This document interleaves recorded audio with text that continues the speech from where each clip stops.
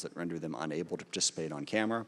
If a member experiences technical difficulties, they should contact the committee staff for assistance. Video of members' participation will be broadcast in the room via the television/internet feeds. Members participating remotely must seek recognition verbally, and they are asked to mute their microphones when they are not speaking. Members who are participating remotely are reminded to keep the software platform video function on the entire time they attend the proceeding. Members may leave and rejoin the proceeding. If members depart for a short while for reasons other than joining a different proceeding, they should leave the video function on. If members will be absent for a significant period or depart to join a different proceeding, they should exit the software platform entirely and then rejoin it if they return. Members may use the software platform's chat feature to communicate with staff regarding technical or logistical support issues only. Finally, I have designated a committee staff member to, if necessary, mute unrecognized members' microphones to cancel any inadvertent background noise that may disrupt the proceeding. Thank you. Good morning. I'd like to welcome our witnesses here today. We have the Honorable Lloyd Austin III, Secretary of Defense, General Mark Milley, Chairman, Joint Chiefs of Staff, and General Frank McKenzie, Commander, U.S. Central Command. I want to thank them for their time today as they provide an update on the issues surrounding the end of the U.S. military mission in Afghanistan and our mission going forward, dealing with counterterrorism in South Asia and the continuing mission to try to get as many Afghans and any remaining Americans out of the country. I'm looking forward to what I hope will be a very important policy discussion.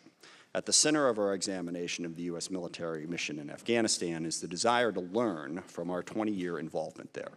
We must have an open and honest analysis of everything that went into that, not just the events of the last year or 6 months. But before getting into that, we should take a moment to recognize the service of the over 800,000 men and women who served in Afghanistan over the last 20 years. More importantly, I would like to remember and honor the 2,461 who made the ultimate sacrifice, along with the over 20,000 who bore the physical wounds of war and those who bear the unseen wounds of war. While we will vigorously debate policy decisions related to the U.S. military mission in Afghanistan, I believe that I speak for the entire committee when we express our gratitude to those and their families who have sacrificed so much over those last 20 years. We owe them a debt that cannot be repaid. I agreed and continue to agree with the decision that was made to end our military presence in Afghanistan. It was the right decision.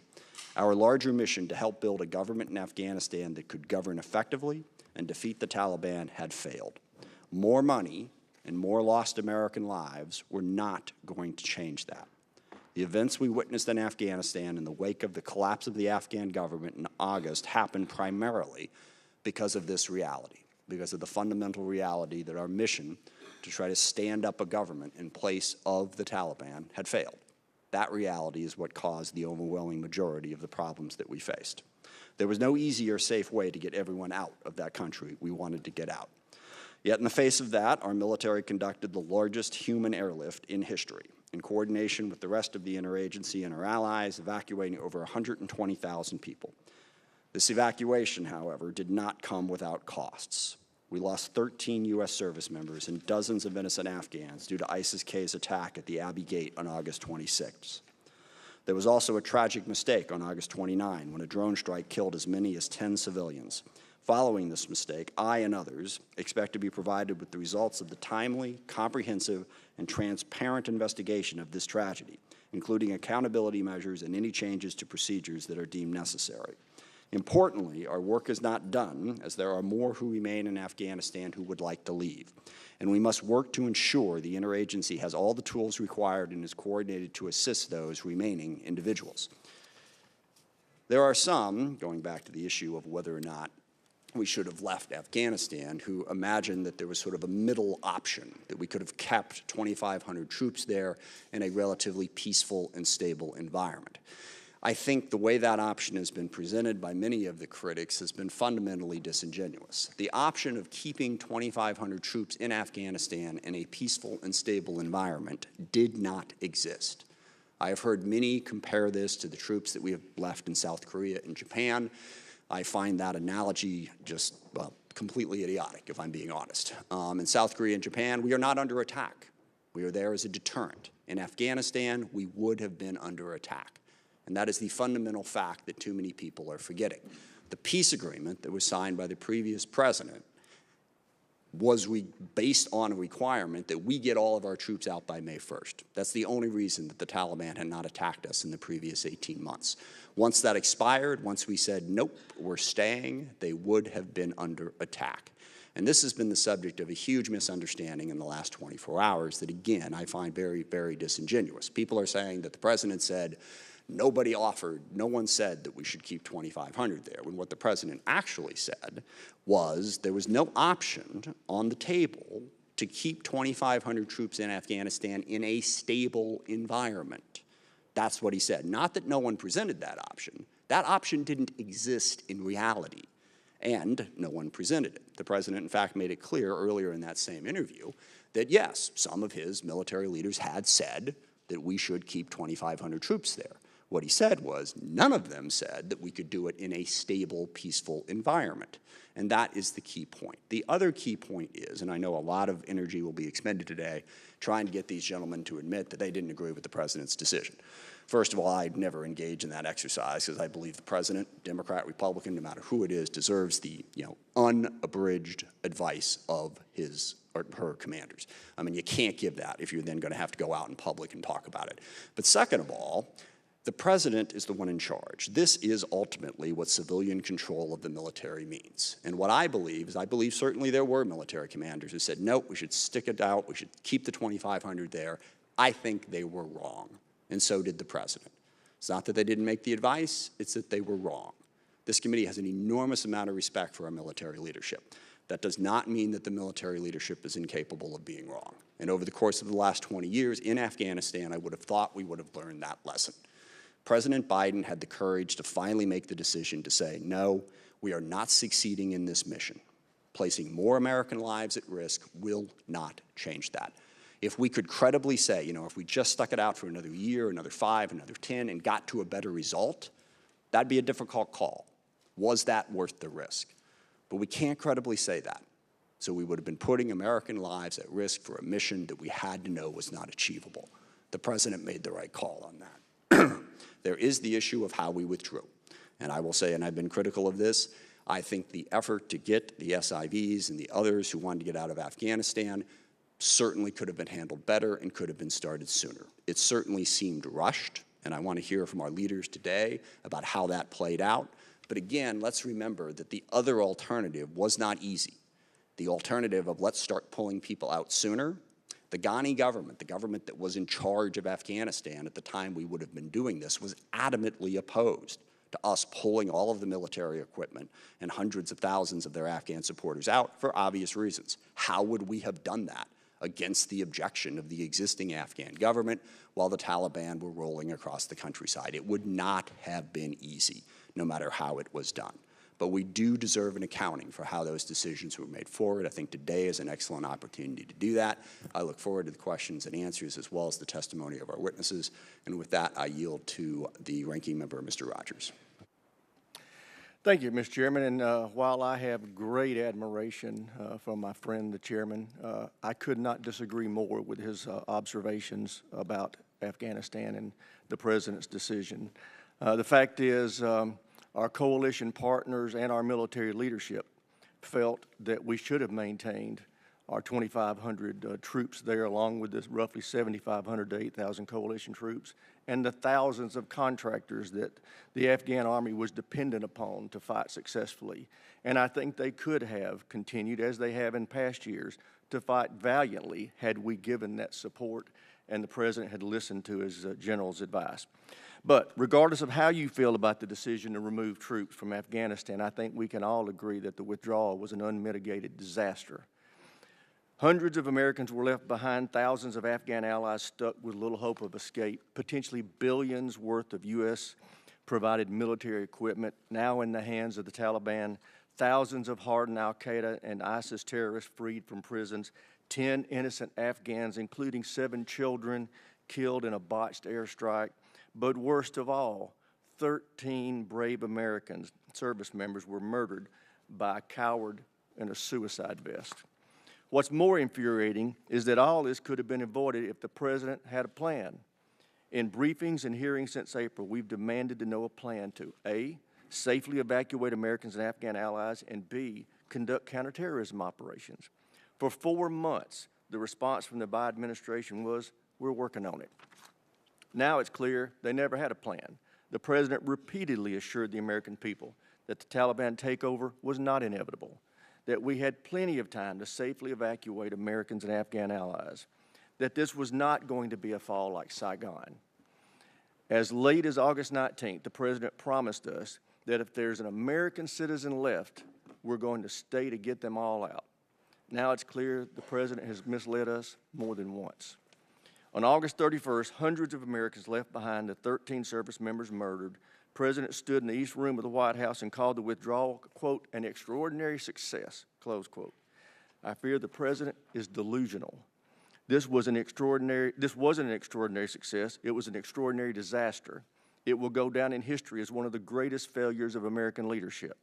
We're here today to get answers on how the hell this happened.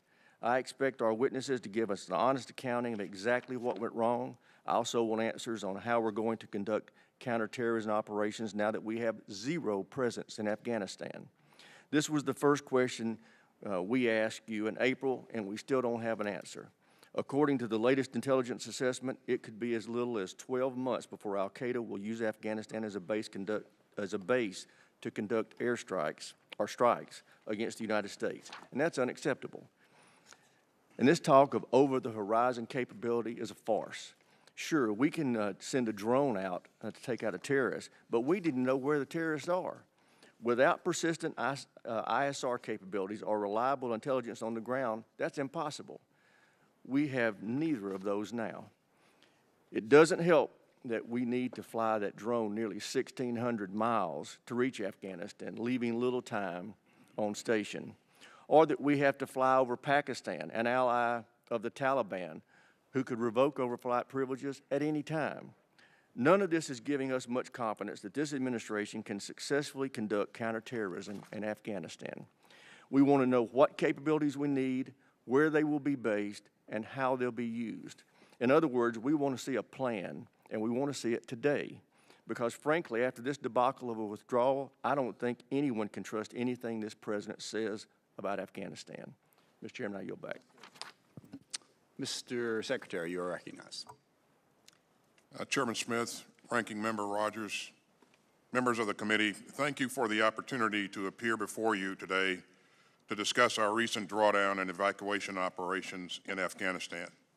I'm pleased to be joined by Generals Milley and McKenzie, who I know will be able to provide you with additional context. I am incredibly proud of the men and women of the U.S. Armed Forces who conducted themselves with tremendous skill and professionalism throughout the war, the drawdown, and the evacuation. Over the course of our nation's longest war, 2,461 of our fellow Americans made the ultimate sacrifice, along with more than 20,000 who still bear the wounds of war, some of which cannot be seen on the outside. Now, we can discuss and debate the decisions, the policies, and the turning points since April of this year, when the President made clear his intent to end American involvement in this war. And we can debate the decisions over the last 20 years that led us to this point. But the one thing not open to debate is the courage and compassion of our service members, who, along with their families, served and sacrificed to ensure that our homeland would never again be attacked the way it was on September 11, 2001. I had the chance to speak with many of them during my trip to the Gulf region a few weeks ago, including the Marines who lost 11 of their teammates at the Abbey Gate in Kabul on the 26th of August. I've never been more humbled and inspired. They are rightfully proud of what they accomplished and the lives they saved in such a short period of time. The reason that our troops were able to get there so quickly is because we planned for just such a contingency. We began thinking about the possibilities for a non-combatant evacuation as far back as this spring. By late April, 2 weeks after the President's decision, military planners had crafted a number of evacuation scenarios. In mid-May, I ordered Centcom to make preparations for a potential non-combatant evacuation operation. And 2 weeks later, I began pre-positioning forces in the region to include 3 infantry battalions. On the 10th of August, we ran another tabletop exercise around a non-combatant evacuation scenario. We wanted to be ready, and we were. By the time that the State Department called for the NEO, significant numbers of additional forces had already arrived in Afghanistan, including leading elements of the 24th Marine Expeditionary Unit, who were already on the ground in Kabul. Before that weekend was out, another 3,000 or so ground troops had arrived, including elements of the 82nd Airborne. To be clear, those first 2 days were difficult. We all watched with alarm the images of Afghans rushing the runway in our aircraft. We all remember the scene of confusion outside. Sorry, we'll get that under control. Go ahead, sir. Outside the airport, but within 48 hours, our troops restored order and the process began to take hold. Our soldiers, airmen, and Marines, in partnership with our allies, our partners, and our State Department colleagues, secured the gates, took control of the airport operations, and set up a processing system for the tens of thousands of people that they would be manifesting onto airplanes. They and our commanders exceeded all expectations. We plan to evacuate between 70,000 and 80,000 people. They evacuated more than 124,000 people. We plan to move between 5,000 and 9,000 people per day, and on average, they move slightly more than 7,000 people per day. On military aircraft alone, we flew more than 387 sorties, averaging nearly 23 per day. And at the height of this operation, an aircraft was taking off every 45 minutes. And not a single sortie was missed for maintenance, fuel, or logistical problems. It was the largest airlift conducted in U.S. history, and it was executed in just 17 days. Was it perfect? Of course not. We moved so many people so quickly out of Kabul that we ran into capacity and screening problems at intermediate staging bases outside of Afghanistan. And we're still working to get Americans out who wish to leave. We did not get out all of our Afghan allies enrolled in a special immigrant visa program, and we take that seriously. And that's why we're working across the interagency to continue facilitating their departure, and even with no military presence on the ground, that part of our mission is not over. And tragically, lives were also lost. Several Afghans killed climbing aboard an aircraft on that first day, 13 brave U.S. service members and dozens of Afghan civilians killed in a terrorist attack on the 26th, and we took as many as 10 innocent lives in a drone strike on the 29th. Non-combatant evacuations remain among the most challenging military operations, even in the best of circumstances. And the circumstances in August were anything but ideal. Extreme heat, a landlocked country, no government, a highly dynamic situation on the ground, and an active, credible, and lethal terrorist threat.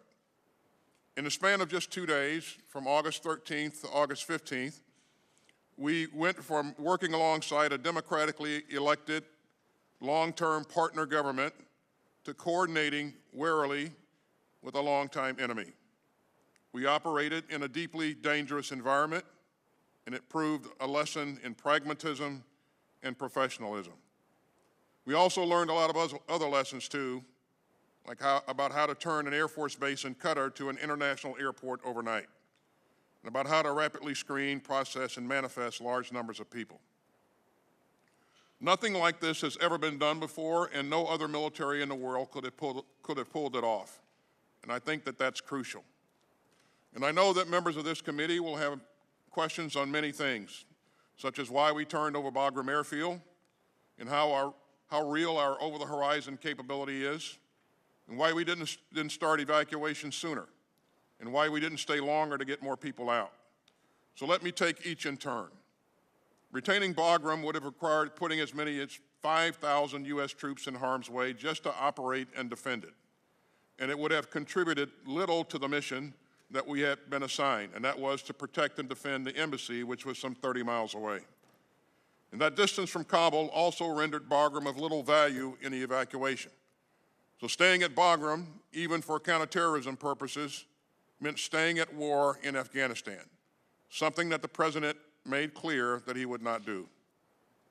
And as for over-the-horizon operations, when we use that term, we refer to assets and target analysis that come from outside the country in which the operation occurs.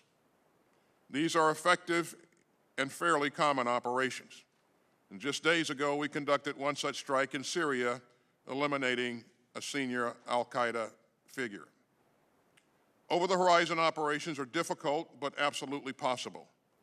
And the intelligence that supports them comes from a variety of sources and not just U.S. boots on the ground. As for when we started evacuations, we offered input to the State Department's decision, mindful of their concerns that moving too soon might actually cause the very collapse of the Afghan government that we all wanted to avoid, and that moving too late would put our people and our operations at greater risk. As I said, the fact that our troops were on the ground so quickly is due in large part to our planning and pre-positioning of forces. As for the mission's end, my judgment remains that extending beyond the end of August would have greatly imperiled our people and our mission. The Taliban made clear that their cooperation would end on the 1st of September. And as you know, we faced grave and growing threats from ISIS-K. So staying longer than we did would have made it even more dangerous for our people and would not have significantly changed the number of evacuees we could get out. So as we consider these tactical issues today, we must also ask ourselves some equally tough questions about the wider war itself and pause to think about the lessons that we've learned over the past 20 years. Did we have the right strategy? Did we have too many strategies? Did we put too much faith in our ability to build effective Afghan institutions, an army, an air force, a police force, and government ministries? We helped build a state, but we could not forge a nation. The fact that the Afghan army that we and our partners trained simply melted away, in many cases without firing a shot, took us all by surprise, and it would be dishonest to claim otherwise. We need to consider some uncomfortable truths. That we did not fully comprehend the depth of corruption and poor leadership in their senior ranks. That we did not grasp the damaging effect of frequent and unexplained rotations by President Ghani of his commanders. That we did not anticipate the snowball effect caused by the deals that the Taliban commanders struck with local leaders in the wake of the Doha Agreement. That the Doha Agreement itself had a demoralizing effect on Afghan soldiers, and that we failed to fully grasp that there was only so much for which and for whom many of the Afghan forces would fight. We provided the Afghan military with equipment and aircraft and the skills to use them.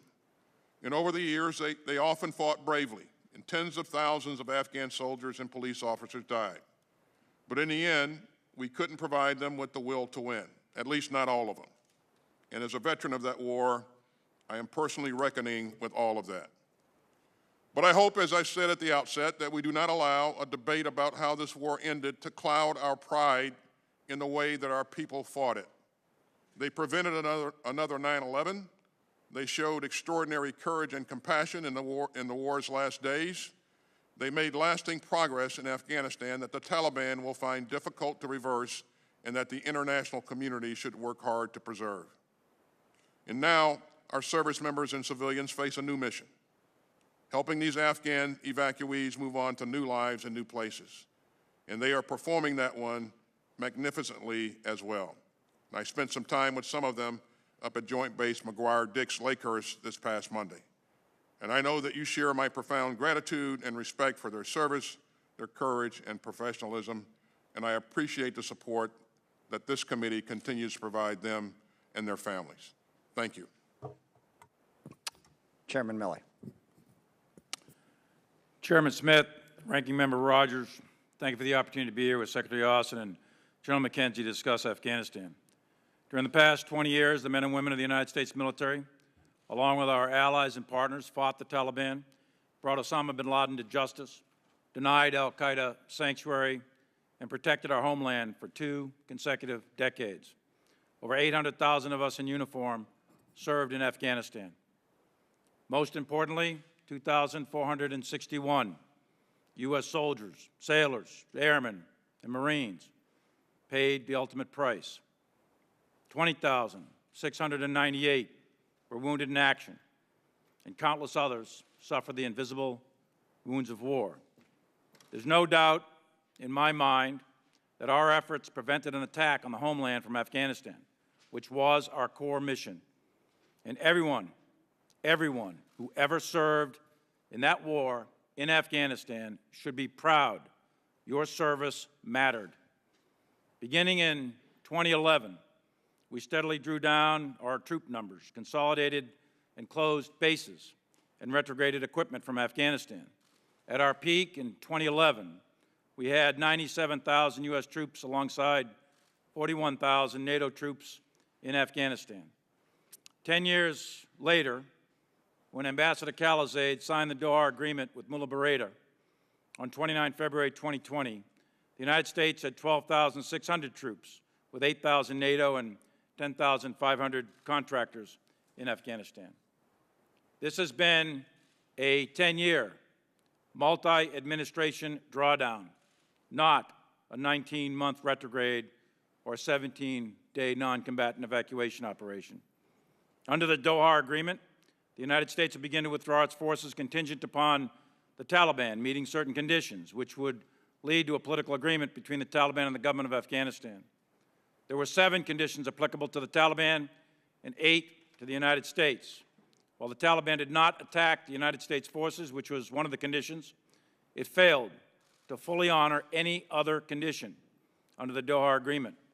And perhaps most importantly for the United States national security, the Taliban has never renounced their linkages with al-Qaeda or broke their affiliation with them.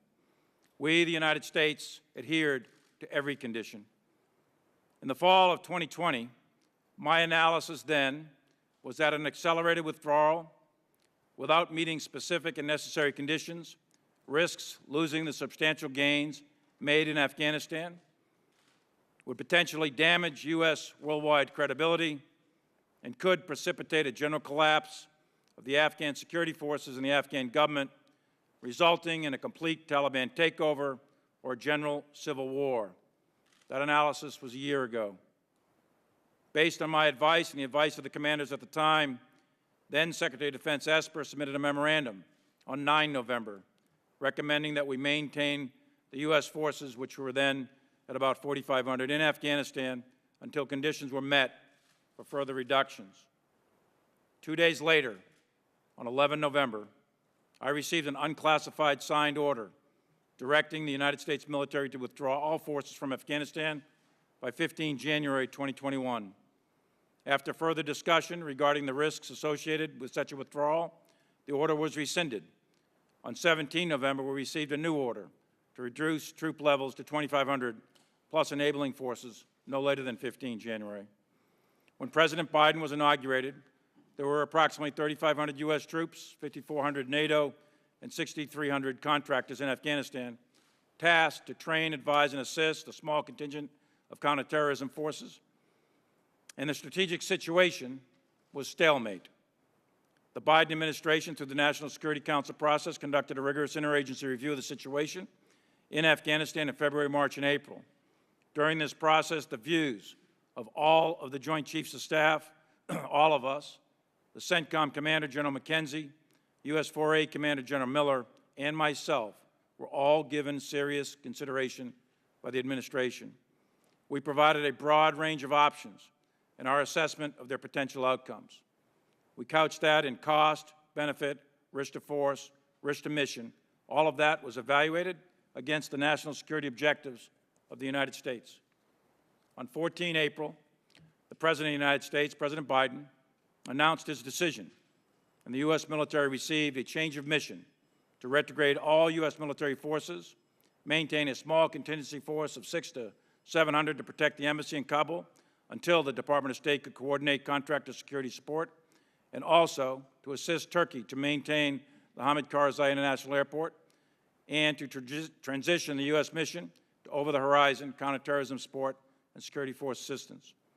It is clear, it is obvious to all of us that the war in Afghanistan did not end on the terms that we wanted, with the Taliban now in power in Kabul. Although the NEO was unprecedented and is the largest air evacuation in history, was a tactical, operational, and logistical success, evacuating 124,000 people. The war was a strategic failure. It came also at an incredible cost in the end, with 11 Marines, 1 soldier, and a Navy corpsman. These 13 gave their lives so that people they never met would have an opportunity to live in freedom. And we must remember that the Taliban was and remains a terrorist organization, and they still have not broken with al-Qaeda. I have no illusions who we are dealing with. It remains to be seen whether or not the Taliban can consolidate power or if the country will further fracture into civil war. But we must continue to protect the United States of America and its people from terrorist attacks from Afghanistan. A reconstituted al-Qaeda or ISIS with aspirations to attack the United States is a very real possibility. And those conditions, to include activity in ungoverned spaces, could present themselves in the next 12 to 36 months. That mission will be much harder now, but not impossible, and we will continue to protect the American people. Strategic decisions have strategic consequences. Over the course of 4 presidents, 12 secretaries of defense, 7 chairmen, 10 Centcom commanders, and 20 commanders in Afghanistan, and hundreds of congressional delegation visits and 20 years of congressional oversight, there are many lessons to be learned. Among those lessons is the unprecedented speed of the collapse of the ANSF. However, one lesson we can never forget is that every soldier, sailor, airman, and Marine who served there for 20 years protected our country against attack from terrorists. And for that, we all should be forever grateful, and those soldiers, sailors, airmen, and Marines should be forever proud. Mr. Chairman, with your permission, I'd like to address a couple of comments about my personal conduct that's been in the media lately. Yes, Mr. Chairman, you may. Go ahead. I've served this nation for 42 years. I've spent years in combat and buried a lot of my troops who died while defending this country. My loyalty to this nation, its people, and the Constitution hasn't changed and will never change as long as I have a breath to give. My loyalty to the Constitution and to this nation is absolute, and I will not turn my back on my fallen. With respect to the Chinese calls, I routinely communicated with my counterpart, General Lee, with the knowledge and coordination of civilian oversight. I am specifically directed to communicate with the Chinese by Department of Defense guidance in a document known as the Policy Dialogue System. These military-to-military communications at the highest levels are critical to the security of the United States in order to deconflict military actions, manage crisis, and prevent war between great powers armed with nuclear weapons. The calls on 30 October and 8 January were coordinated before and after with Secretary Esper and Acting Secretary Miller's staffs and the interagency. The specific purpose of the October and January calls was generated by concerning intelligence which caused us to believe the Chinese were worried about an attack by the United States. And last night I briefed that intelligence in detail to the Senate Armed Services Committee, and I'll be happy to brief it to any member or group of members at your discretion in a classified session. And I know, and I am certain, President Trump did not intend on attacking the Chinese, and it is my directed responsibility by the Secretary of Defense to convey that intent. My task at that time was to de-escalate. My message was, again, consistent. Calm, steady, de-escalate. We're not going to attack you. At Secretary of Defense Esper's direction, I made a call to General Lee on 30 October. 8 people sat in that call with me, and I read out the call within 30 minutes of the call ending. On 31 December, the Chinese requested a call with me. The Department's Deputy Assistant Secretary of Defense for Asia-Pacific Policy helped coordinate my call, which was then scheduled for 8 January. And he made a preliminary call on 6 January. 11 people attended the call with me, and readouts of this call were distributed to the interagency that same day. On 14 December, then Acting Secretary of Defense Miller had been briefed on the entire program. Shortly after my call ended with General Lee, I informed both Secretary of State Pompeo and White House Chief of Staff Meadows about the call, among several other topics. Soon after that, I attended a meeting with Acting Secretary Miller where I briefed him on the call. Later that same day, on 8 January, Speaker of the House, Nancy Pelosi, called me to inquire about the President's ability to launch nuclear weapons. I sought to assure her that nuclear launch is governed by a very specific and deliberate process. She was concerned and made various personal references characterizing the President. I explained to her that the President is the sole nuclear launch authority, but he doesn't launch them alone, and that I am not qualified to determine the mental health of the President of the United States. There are processes, protocols, and procedures in place, and I repeatedly assured her there is no chance of an illegal, unauthorized, or accidental launch of nuclear weapons. The Presidential Directive and SecDef directives, the Chairman is part of this process to ensure that the President is fully informed when determining the use of the world's deadliest weapons. By law, I am not in the chain of command, and I know that. However, by Presidential Directive and Department of Defense instruction, signed by the President and Secretaries of Defense, I am in the chain of communication to fulfill my legal statutory role as the President's primary military advisor.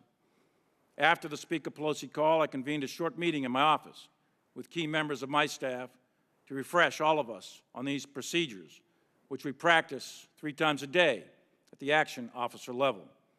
Additionally, I immediately informed Acting Secretary of Defense Miller of her call.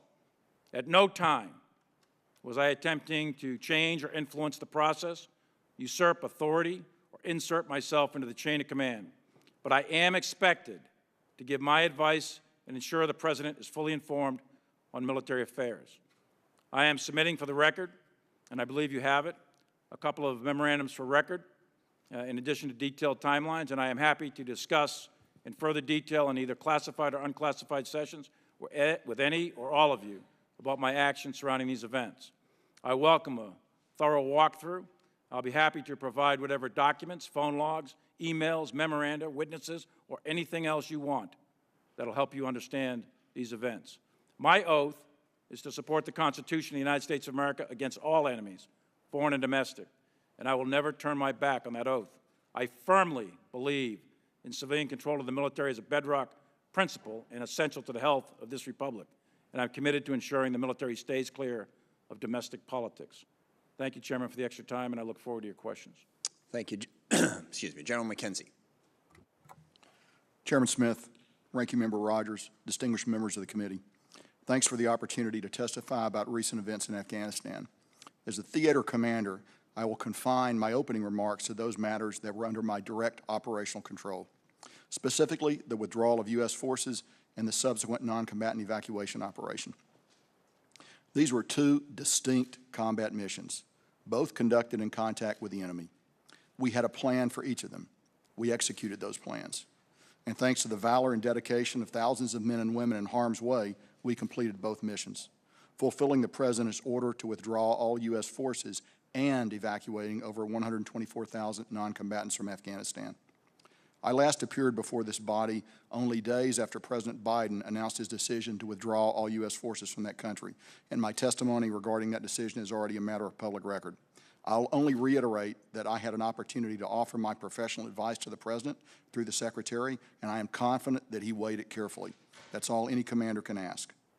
Once the President made his decision, my headquarters and that of U.S. Forces Afghanistan under General Scott Miller made the withdrawal of our forces our top priority. We did this in close coordination with our allies and partners. Every departure of every element was carefully synchronized across the coalition and with our Afghan partners. On no occasion were they caught unaware by our movements. Every base was handed off to Afghan forces according to a mutually understood plan. This is particularly true of Bagram Airfield. Many of you have visited Bagram at some point over the past 20 years and were probably struck by 2 of its defining features, its sprawling size and its isolation. Virtues for most of its lifespan, they rendered it untenable under the circumstances. The guidance I received in April was to conduct the complete withdrawal of U.S. combat forces and plan for a diplomatic security force of absolutely no more than 650 service members. It was not feasible to preserve the U.S. Embassy in Kabul, hold and defend Hamid Karzai International Airport, the embassy's key link to the outside world, and also defend Bagram Airfield with 650 soldiers and Marines. This is important. The Bagram option went away when we were ordered to reduce our presence to the 650 personnel in Kabul. I'd like to shift briefly to the NEO, which, as I have noted, was a completely different operation than the withdrawal. They were separate. The withdrawal began in April following the President's direction. The decision to conduct a NEO rested with the Department of State, and they made that decision on 14 August. In our NEO planning, Central Command assumed that we would have to bring out a very large number of people. We did not regard the size of a potential NEO as overwhelming or too much to accomplish. We did not regard a Taliban takeover as inevitable, but neither did we rule it out. And we identified critical indicators of an impending collapse of the Afghan National Defense Forces. We crafted branches to our base plan to account for a complete collapse of the Afghan security forces. The Secretary took action in May to make forces available to me for planning. On July the 9th, I requested that our base NEO force, the core package that would go in, be put on 96-hour prepare-to-deploy orders.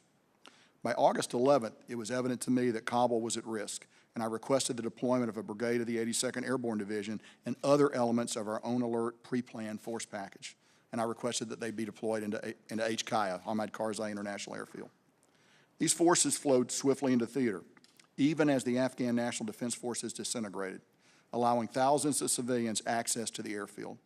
Working with Afghan partners composed of elite commando units who did not fall apart, and our arriving NEO forces, on August the 16th, we cleared the airfield and resumed flight operations in a matter of hours. With security reestablished by a force ultimately comprising 5,784 U.S. troops, 8 maneuver battalions, and hundreds of coalition forces, operations continued without interruption until our final flights. By that time, we evacuated over 124,000 people from Afghanistan. This was a difficult mission, made possible by the exceptional professionalism and valor of the joint force on the ground in Afghanistan and across the entire world. I would specifically like to use this opportunity to thank the C-17 crews of the Air Mobility Command for a feat rivaling and exceeding, in fact, the Berlin airlift. Moments after the last of the final 5 C-17s lifted off from HKIA, I held a briefing with the Pentagon Press Corps and expressed my gratitude and admiration for the forces who carried out this NEO. I also provided various figures that conveyed the magnitude of their accomplishment. I won't reiterate those figures here and now, but I will say that after the passage of nearly a month, my pride in their accomplishment remains undiminished. I don't need to tell this body that on 26 August, 11 Marines, 1 sailor, and 1 soldier made the ultimate sacrifice on behalf of their country. We will never forget them. This was a combat operation of the most difficult sort, a non-combatant evacuation carried out in contact with the enemy. The enemy in this case was ISIS Khorasan, a vile, tenacious foe that would undoubtedly have killed many, many more Americans and innocent Afghans at HKIA if it were not for the vigilance of our forces there. On 29 August, we undertook an MQ-9 strike against what we thought was an imminent threat to HKIA. That strike was a mistake, and I take full responsibility for that strike. I was under no pressure from any quarter to conduct the strike. It was based on our intelligence read of the situation on the ground. While in many cases we were right with our intelligence and forestalled ISIS-K attacks, in this case we were wrong, tragically wrong. I appreciate that there are many other topics of interest to this committee, and I look forward to answering your questions on all of them. I'll close here by reiterating my profound gratitude and appreciation for every soldier, sailor, Marine, airman, and guardian, as well as our intelligence and Department of Defense and Department of State comrades who contributed to each of these difficult missions. I remain humbled by their sense of duty and courage. Thank you. Thank you. Ms. Secretary, I want to drill down a little bit on keeping 2,500 troops there. And I'm struck as I listen to the comments that I think the real problem here is you have to make decisions in the real world. You don't get to imagine an outcome that would make it more palatable. And I think that's what really factored into the 2,500. And as we talk about the 13 service members who died and attacked the leadership here for not having prevented that, how you can do that and then advocate that we should have stayed in Afghanistan longer so that more service members, I guess the only way you can advocate that is to imagine a scenario whereby we could have stayed in a chaotic war zone, not had soldiers get killed, not have made any mistakes. You know, how you can not make mistakes in that chaotic environment, I don't know. And every member serving on this committee has been in those environments in one way or another. So you don't have the luxury of waving a magic wand and making all the problems go away and simply making a decision where nothing goes wrong. And it's really frustrating to hear people advocate that we should stay and still decry what happened. Do you think fighting in a war zone, there wouldn't be similar mistakes if we had stayed there for another 5 or 10 years? More civilians killed accidentally, more U.S. service members dead in exactly the same way that we just saw? Sorry, that's very frustrating. But could you talk to us a little bit about the 2,500 service members who could have been left there, and how you approach that decision, and what exactly, well, not what exactly your advice was to the president for what I said earlier, but how you approach that decision and how you attempt to deal with that while advising the president? Well, first of all, Chairman, let me be clear that I support the President's decision to end the war in Afghanistan. I did not support staying in Afghanistan forever. And let me also say, we've talked about the process that we use to provide input to the President. I think that process was a very thorough and inclusive policy process, and the recommendations of the commanders were taken into consideration, discussed, and deliberated on throughout that process. As you indicated, I will always keep my recommendations to the President confidential, but I would say that in my view, there was no risk-free status quo option. I think that the Taliban had been clear that if we stayed there longer, they were going to recommence attacks on our forces. I think while it's conceivable that you could stay there, my view is that you would have had to deploy more forces in order to protect ourselves and accomplish any missions that we would have been assigned. It's also my view, Mr. Chairman, that the best way to end this war was through a negotiated settlement, and sadly, that did not happen. Thank you. And let me just also say that I know there are members of this committee who think we should have stayed, who are honest about that advocation. I think of Congressman Waltz, who has been very honest about the fact, both under President Trump and under President Biden, that we should have stayed. He's very honest about the fact that there were costs and risks and lives would have been lost. That's the type of discussion that we need to have. But to jump down the president's throat because he actually had to make the decision in an impossible situation, I think does a grave disservice to this committee's ability to do effective and honest, nonpartisan oversight. Costs were going to be borne here. There was no easy option. And I do hope that people will remember that as we go through the questions and answers that will proceed. With that, I yield to the ranking member.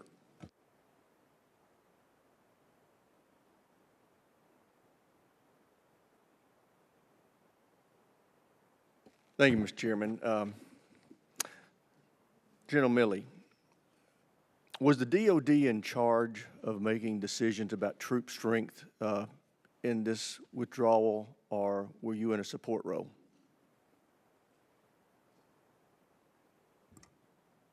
Let me put it this way. You talking about the NEO, or what I'm part of the talking mission about, well, let me just go back even further. Okay. In January of this year, were you of the opinion, in your professional military judgment, that we should have maintained 2,500 troops, U.S. troops, in support of the coalition effort and contractors in Afghanistan? Yeah, my assessment that I read in the opening statement remained consistent. Did that professional military opinion change over the course of the next few months?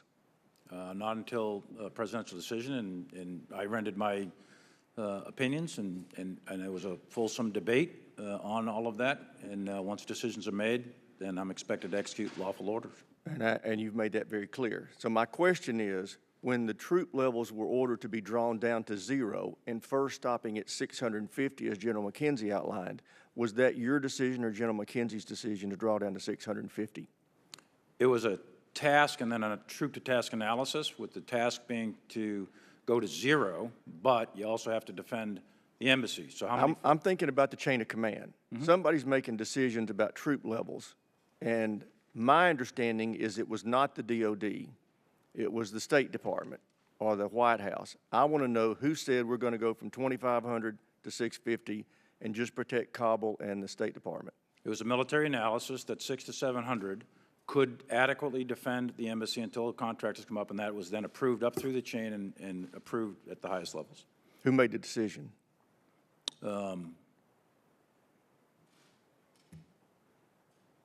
I would say that that decision was made in a national security consultative process by the highest levels of our government. General McKenzie, did you receive advice from General Miller in the end of 20 and early 21 related to troop levels in Afghanistan? Ranking Member, I did. What was that advice? The advice, his view and my view were essentially the same view. And my view was that we needed to maintain about 2,500 and that we also needed to work with our coalition partners who had about 6,000 troops in there, NATO and other core countries that would remain there. Did your professional military opinion change over the course of the spring? It did not. Did you communicate? Well, I know you communicated to the President. You said you did. Were you present in the room when General Miller's recommendations were relayed to the President? Without going, General Miller was present in executive sessions that involved myself, the Secretary here, the Chairman, and the President. And those recommendations of the parties, as Secretary Austin said, were debated fully in that meeting. I would just, they were debated fully. I felt that my opinion was heard with great thoughtfulness by the President. Well, you know, Secretary Austin just made the point that there was a fulsome debate of the pros and cons and the costs and risks. Yet, in August of this year, President Biden told George Stephanopoulos in an interview, no one said that to me, referring to keeping some 2,500 troops in Afghanistan. Was that an inaccurate statement by the President? Sir, I am not going to comment on a statement by the President. Okay.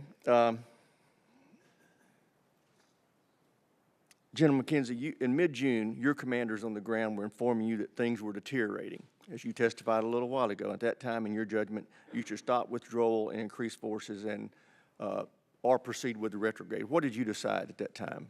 We decided to proceed with the retrograde. Okay. Was were you ordered to do that by the President? We followed our original, we had original orders. We followed those orders through to completion. Okay. Was it the President's orders? My orders come from the Secretary of Defense through to the President, so it's a very short chain of command for me. Okay. Secretary Austin, on the 23rd, you told this committee that you had developed a very detailed plan to conduct safe, orderly, and responsible withdrawal, and were executing that plan. On August 18th, the President said, quote, the idea that somehow there was going to be a way that we could have gotten out with chaos ensuing, I don't know how that happens, close quote. How do you reconcile those discrepancies between what you assured the Congress and what the President's telling us? Thank you, sir. First of all, in terms of the withdrawal of our troops and the retrograde of equipment, that plan as developed by General Miller and General McKenzie was executed as planned, and all of our equipment was retrograded, and we drew down the force that we wanted to draw down to that very small force that you saw at the embassy at the very end there. The chaos that ensued followed the collapse of the military and the collapse of the government. And when those two things happened, then it was going to be a chaotic situation. And the collapse of the government and the collapse of the military was solely the responsibility of this administration. I know y'all are trying to be careful politically, but it was the State Department and the White House that told you how to make those drawdown of troops from 2,500 to 650 to 0. It was the speed with which they done it, that they carried out that order. That's what caused the chaos that we have. If they'd allowed the DOD to be in a command situation, we wouldn't have had this problem. General McKenzie's testified that the only reason he couldn't keep Bagram was because he had to draw down to 650 troops, and his primary orders were to keep Hamid Karzai and the State Department safe. We just have to admit this was the State Department and the White House that caused this catastrophe, not the Defense Department. I yield back, Mr. Chairman. Mr. Landry. Thank you, Mr. Chairman. Good morning, and I want to thank our witnesses for your testimony today and for your service to our nation. My constituents and I have obviously a lot of questions about the planning that led up to this. And I'll admit that I'm concerned that based on the conditions on the ground, General Milley and General McKenzie recommended against final withdrawal. I wish the administration had been more thoughtful and not had rushed this. I've yet to hear an answer to the question, though, of why did we not start withdrawing American citizens and SIVs sooner? We knew we were going to be withdrawing, whether we started doing that withdrawal of the Americans and SIVs in January or May or sooner than the actual execution of the order to withdraw. I'd like that question answered. Also, Secretary Austin, given the General's concerns, were there discussions about pushing the withdrawal back to spring of 2022 or conditioning it on the criteria in the Doha agreement to ensure that we did the handoff correctly? We already weren't going to fully withdraw by May 2021. And Secretary Austin, what was the military rationale of leaving by the end of August when the Taliban are at their strongest in the fighting season, as opposed to waiting in toward the winter months when there's more of a lull in the Taliban fighting season, where it's a relatively low level of activity and they're at their weakest? I'd just stop with those questions. And I'm sorry, before you get into I'm going to stick to the 5-minute rule. So when the clock hits 0, we're going to move on to other people. Go ahead. Thank you, sir. On the issue of why we didn't bring out civilians and SIVs sooner, again, the call on how to do that and when to do it is really a State Department call. We provided input, as I said in my opening statement, to the State Department. Their concerns, rightfully, were that, number one, they were being cautioned by the Ghani administration that if they withdrew American citizens and SIV applicants at a pace that was too fast, it would cause a collapse of the government that we were trying to prevent. And so I think that went into the calculus. And when you add also into the calculus that the SIV process was at that point, very slow, deliberate, and not very responsive, with your help, we were able to curtail the time that it took to work through that process. But a number of things kind of came together to cause what happened to happen. But again, we provided our input, and we certainly would have liked to seen it go faster or sooner. But again, they had a number of things to think through as well. In terms of adjusting, or why the President chose to leave in the summer versus waiting until the next year, obviously a number of things went into his decision calculus. But you know, as we came on board, the agreement that had been made was that we were going to depart by May 1. We were able to work to get more time to ensure that we could conduct a deliberate and safe and orderly retrograde. But again, you know, the President made the decision that we would leave in the summer versus going into the next year. So, and I'll leave it at that, sir, pending any more questions.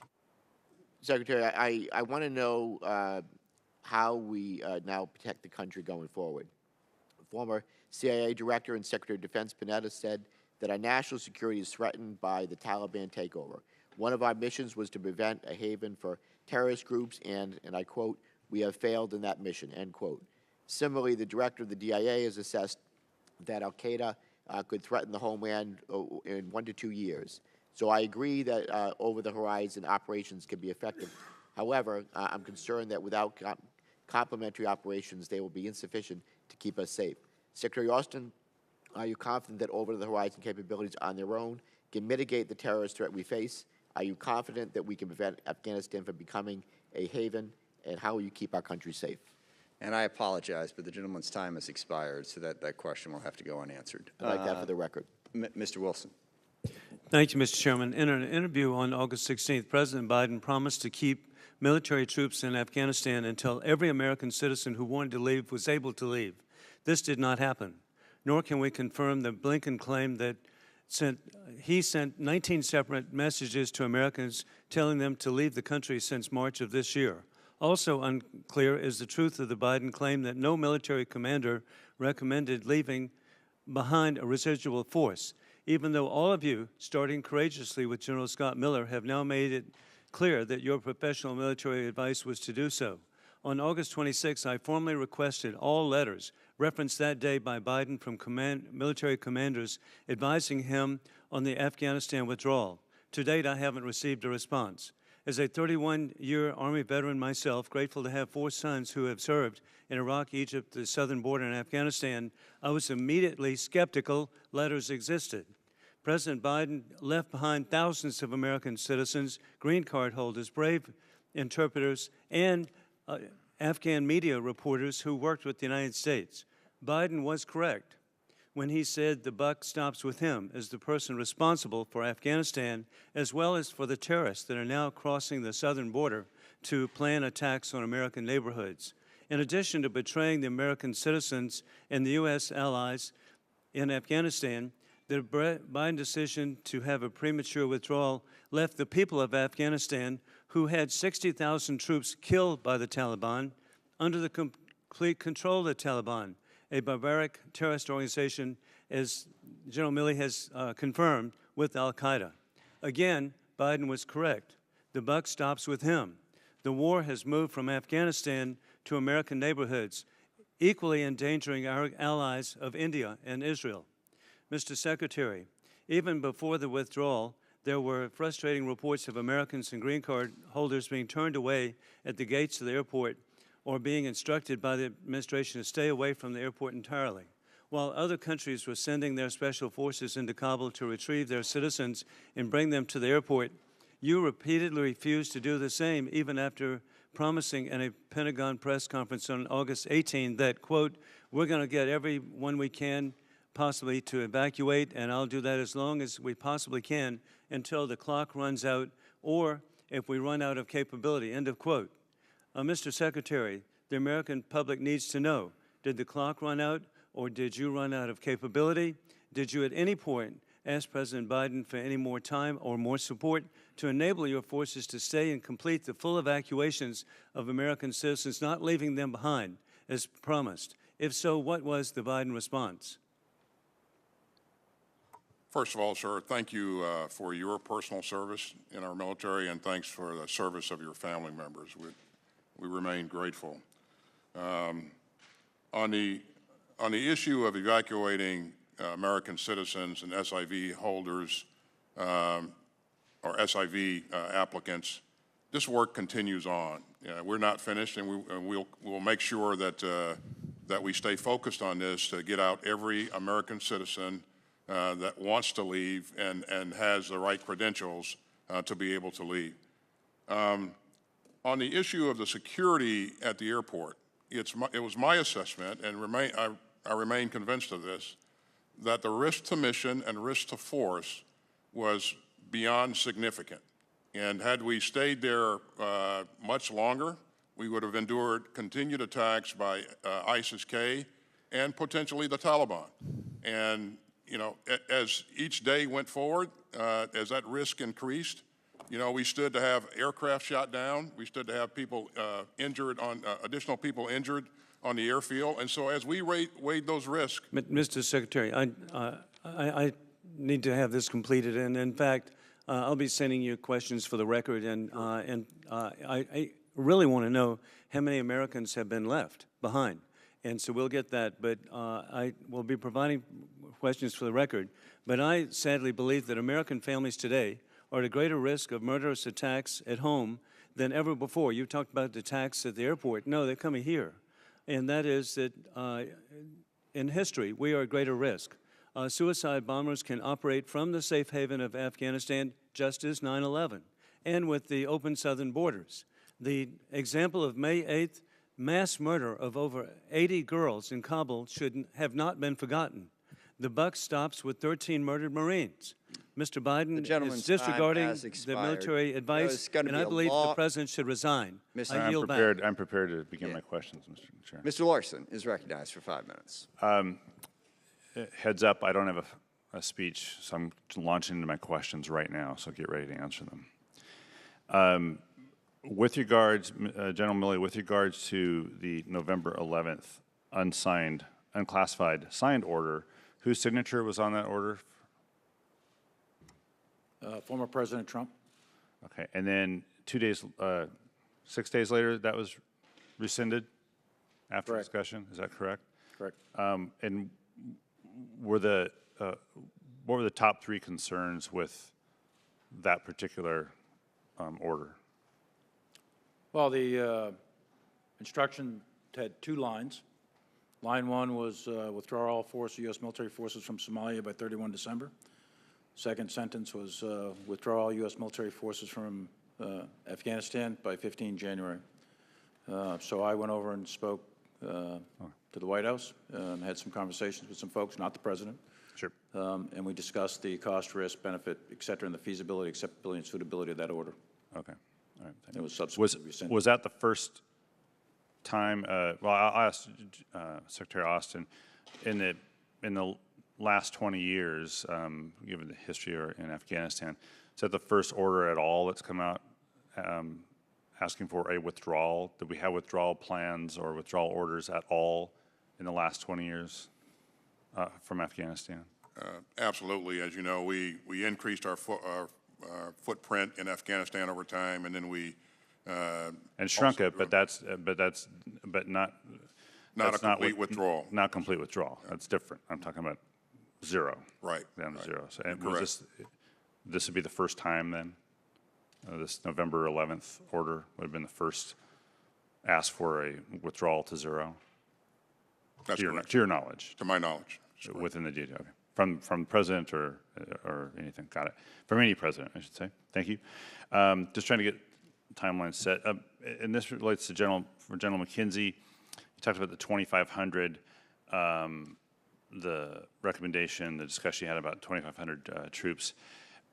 Was that for a particular set of missions, and did those missions change? Therefore, that 2,500 became 650, became zero? So when we looked at the 2,500 number, we were looking at a force that would have the ability to do very limited advise, assist at a high level, assist in logistics management for the Afghans, but it would have been functioning at very high levels. That was the force that we wanted to continue to keep on the ground. As we went down to, as we looked at going down to 650, you get a force that is almost exclusively built around the ability to defend the embassy and the airfield and provide entry-level logistics to the Afghans. By that, I mean a package comes into the airport, you give it over to the Afghans, they drive it away, and you have no way to track what happened. Yeah. We lost that capability. Yeah, when we went down to 25. but based on the civilian leadership saying this is what the civilian leadership wants to do. Now you get to, and I know you're not arguing this point. You make the recommendations, given your best advice, and then civilian leadership has the opportunity to say thank you, but here's what I would rather be doing. That's absolutely correct. So the mission changed. The mission fundamentally changed when if going to zero means you're going to reduce all your capability to do any kind of real on-the-ground work, even at a truncated level with the Afghan forces. You're going to be talking at the ministerial level, at the very highest levels of government only, and you're not going to have any real visibility about what's going on the ground. Yeah, General Milley, did you want to try to address that? I did. I just wanted to clarify one thing. The 11 November order is actually not the first one. The first one's the Doha Agreement, which directs going to zero by 1 May. The 11 November order is an accelerated withdrawal to bring it to zero by 15 January. So 2 different instructions. That's great. Thank you very much. I appreciate that. I'll just, for the record, I'll ask this question because then this gets to kind of follow on to all of this. Is how do you define over-the-horizon capabilities, and what are those specifically? And how would we execute those? Now, we're going to explore that a little bit more probably here today. Sir, I'll be prepared. I have 15 seconds. I just I'll want be prepared to talk a little bit about it today, but I think more importantly, I'll be prepared to come over at the direction of the Secretary and provide a classified briefing. I think it'd be very helpful, and there may be an opportunity in the future to travel to the region and hear directly what it looks like on the ground. With the chairman's permission, sir, I would offer that briefing by General McKenzie along with joint staff representation and my policy people. Yeah, we will definitely be following up on that. I mean, the issue of what we do going forward to deal with the counterterrorism threat out of South Asia is something this committee has already looked at and will continue to look at for a very long time. Mr. Turner is recognized. Thank you, Mr. Chairman. I serve on both the House Armed Services Committee and the Intelligence Committee. The Intelligence Committee has already been briefed from the intelligence community concerning their participation of the August 29th drone attack. General McKenzie, you've taken in front of us full responsibility for that. I have a series of information that I would like released to this committee so that we can adequately provide oversight to what occurred on August 29th. What we know from your prior statements is that you did not know who it was who was in the car, whose house it was, or who or how many people were in the house. This greatly concerns me as we look to the over-horizon claims that the administration has of its ability for counterterrorism. You did not, as your goal was stated, thwart or disrupt an imminent attack. You killed an innocent man, and yet an attack didn't happen. So there are serious questions concerning both the information that you had and the manner in which the execution occurred. So I would request that it be released to this committee and the Intelligence Committee, relevant video excerpts from the drones of August 29th, the protocols that were in place prior to this drone attack mission, the intelligence that an attack was imminent against our forces, and the approval, if any, of authorization to modify those protocols, including approvals for delegation of authority, including target engagement authority, who approved at the DOD and in the administration, and the data that the Secretary released to the IG. I just want to make it clear, Mr. Secretary, the fact that you have an IG investigation does not stop congressional oversight. I'll be sending you a list of all those. I'd like your consent that you're going to be providing those to us. They're certainly within the jurisdiction of our two committees. I acknowledge, sir, and you are correct. There is a review going on of the strike. Thank you, Mr. Secretary. General Milley, with indignation in front of the House and the Senate, you have commented on the statements in the press concerning your phone conversation with your counterpart, General Lee, in China. Let's be clear, to give you some help with the indignation, those comments were in the press because that's where you put them. Now, you claim that you had information, and it's all over, that China was worried about an imminent attack. You did not tell the President, the Vice President, the White House Chief of Staff, the National Security Advisor, the Secretary of Defense, the Secretary of State, the Director of National Intelligence, either of the relevant committees in the House, including the Big Eight, which you know include Intel. You didn't tell the Intelligence Committee. You didn't tell the Armed Services Committee. You report that after you took upon yourself to have this phone conversation, that you told them of the conversation occurred. Not that China believed that we were going to imminently attack them, which, by the way, has never been true in my lifetime. And it may be true since they believed it. That's why they're digging ICBM holes faster than they can fill them with ICBMs. But you chose instead to handle it yourself with a phone call. So, General Milley, you offered all of the concerning intelligence, and I'm going to request that you provide it to us. I would like you to provide us the relevant intelligence information that you based your belief that China was going to believe that there was an imminent attack. I also want your request for declassification of the approval that you release that information that China believed so, including your request for declassification of your conversation that you had with General Lee and any approvals. I want a transcript of your call with General Lee, and I also want any readouts, memorandums, notice of calls, or outcomes. Now, you chose to talk to reporters instead of us, and that's great. It's of great concern.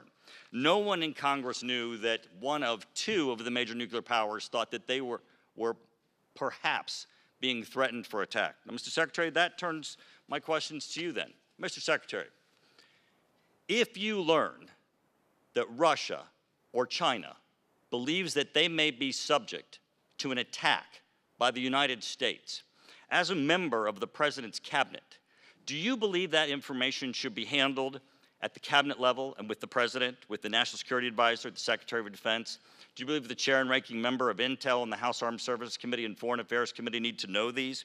Or do you believe that a belief of the possibility of an attack by the United States against Russia and China is appropriately handled by the chairman of the Joint Chiefs of Staff in a phone call with his counterpart with one of those nations? Please tell me that you believe it elevates to the level that you would elevate that to the cabinet and to Congress and not just have it be subsequently told to us all by newspaper articles in the Washington Post and the New York Times, as General Milley chose to do. Thank you, sir. Obviously, we would want to follow standard protocol, and what you described is what I would, the type of actions that I would consider taking. But General Milley, as what I heard him say yesterday, and I think again today, is that his chain of command, the Secretary of Defense at the time, was aware of the actions, and so after what he said yesterday is after. I'm sorry. No, that's not correct. What I said yesterday, today. If I could, hold on just a second, everybody. Time has expired. Mr. Turner is very clever. He made a very direct attack as his time was expiring. I'm going to violate the rules here a little bit and let Chairman Milley respond to that direct attack, hopefully briefly, and then we'll move on to the next witness. With respect to the intelligence, I have it right here. I'll be happy to share it with you. Great. I guarantee that that intelligence was disseminated in the President's PDB, the Vice President, the DNI, Director of CIA, the Secretary of Defense, the Assistant to the President for National Security Affairs, and others. That was significant, and there was a lot of it. It wasn't just a singular report. There was a lot. I'll be happy to share that with you and go over with you line by line. And it was significant, and it was concerning to the point where Secretary of Defense Esper, Admiral Davidson, and myself, along with others, had conversations about it. And I was directed by then Secretary of Defense Esper. First, he directed his Assistant Secretary of Defense for Asia-Pacific Affairs to make calls, and then me. Same thing. This is all done with oversight, and I tried to lay that out in the memoranda. I tried to lay it out in a timeline in an unclassified way that you can use it with your constituents. And we're going to, I'm sorry, we're going to have to leave it at that. I'll be happy to take it up at a later date, your convenience. Mr. Courtney is recognized. Thank you, Mr. Chairman, and thank you to the witnesses for your service and testimony today. One comment, Mr. Chairman, before questions. Over the last month, including yesterday's Senate hearing, we heard a lot of, in my opinion, over-the-top claims that the U.S. had lost all credibility with its allies in the wake of the withdrawal from Afghanistan. Last week, Mr. Chairman, we saw firsthand in Washington how mistaken that claim was. On Wednesday last week, I attended a ceremony over in the Senate where the Australian Prime Minister, Scott Morrison, said that Australia was proud to go into Afghanistan together and leave together, degrading al-Qaeda and preventing a major terrorist attack, and in very heartfelt terms, thanked the United States, particularly the 11 Marines, 1 Navy corpsman, and 1 soldier who perished while safely evacuating 4,100 Australians from Kabul. Boris Johnson, last week, who was also in town when asked about the U.S. standing post-withdrawal, said, "What I said to Joe Biden is how grateful I am for the amazing work of the U.S. military in helping us extricate in 2 weeks 15,000 British nationals from Kabul to whom we owe debts of honor and gratitude. The U.S. military were heroic." Of course, they were in town to enthusiastically endorse AUKUS, the new defense agreement in the Pacific, which, as Politico reported, despite all the hand-wringing over the last couple of weeks, was a powerful reminder that an American security guarantee with our allies still reigns supreme, and in the stroke of a pen has reaffirmed our engagement and collaboration with allies in a region that the National Defense Strategy has identified as our #1 priority. Secretary Austin, I just want to follow up on the August 29th drone strike, and General McKenzie on the 17th, again, gave, I guess, a Central Command investigation report, which described it as a tragic mistake. You also that day announced that there was going to be a DOD follow-up investigation. Can you tell us what is the difference between what you described and what Centcom did, and when can we expect to see results from that, that investigation that you described? Well, I directed a 3-star review of the incident, and certainly it'll take into account all of the things that General McKenzie and his team have done. But we'll look at the, soup to nuts, policy procedures, whether or not we followed our own practices, our outlined practices, and we'll certainly look at accountability as well. If somebody should be held accountable for something that they did that was outside of standard practice, and then we'll take a look at that. So. General McKenzie, you mentioned on the 17th that the department is exploring the possibility of ex gratia payments as compensation for the individuals who died in that strike. And again, that's a $3 million per year set aside that the United States military's operation has used over in the past. However, in 2020, despite 23 civilians that were killed, there was no payments made last year. Can you give us some feeling that this agreement is sufficient to address this issue, which I think really is our country's responsibility? Sir, I agree with you. I believe we have a significant responsibility here. And I know that even as we speak right now, Undersecretary of Defense for Policy is engaged in finding the best way to move forward on an appropriate ex gratia payment and whatever other measures may be contemplated in regard to that family. And I'll just leave it at that. Thank you. And I just would reflect that certainly is a high-volume concern in my district. Sure. General Milley, again, we first met in 2013 on a Codell. You were in Jalalabad, Afghanistan, and I think many of us had that same experience of seeing you in country there, and certainly your service is something that I think should be unquestioned in commitment to our nation. In your testimony, you talked again about the Doha Agreement, the conditions that were put into place for the Taliban to perform, and that only 1 out of the 8 actually had been complied with, even up through February. Nonetheless, 80% of the troops in the U.S. were drawn down from the date of the Doha Agreement to January 21st. Can you just talk about the non-compliance of the Taliban throughout 2020 and the predicament that I think this administration was left when it took office with just a fraction of the troop level that was there in February 2020? We had almost 13,000 U.S. troops there in February 2020. And you got the numbers for inauguration. But the bottom line is reduction in violence, nationwide ceasefire, and a whole series of other I apologize, but the gentleman's time has expired. I'll respond to the record on that. Thank you. Mr. Lamburn is recognized. Thank you, Mr. Chairman. We on this committee have repeatedly expressed our concern that the U.S. military does not have regional basing and cooperation agreements required for an effective over-the-horizon counterterrorism capability. In May, Mr. Helvey, in response to my question in here, confirmed that this administration had not yet secured the necessary agreements with any of the governments in the region to establish these over-the-horizon capabilities.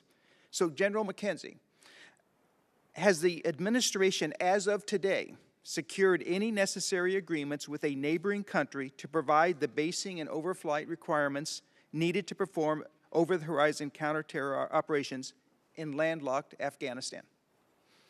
Representative, as of today, I have the ability to enter Afghanistan and to fly missions. It's a long haul in, but I have the ability to do that today. But no, we don't have an agreement with a neighboring country. Is that true? Isn't that true? Obviously, it's a neighboring country that's allowing us access, but we are not based in any neighboring country. That's correct, sir. Okay. So we can safely assume that as of August 31st, we did not also have an agreement at that time in the past. Okay. Thank you.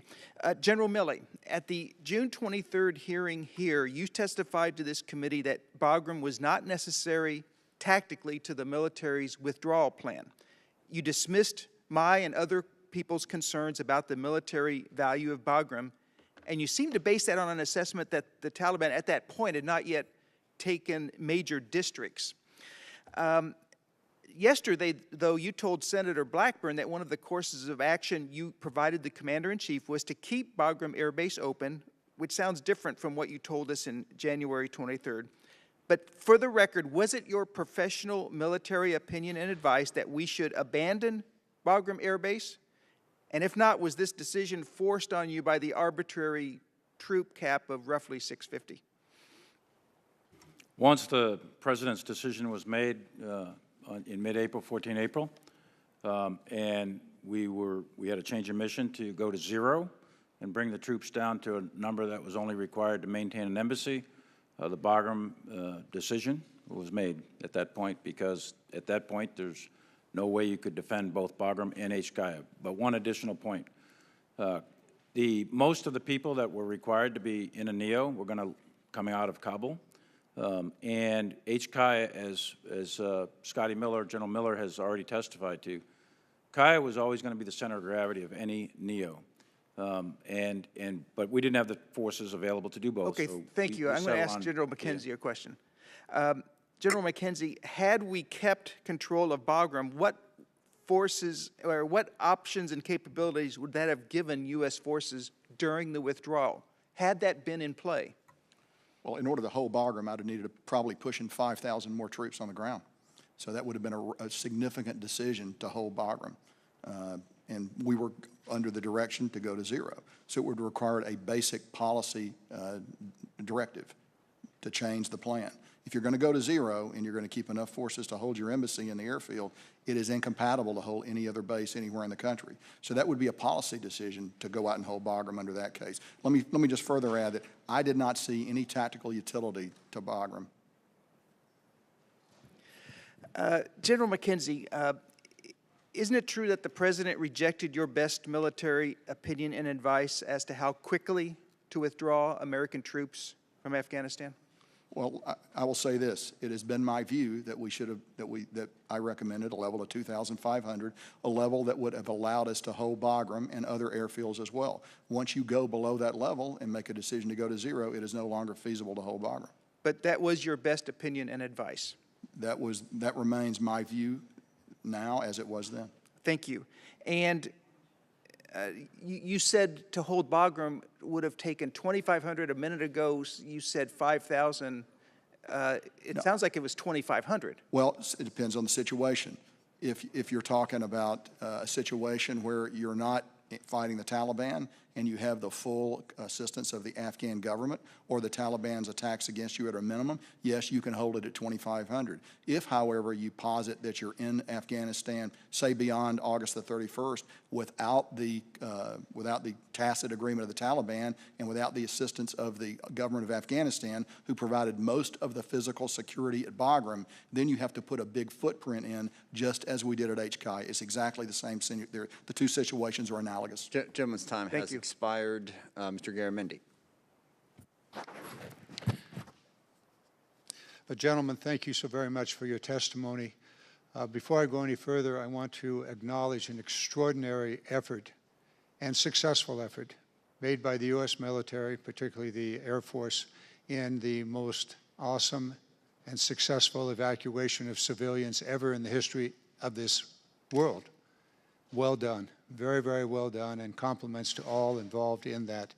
Obviously, the loss of the 13 members of the military was a great tragedy, and you and all of us regret that. The fog of war is only repeated by the fog of the committee. So let me lay out some time frames here. In mid-2018, former President Trump ordered formal and direct U.S. Taliban negotiations without the Afghan government participating. In August 2019, President Trump said that he would withdraw all U.S. troops as quickly as possible. In February 2020, the United States and the Taliban signed a formal agreement in which the United States committed to withdraw all of its troops, contractors, and non-diplomatic civilian personnel from Afghanistan no later than May 1st, 2021. In June 2020, the U.S. troop levels reached 8,600. In October, former President Trump tweeted we should have the small number of remaining brave men and women serving in Afghanistan home by Christmas. In November 17, 2020, then Acting Secretary of Defense Miller announced that we will implement former President Trump's orders to continue repositioning forces from Afghanistan, and that 2,500 U.S. troops will remain there by January 15th. On January 15th, he announced that there were indeed 2,500 troops left On January 20th, Biden became president. 2,500 troops were then in Afghanistan. On April 14th, President Biden announced his intention to continue the withdrawal, all regular U.S. troops, by September 11th, 4 months after the pre-planned May 1st deadline. On July 2nd, Italy and Germany withdrew their troops. On July 17th, we have had specific testimony here on what then happened from July 17th on. And if I recall correctly, the Afghan government completely collapsed on the 20th of August. Wasn't there any longer, and from there, the evacuations commenced. General McKenzie, were the 2,500 troops on the ground sufficient, as agreed with the Taliban? Were they there in accordance with the agreement? It would have been, had we held the 2,500, which I stated was my position, and as the Secretary has articulated, there would have been a clear risk that the Taliban would have begun to attack us as we move past the 1 May deadline. However, it was my judgment then that that would have still given us a platform to continue negotiations with the Taliban to perhaps force a political solution. My concern was that if we withdrew below 2,500 and went to zero, that the Afghan military and government would collapse. And of course, that's not a potential counterfactual. That is in fact what happened. So we have objective data to understand what happens if you go to zero. Several of us attended a luncheon here in the Capitol in late June with President Ghani and Abdullah, and they were very, very confident that they would be able to maintain their government through with the reduction and the withdrawal of American troops.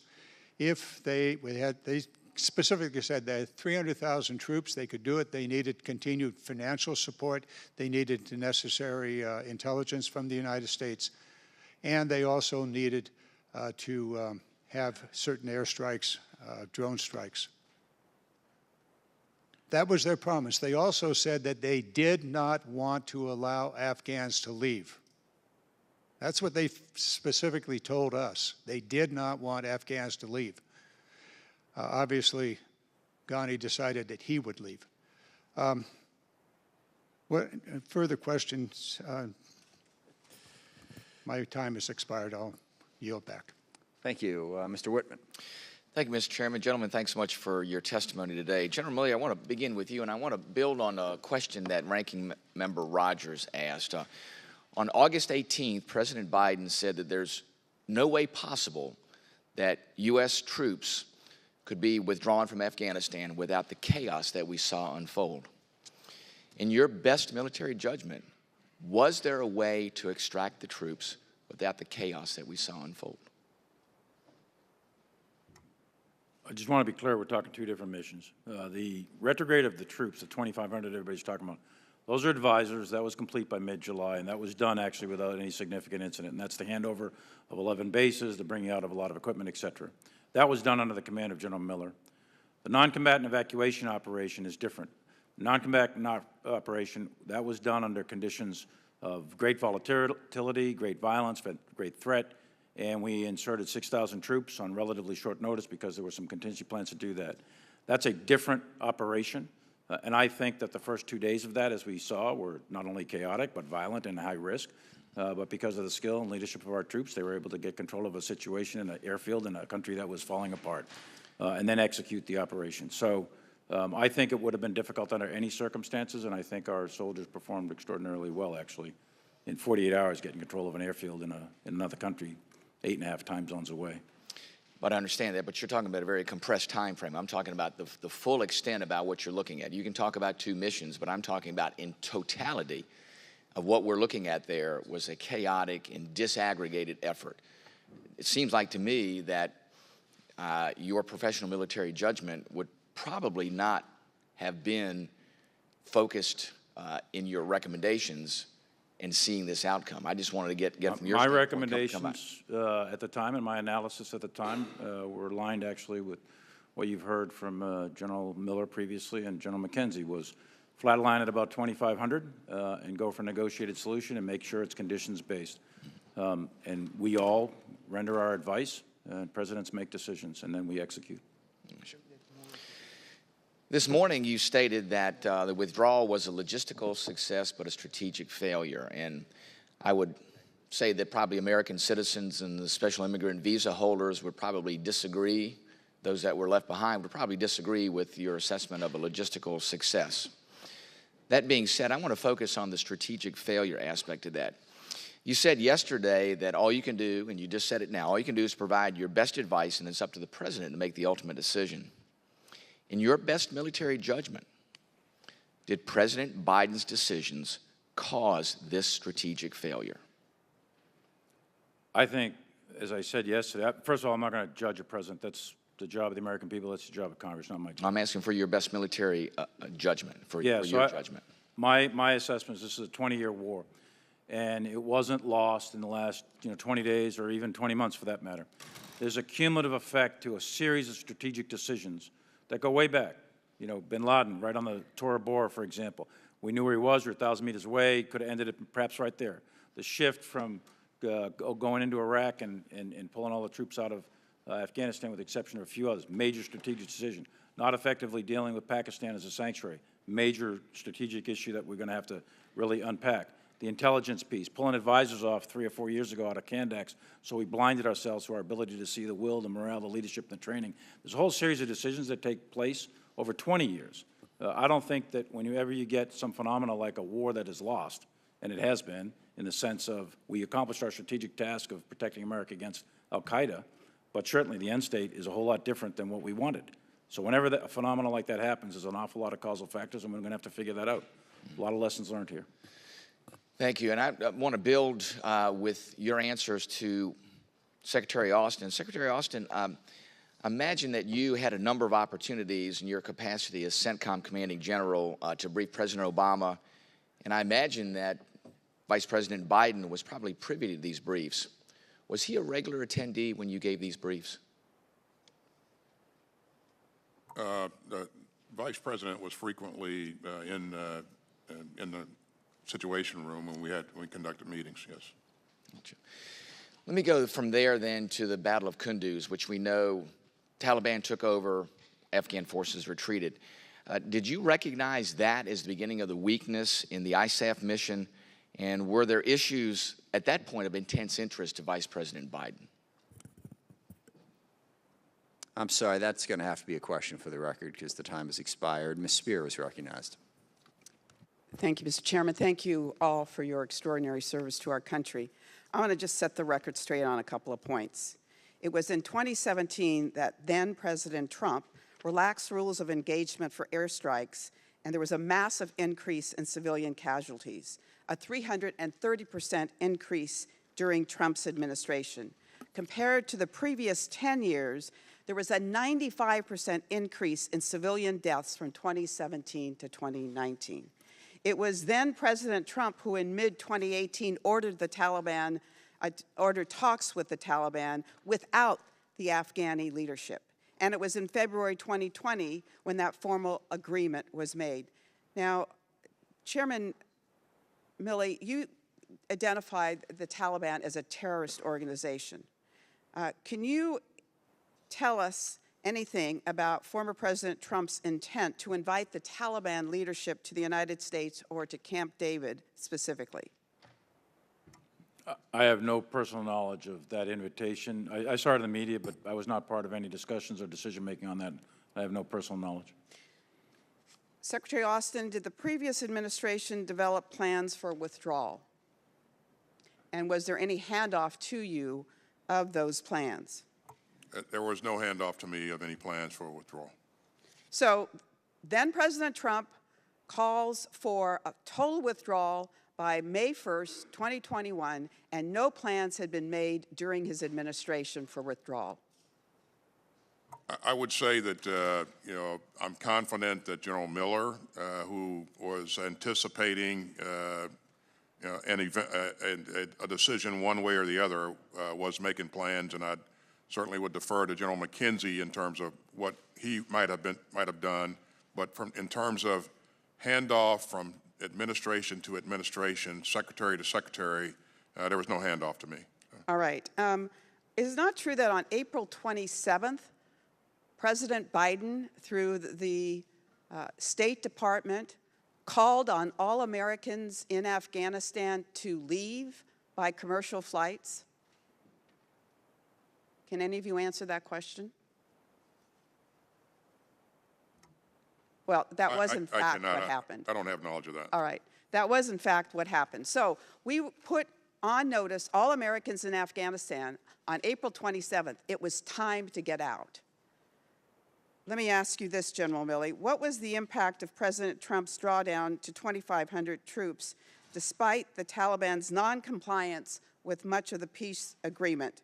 And how did that affect our intelligence gathering? So there's two questions there. The first question, I think the Doha agreement itself, because of the nature of it, and this is more 20/20 hindsight perhaps, but we now believe that the Doha agreement itself perhaps undermined or contributed to the undermining of the morale, confidence of the government because it was a bilateral agreement, et cetera. But having said that, there were conditions built into that, one of which was met, many of which were not.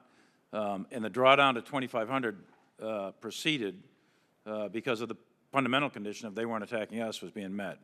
The drawdown to 2,500, the impact that that had on the morale, the will of the Afghan military, I believe that it was a negative impact, but I don't know that yet. We need to go through all of our intelligence and analyze it in an after-action review, but I do think that was a contributing factor to the morale of the Afghan security forces. General Milley, there's been a lot of talk about retaining 2,500 service members in Afghanistan. I think we all forget that there was a negotiations with the Taliban, and we would have to get them to agree to allow 2,500 troops to remain in the country. Having said that, in your view, would a small force of 2,500 be sufficient to achieve anything of value? I think that the 2,500 would have been at great risk in terms of the Taliban. I have no doubt that the Taliban would have reinitiated combat operations or attacks on U.S. forces, and the 2,500 would have been at increased risk to that. What's the value of keeping the 2,500? It has as much to do with the morale and the keeping advisors with them and having the morale of the Afghan security forces and demonstrating confidence in the government. Going to zero, it's clear to me that one of the big lessons learned we have to unpack from the military side is the mirror imaging and the development of the Afghan military. And they became dependent upon our presence. I apologize, but the General's time has expired. Ms. Hartzler is recognized. Thank you, Mr. Chairman. It's imperative that we have this hearing today because the botched withdrawal from Afghanistan, I believe, is the most significant foreign policy failure in a generation, and it's going to have ramifications for years to come.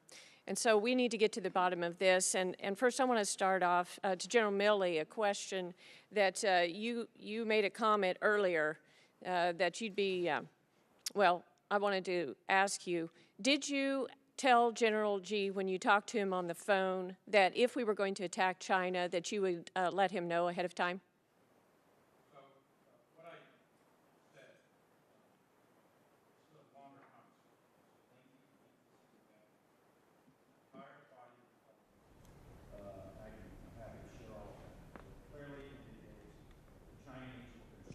I'm sorry, could you get the microphone a little more in front of you there? Make sure it's on. Yes. So this is a longer conversation. It's a VTC with General Lee.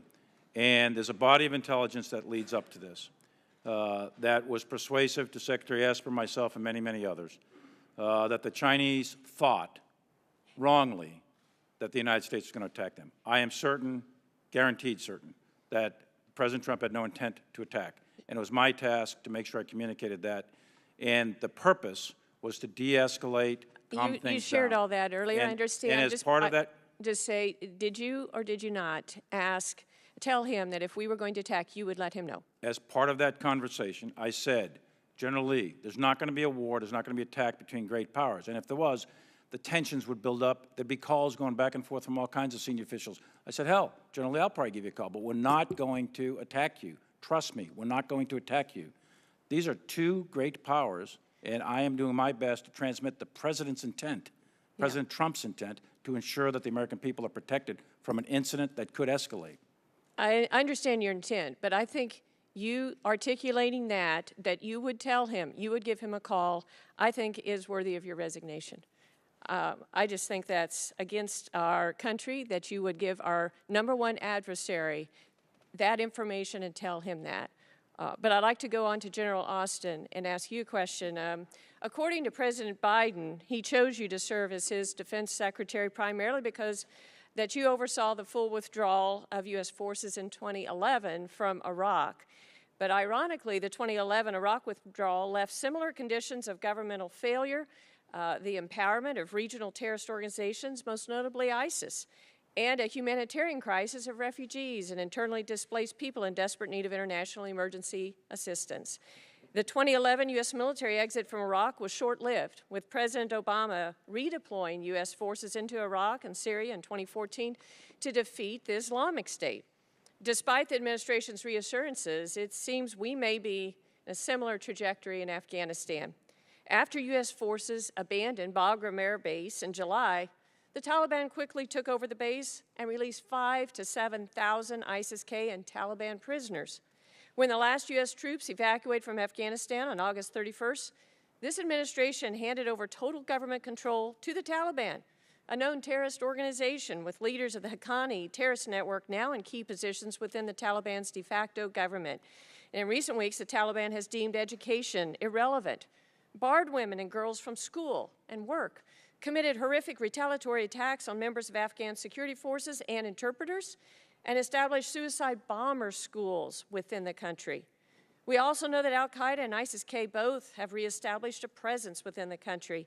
Even before the U.S. withdrew, ISIS-K claimed credit for a suicide bombing, which you have mentioned, took the lives of 13 service members on August 23rd. So, Secretary Austin, is it true that the suicide bomber who attacked the Kabul airport on August 23rd was a CIA prisoner at the Bagram Air Base whom the Taliban released after Biden's administration left Bagram in July? Let me just say a couple of things. First, on why the President selected me or nominated me to be his Secretary of Defense. You'd have to certainly go back to the President and ask him specifically why he did that. But it wasn't, I'm sure, solely based upon my oversight of the evacuation of Iraq. But I would point to you that there's a government in Iraq right now that's holding elections. The United States military is in Iraq. I have 4 seconds. Could you answer my question? Was the suicide bomber... Gentlelady's time has expired. I'll take your question for the record. Thank you. Thank you. Mr. Gallego. Thank you, Mr. Chair. And generally, I don't see eye to eye with many generals, and certainly General Milley and I have had disagreements, but I think what was said earlier was inappropriate in its nature to accuse a member of the military that they would tip off our opposition in any way. And I'd like to give General Milley an opportunity to respond to that if he wants, and if not, then I'll gladly continue with my questions. As I said up front, I'm not going to tip off any enemy to what the United States is going to do in an actual plan. What I'm trying to do is persuade an adversary that's heavily armed, that was clearly and unambiguously, according to intelligence reports, very nervous about our behavior and what was happening inside this country. And they were concerned that President Trump was going to launch an attack. He was not going to launch an attack. I knew he wasn't going to launch an attack. At the direction of the Secretary of Defense, I engaged the Chinese in order to persuade them to do that. I would never tip off any enemy to any kind of surprise thing that we were going to do. That's a different context than that conversation. Thank you, General. Thank you to all three witnesses for taking the time to testify today. Obviously, the resurgence of the Taliban is devastating and is difficult for many of us to watch.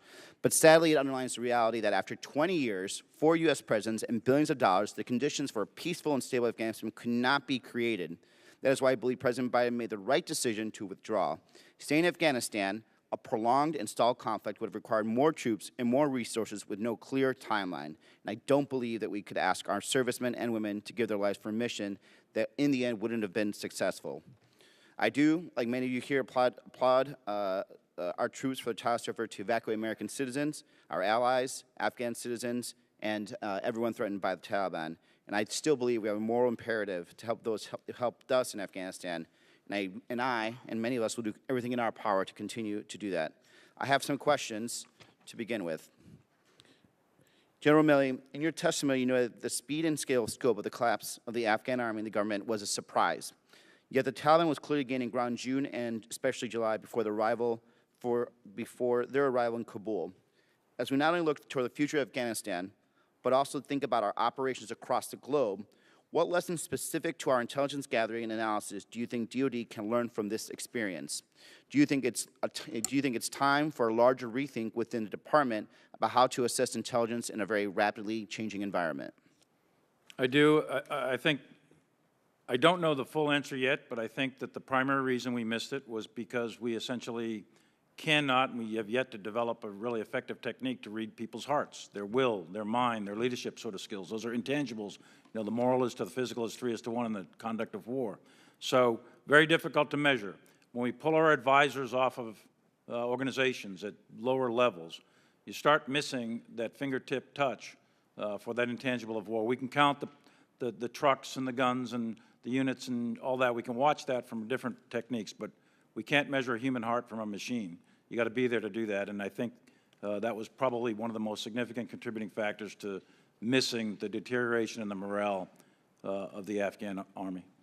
And I guess one of the things that I'm deeply disturbed by, and this can be either to General McKenzie or also Secretary Austin can jump in, speaking to a lot of service members, enlisted service members that have served for decades in and out of Afghanistan, they were always telling me something extremely different from what I was getting from reports from many of you generals here, that the Afghan army was not ready, that they were not going to be sustainable on their own. And so that, how did we miss that? How is it that a lot of, 18, 19-year-olds, mid-20-year-old E5s were predicting this, but yet some of our greatest minds, both on civilian side and, uniform side, absolutely missed this. And I think that's something that concerns me because, Afghanistan is done, but we're going to be obviously engaging all over the world. And this type of intelligence failure repeated could be, could be an existential threat to the national security of the United States. I don't know, General McKenzie, if you want to try that? Sure. So I think it's a reasonable criticism. We'll have to take a look at how we actually remain connected to the people who are down at the advisory level. I think that's something that I'm conflicted by that as well. I'll be very candid with you. And we will certainly take a look at that because I've heard that same strain myself. It's harder to get the truth as you become more senior. We perhaps need to look at ways to ensure that that's conveyed in a more rapid and effective way. So I'll accept that criticism. Thank you for your guys' testimony. I yield back. Thank you. Mr. Scott is recognized. Thank you, Mr. Chairman. And gentlemen, I need your help fairly immediately on two issues, one of which can't be discussed in this setting, but the other one can. And there are 145 Afghan Air Force personnel in Tajikistan. They flew 16 aircraft into that country on August the 13th. It's now September the 29th. We need to get them out of Tajikistan. These are people who trained with us, they fought with us, that they did everything that we asked of them. And we have gotten no assistance at all from the State Department to move them. And I'm asking all three of you for your help in addressing the issue. Secretary Austin, we need the help.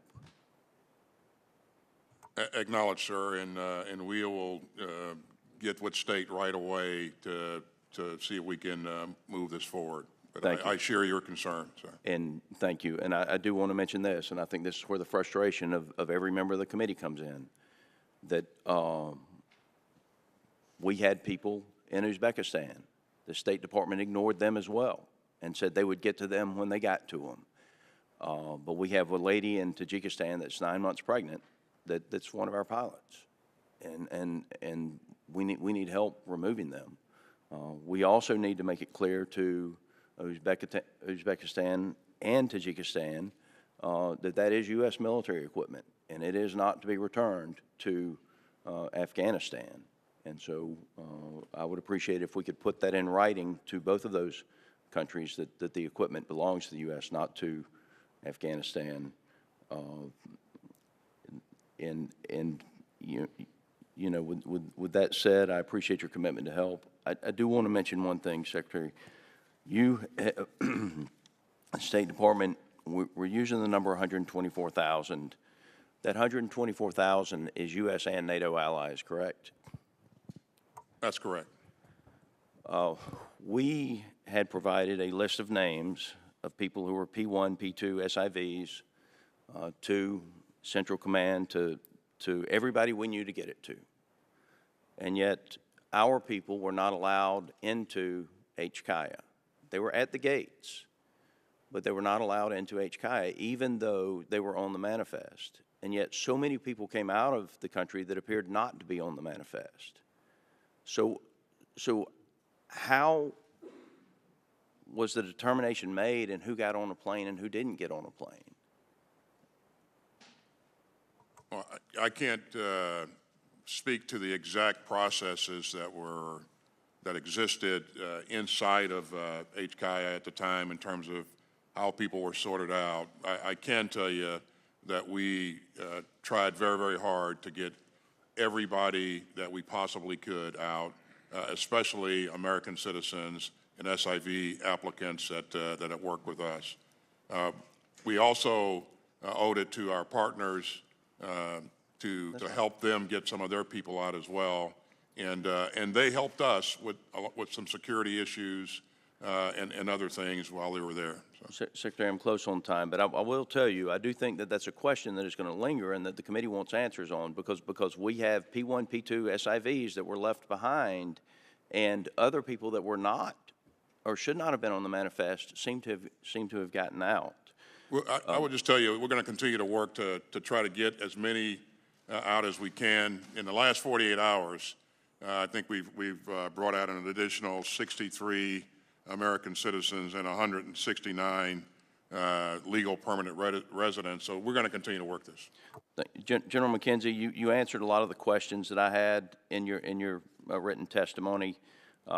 You did say that in April is when you were given effectively a change of mission to the 650.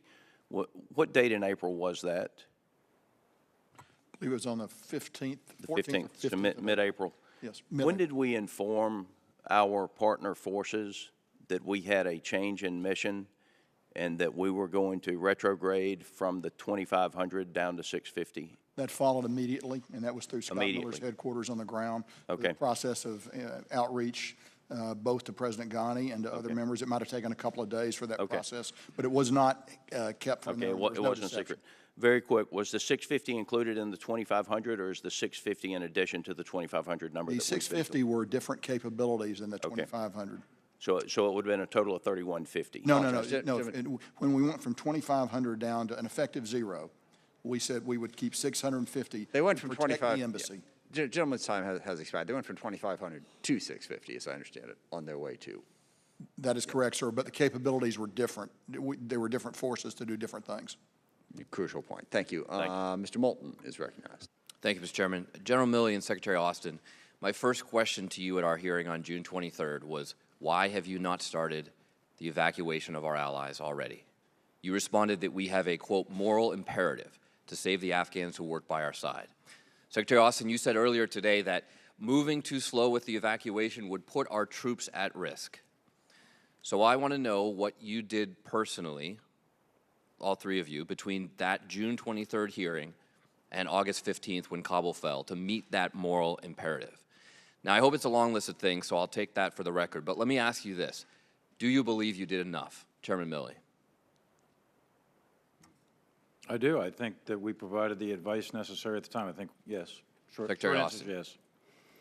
Yeah, I think you heard me say in my opening comments that we engaged State early on to provide input to their decision-making process on when to move the SIVs. And I understand that, Mr. Secretary. You said that you and the State Department followed the advice of the Ghani government that taking out SIVs would precipitate a government collapse. Yet the vast majority of these heroes weren't even working for us or the government anymore because they supported a force of up to 100,000 U.S. troops over 20 years, and we only had 2,500 troops left.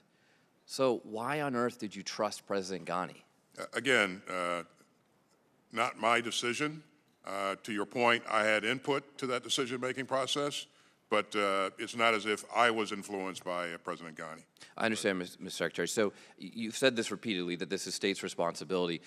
What responsibility do you have for the Afghans who stood shoulder to shoulder with our troops, and how many do you commit to getting out by the end of the year? I have a responsibility to get out as many as I can over time, and how many do I commit to getting out? Every one that I can. General McKenzie, there are DoD reports that DoD reduced airstrikes as early as May, when troops were just beginning to withdraw, then had to ramp them back up after the Taliban gained ground. There are also reports that you sat down with the Taliban leadership in August, drew a circle around Kabul, and told them that if the Taliban fighters went inside that circle, they would get hit with U.S. airstrikes. So why did you let up on the Taliban first at the beginning of May, and then at the end of our withdrawal in August, right when we should have been hitting them harder to give Americans and Afghan partners time to evacuate? Representative, the report about me meeting with the Taliban and telling them if they came inside a 30-kilometer circle around Kabul is simply factually incorrect. Okay, what about May? In May, as through the rest of our redeployment period, we continued strikes on the Taliban. Those strikes, however, were limited to support of Afghan forces in close combat. We were not striking deep, and we did not have a tremendous amount of resources compared to resources that we've had in the past. So those strikes, while effective in certain tactical situations, at no time were enough to change the strategic calculus of the campaign.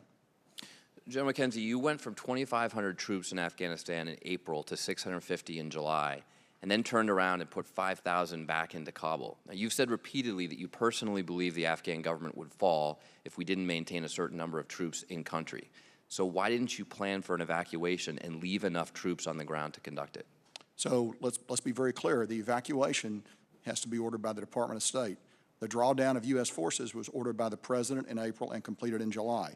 The non-combatant evacuation operation is a separate mission, and it was not completely under the control of the Department. So you're going to fall back on the bureaucracy, the divide between DOD and state? Well, Representative, I'm going to fall back on the orders that I got. All of those troops out and then had to put more back in? I'm going to fall back on the orders that I receive, Representative. Secretary Austin, you presided in part over the withdrawal of forces from Iraq, though I know you at times requested more troops on the ground. 2 years later, we had to send thousands of troops back into Iraq. Do you believe we will ever have to send troops back into Afghanistan? Well, I certainly won't engage in a hypothetical. I would just say that obviously that's a decision that has to be made by the President. You know, while I won't rule anything out, I would just say it's not preordained that we will go back or have to go back into Afghanistan again. So, but if we do, the military will provide good, credible options to be able to do that and to be effective. On the strikes, gentlemen, you and your predecessors asked tens of thousands of young Americans to fight in Afghanistan, and they did. And thousands died. And now you keep saying that our troops should be proud of that. Well, here's a question sent to me by one of those soldiers. In 20 years, our troops on the ground never lost a single battle, yet we lost the war. And we're losing it over and over again the longer we leave our allies behind. The gentleman's time has expired. So what is left to be proud of? Seth, we're trying to run a meeting here. And if you wanted to read that letter, you should have read it in the first 5 minutes when you have time. So I think it's something we need to hear, and it's something we should have heard during the 5 minutes that you had. The gentleman's time has expired. Ms. Stefanik is recognized. She is appearing virtually. Ms. Stefanik, you are recognized for 5 minutes. Thank you, Chairman Smith. I want to first start off by saying that I'm honored and privileged to represent Fort Drum, home of the 10th Mountain Division, the most deployed division in the U.S. Army since 9/11. And I want to take this opportunity to thank every soldier, every serviceman and women for deployment after the past 2 decades. The North Country, this committee, and this country are forever grateful for your service and sacrifice of both you and your families.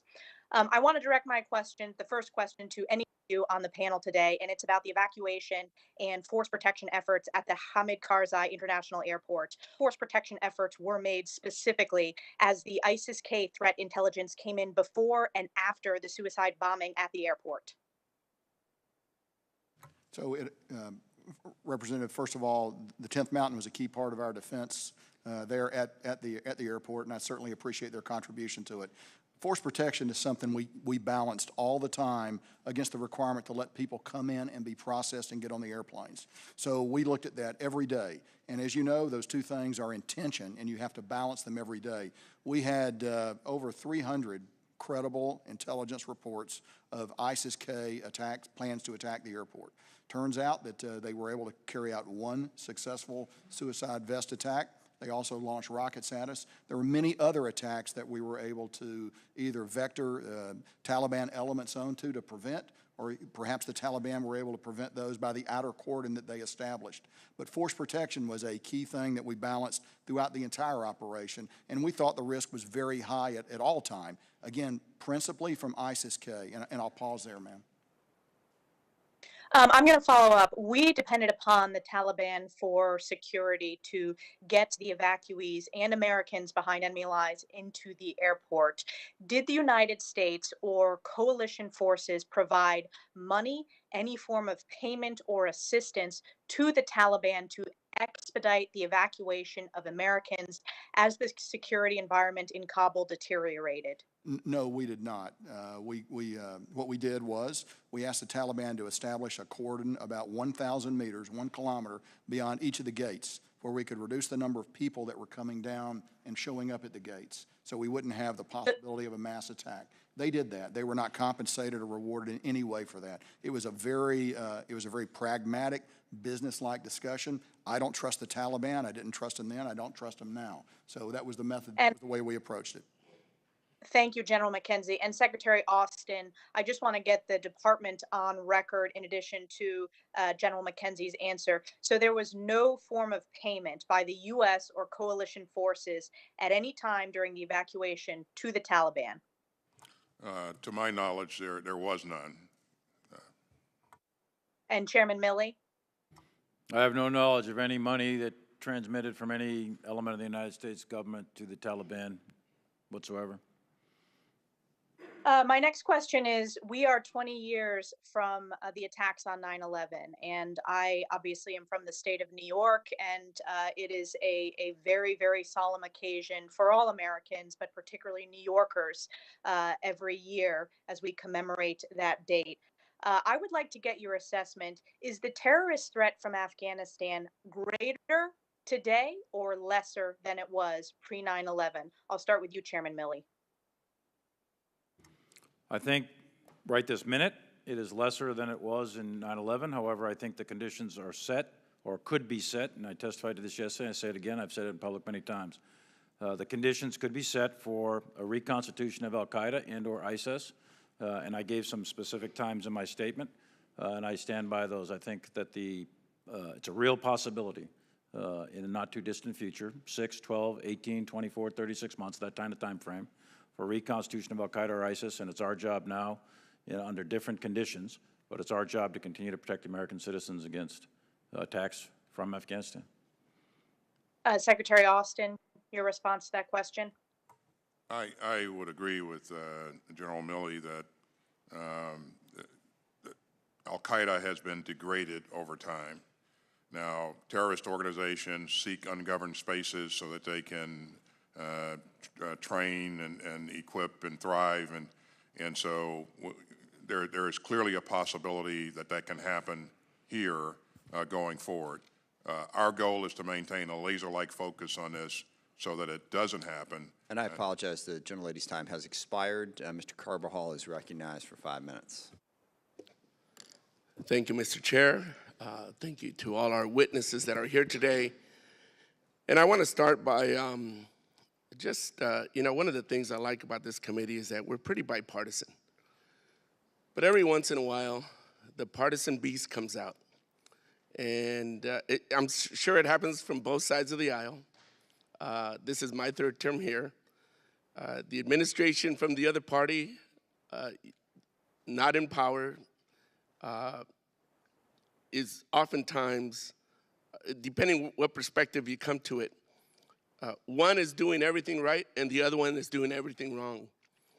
And I think it's important to shed light on things irrespective of the partisanship. One can argue that the agreement that President Trump reached with the terrorist Taliban in February 2020 was less than perfect, and we should call that from both sides of the aisle. And we can also argue that the exit from the withdrawal was less than perfect.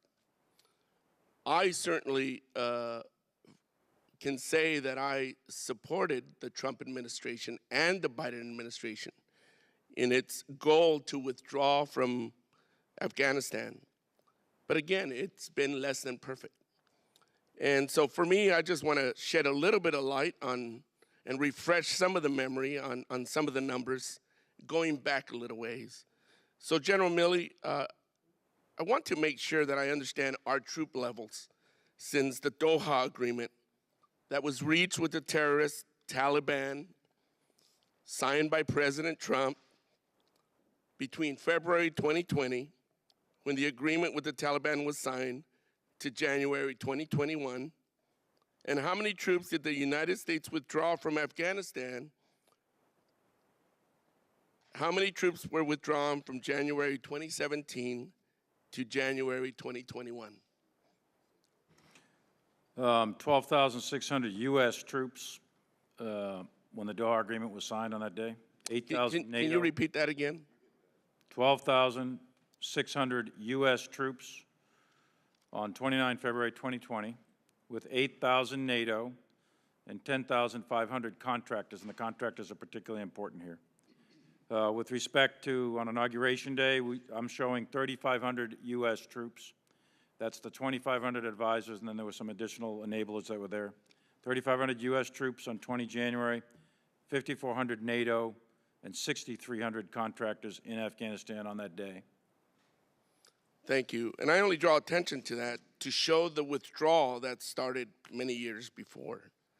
Secretary Austin and Secretary Milley, General Milley, over the course of the 20 years in Afghanistan, the United States Special Inspector General for Afghanistan Reconstruction estimates that the United States spent $83 billion equipping and training the Afghanistan National Defense and Security Forces, which included almost $10 billion in aircraft and vehicles. We all saw the unexpected and appalling rate of how quickly the Afghan military folded under pressure from the Taliban. What do U.S. train and equip efforts in Afghanistan suggest about security cooperation, operations going forward? And what aspects about train and equip efforts do you think the department should reassess? I'll turn it over to General Milley here very quickly, but I think we should reassess everything, soup to nuts. I think we put a valiant effort into providing the Afghans with a great capability, and at the end of the day, that capability was not employed because the security forces fractured and essentially evaporated. So we need to look at ourselves to see, you know, what we did and whether or not that's the right thing to do going forward. So, Mark. In my view, Congressman, I think when we do security force systems, one of the things we have to guard against is mirror imaging. I think from the very beginning with the Army, the Afghan Army, we wanted to create them in the image of the U.S. Army. I think our success story is the commandos with the Special Forces piece, but the broader Army became a mirror image in our tactics, our doctrines, et cetera. That's one point. Second point is the police forces. That was assigned under the Bonn Agreement in 2002 to the Germans. The Germans wanted to make Polizei and that sort of thing. And the third and last point is they became dependent upon us, contractors, U.S. Air Support, et cetera, and we have to avoid dependency on U.S. forces. Gentleman's time has Thank you. expired. Dr. Desjardins is recognized. Thank you, Chairman, and thank you all for being here today to answer our questions. I've had so many questions come from constituents in Tennessee that there's no way we can even begin to get through them in 5 minutes, but let's jump right in. General Milley, on Bagram, in your professional military opinion, which facility, HCI or Bagram Airfield would have been most efficient in conducting the evacuation that we were forced to do? HKIA, and there's a reason for that.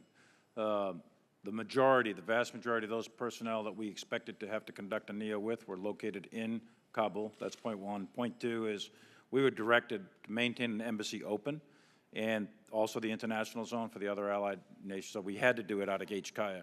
Bagram would have been, a plus, but it would have required exceptional levels of resources to do that. Okay. I think all of you testified yesterday that it wasn't a matter of if the Afghan army would fail and the Taliban would take over, as a matter of when. You were all shocked by the rate at which it happened. The billions of dollars in equipment that was left behind has been under much scrutiny. Knowing that they were going to fail, why were more steps not taken to secure that military equipment or destroy it, knowing that now it's a well-equipped Taliban army?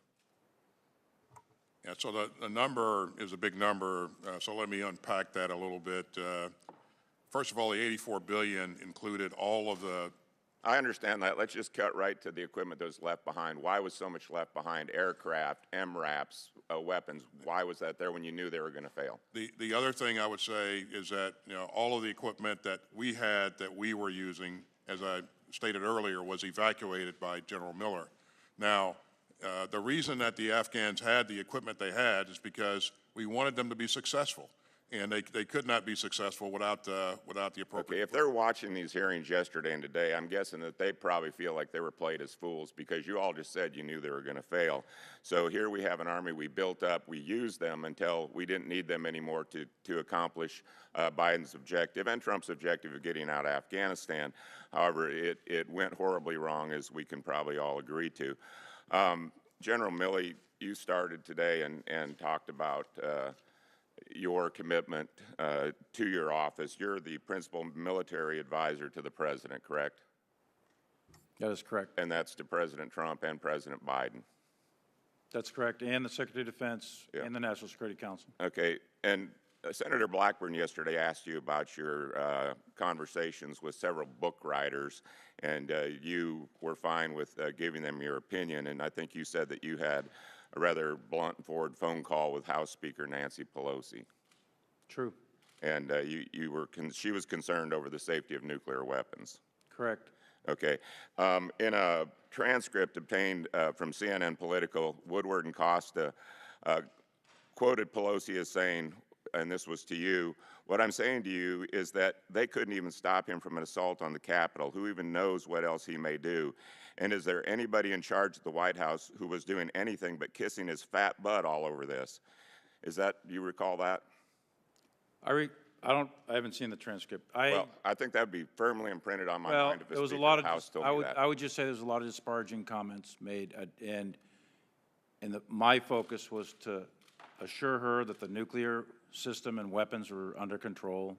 Okay, and according to Costa and Woodward, she went on to say, he's crazy. He's been crazy for a long time, to which they say, and I'm sure you haven't had a chance to read the book yet, Milley responded, "Madam Speaker, I agree with you on everything." If you're the principal advisor to the president, and she said that to you, do you think that you were doing service to a president by agreeing with the speaker that your commander-in-chief is crazy? I actually said, I'm not qualified to assess the mental health of the president. What I'm agreeing to is that we have to have a secure nuclear system. Okay. Have you had any conversations with the Speaker or any of our foreign leaders about our current president's mental capacity? We have a physician right here on the panel who was the personal physician of the prior three presidents who said President Biden should take a mental competency test, and we see it in the press, his lack of ability to answer questions. Have you had any conversations with anybody concerning his ability to carry out a nuclear order or any other serious engagements? No, and my answer would be the same. I'm not qualified to evaluate a president's mental health or your mental health or anybody's mental health. I'm not a doctor. But you were concerned about Trump. You said you were concerned about him when you made the call to China. No, I didn't. What I said to the call to China was, I guarantee you that President Trump is not going to attack you in a surprise attack. I was carrying out his intent, President Trump's intent, in order to protect the American people and prevent an escalation or an incident. That was helpful. Mr. Brown is recognized. Thank you, Mr. Chairman. Each of my questions have been asked and answered this morning. Therefore, I'll use this seldom opportunity with the two most senior officials of the Pentagon to make a statement.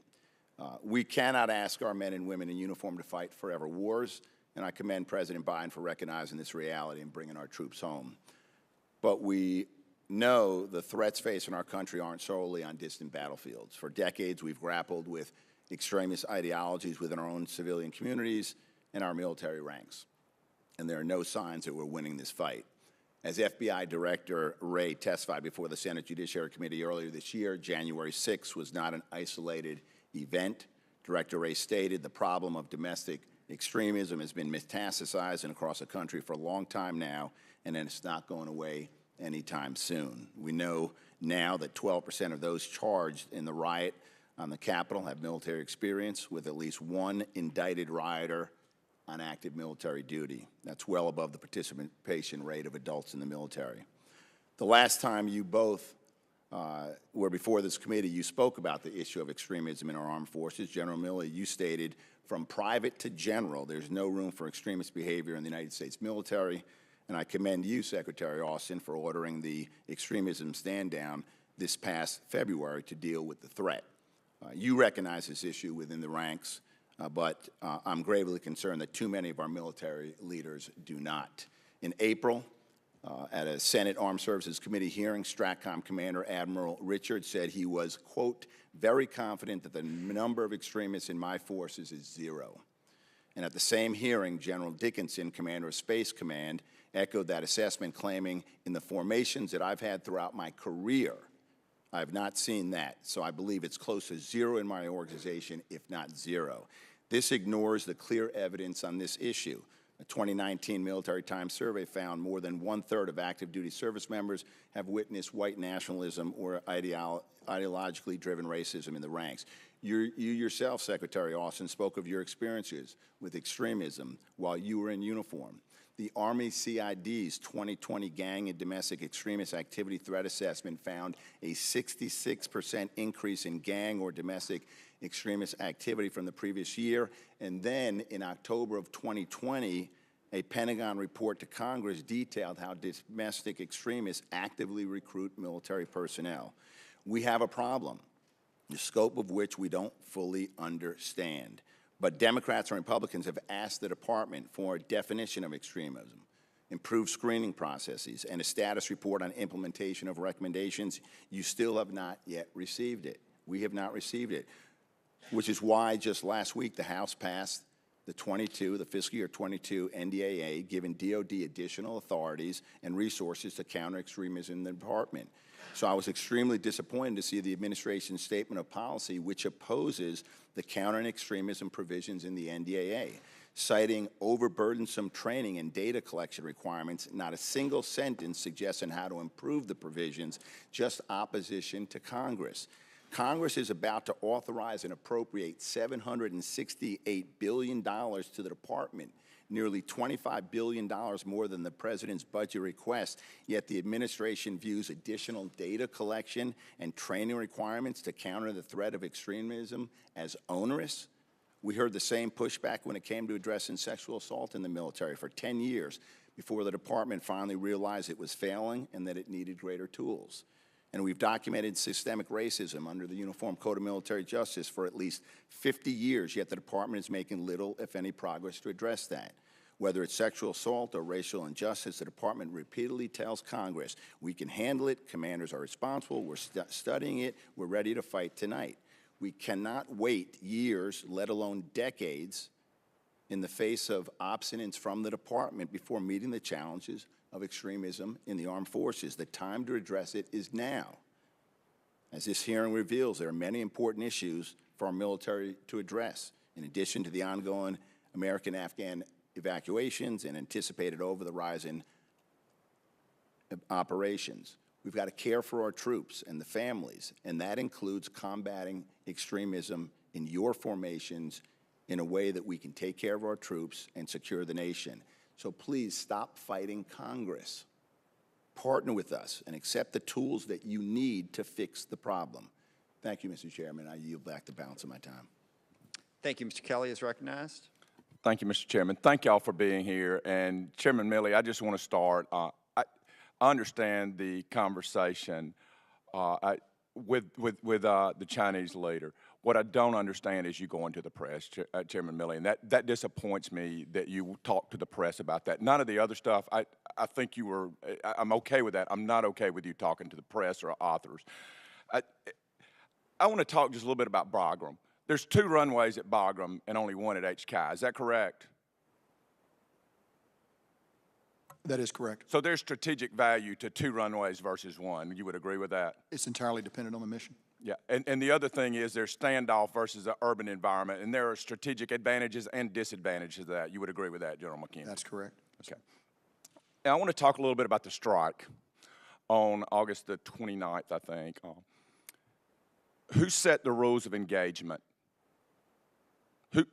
What were the rules of engagement? At what level? So under the rules of engagement, and it would need to get into details in a classified setting, we have... No, I don't want to know what the rules of engagement were. I want to know whose rules of engagement were they? The U.S. military's rules of engagement. Was that President Biden's? Was that Secretary Austin's? Was that Centcom's? They are wholly neutral as to the party in power. Okay. It has nothing to do with the rules of engagement. And I want to refer to a New York Times article on March 3rd described a policy change of the Biden administration that placed greater restrictions on drone strikes and raids conducted outside conventional battlefield zones. Previously authorized by ground commanders, these operations now require White House approval. Did the strike on August 28th or 29th, the one that killed 10 innocents, did it require presidential approval prior to the strike? No, it did not. Okay. At what level, who was the approval authority for that strike? The target engagement authority was forward in the theater at the over-the-horizon cell that oversees those activities. At what level? What, 1-star, 2-star, 3-star? Flag officer level. Flag officer level. Okay. And at what point, General McKenzie, and this is for all 3 of you, at what point did you know that the strike was bad, that it hit civilians? Well, so we knew the strike hit civilians within 4 or 5 hours after the strike occurred. And U.S. Central Command released a press release to saying that. We did not know, though, that the target of the strike was in fact an error until a mistake until sometime later. It took us a few days to run that down. Okay. But we knew pretty soon after the strike. Good deal. Secretary Austin, when did you know it was a bad strike that killed civilians? As soon as General McKenzie reported that there were civilians that had been injured. And of course, so 4 or 5 hours time frame, that's all I need. Right. Typically, as soon as that happens, we investigate. We begin an investigation. When did you know that civilians were killed in that strike? That's my question. It's real easy. It's a time. It's not a, it doesn't take much to answer that. Right. Several hours after that. Okay. General Milley, same. Same thing. Okay. So I'm assuming there's 15-6s at multiple levels that we'll get to see those investigations. There's a lot of questions I have that have to be in a classified environment, but I hope that you guys know I also sit on a different committee that has different insight to this, and I think it's important that we know who authorized at what level and that we take accountability. Listen, I've made strikes. I've lived under rules of engagement. I've had rules of engagement that I liked and didn't like. I've had to make hard decisions. I hope most of them are right, but I understand. I don't want to blame some 06 or some 05. I want to make sure we get the level and that the rules of engagement were proper and that they were followed at whatever level. Who didn't follow those or either wrote those, because I think the strike was done to show we had over-the-horizon capabilities, and we didn't. Because we reported a secondary explosion that was not. We reported all kind of stuff. Now, my next question is the other strike. Who did we kill?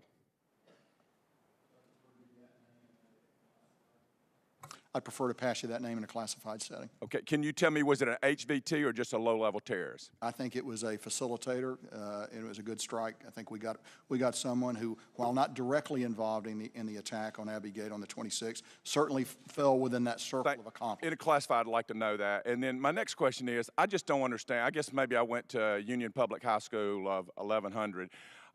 My math, 11 to 15,000 U.S. citizens, 5,400 out. that leaves thousands, not hundreds left that want to get out. And I know for a fact, every office here, we had people calling us wanting to get out, U.S. citizens that were not allowed to get in the gate or were kicked off the base or were not allowed out. And with that, I just ask, guys, we got to get our folks home. I yield back. Gentleman yields back. Mr. Khanna is recognized. Thank you, Mr. Chairman.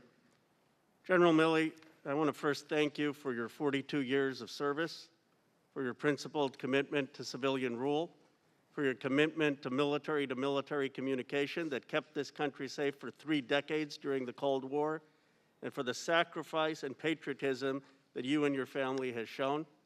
As the son of immigrants, I'm in your family's debt.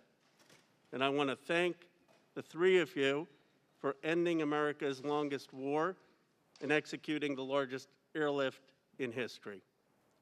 Now, Secretary Austin, you've testified that had 2,500 troops stayed past the deadline, the military would likely have needed reinforcements.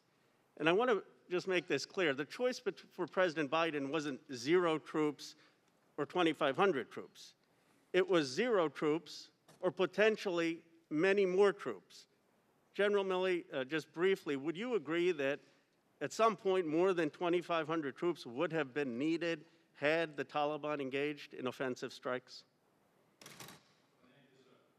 I'm sorry. There's a reasonable prospect we would have had to increase forces past 2,500, given that the Taliban were very likely was going to start attacking us. And there's a range of forces.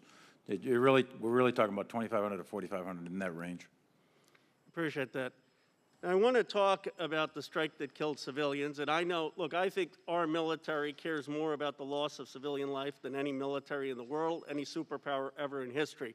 And that's why I think we ought to talk about this candidly. And I brought pictures of the 7 children who were killed, along with the 3 adults, to remind us that this is not what America wants. This is something that we need to prevent in the future.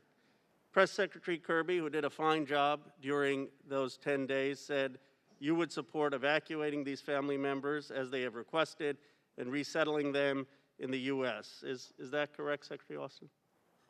It is. My question is, can we get the family and the coworkers evacuated now and brought to safety? I get the legal hoops, but could that happen after? Can we just get them into the U.S. or some safe place? Well, we'll continue to work through State Department channels to engage the family, and if they desire to leave, then we'll certainly do everything we can to facilitate getting them out. I hope we can just expedite that and expedite the compensation. It's the moral thing to do. It's the right thing to do. It's how America conducts itself, and so I hope you will take that into consideration. General McKenzie, I admire and respect your leadership, but I want to see how we can improve the intelligence to prevent these kind of strikes in the future. One aspect you said is that there was a white Toyota Corolla that led to the attacks.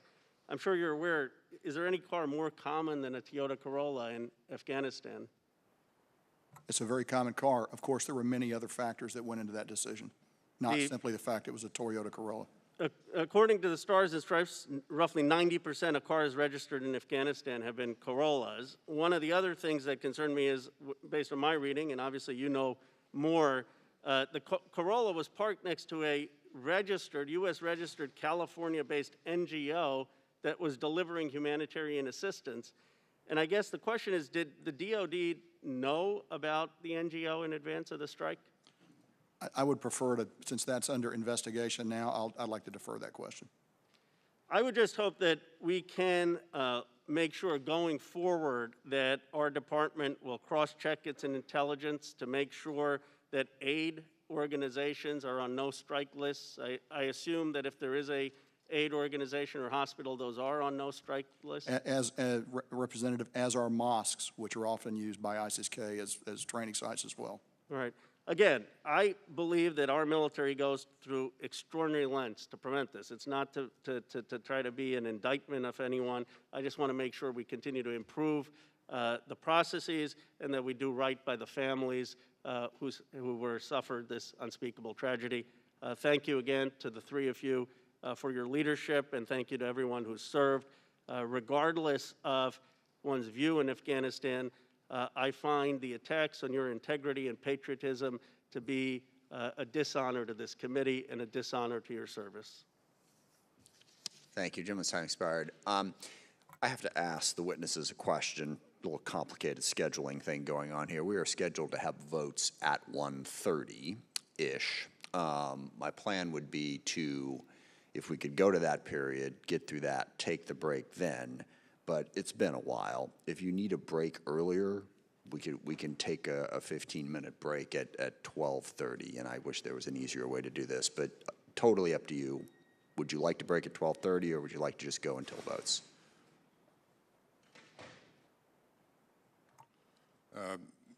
I think we're good for right now, Chairman. And Okay. If you need a break, just, you know. We'll fire the star cluster. We all have we all have overprotective aides who are like, you know, pounding on us that they need a break, they need a break. So I just figured I'd ask. So we will proceed, and I appreciate that. Mr. Gallagher is recognized for 5 minutes. Thank you. General McKenzie, the Washington Post reported on August 28th that the Taliban offered to allow the U.S. military to take responsibility for security in Kabul.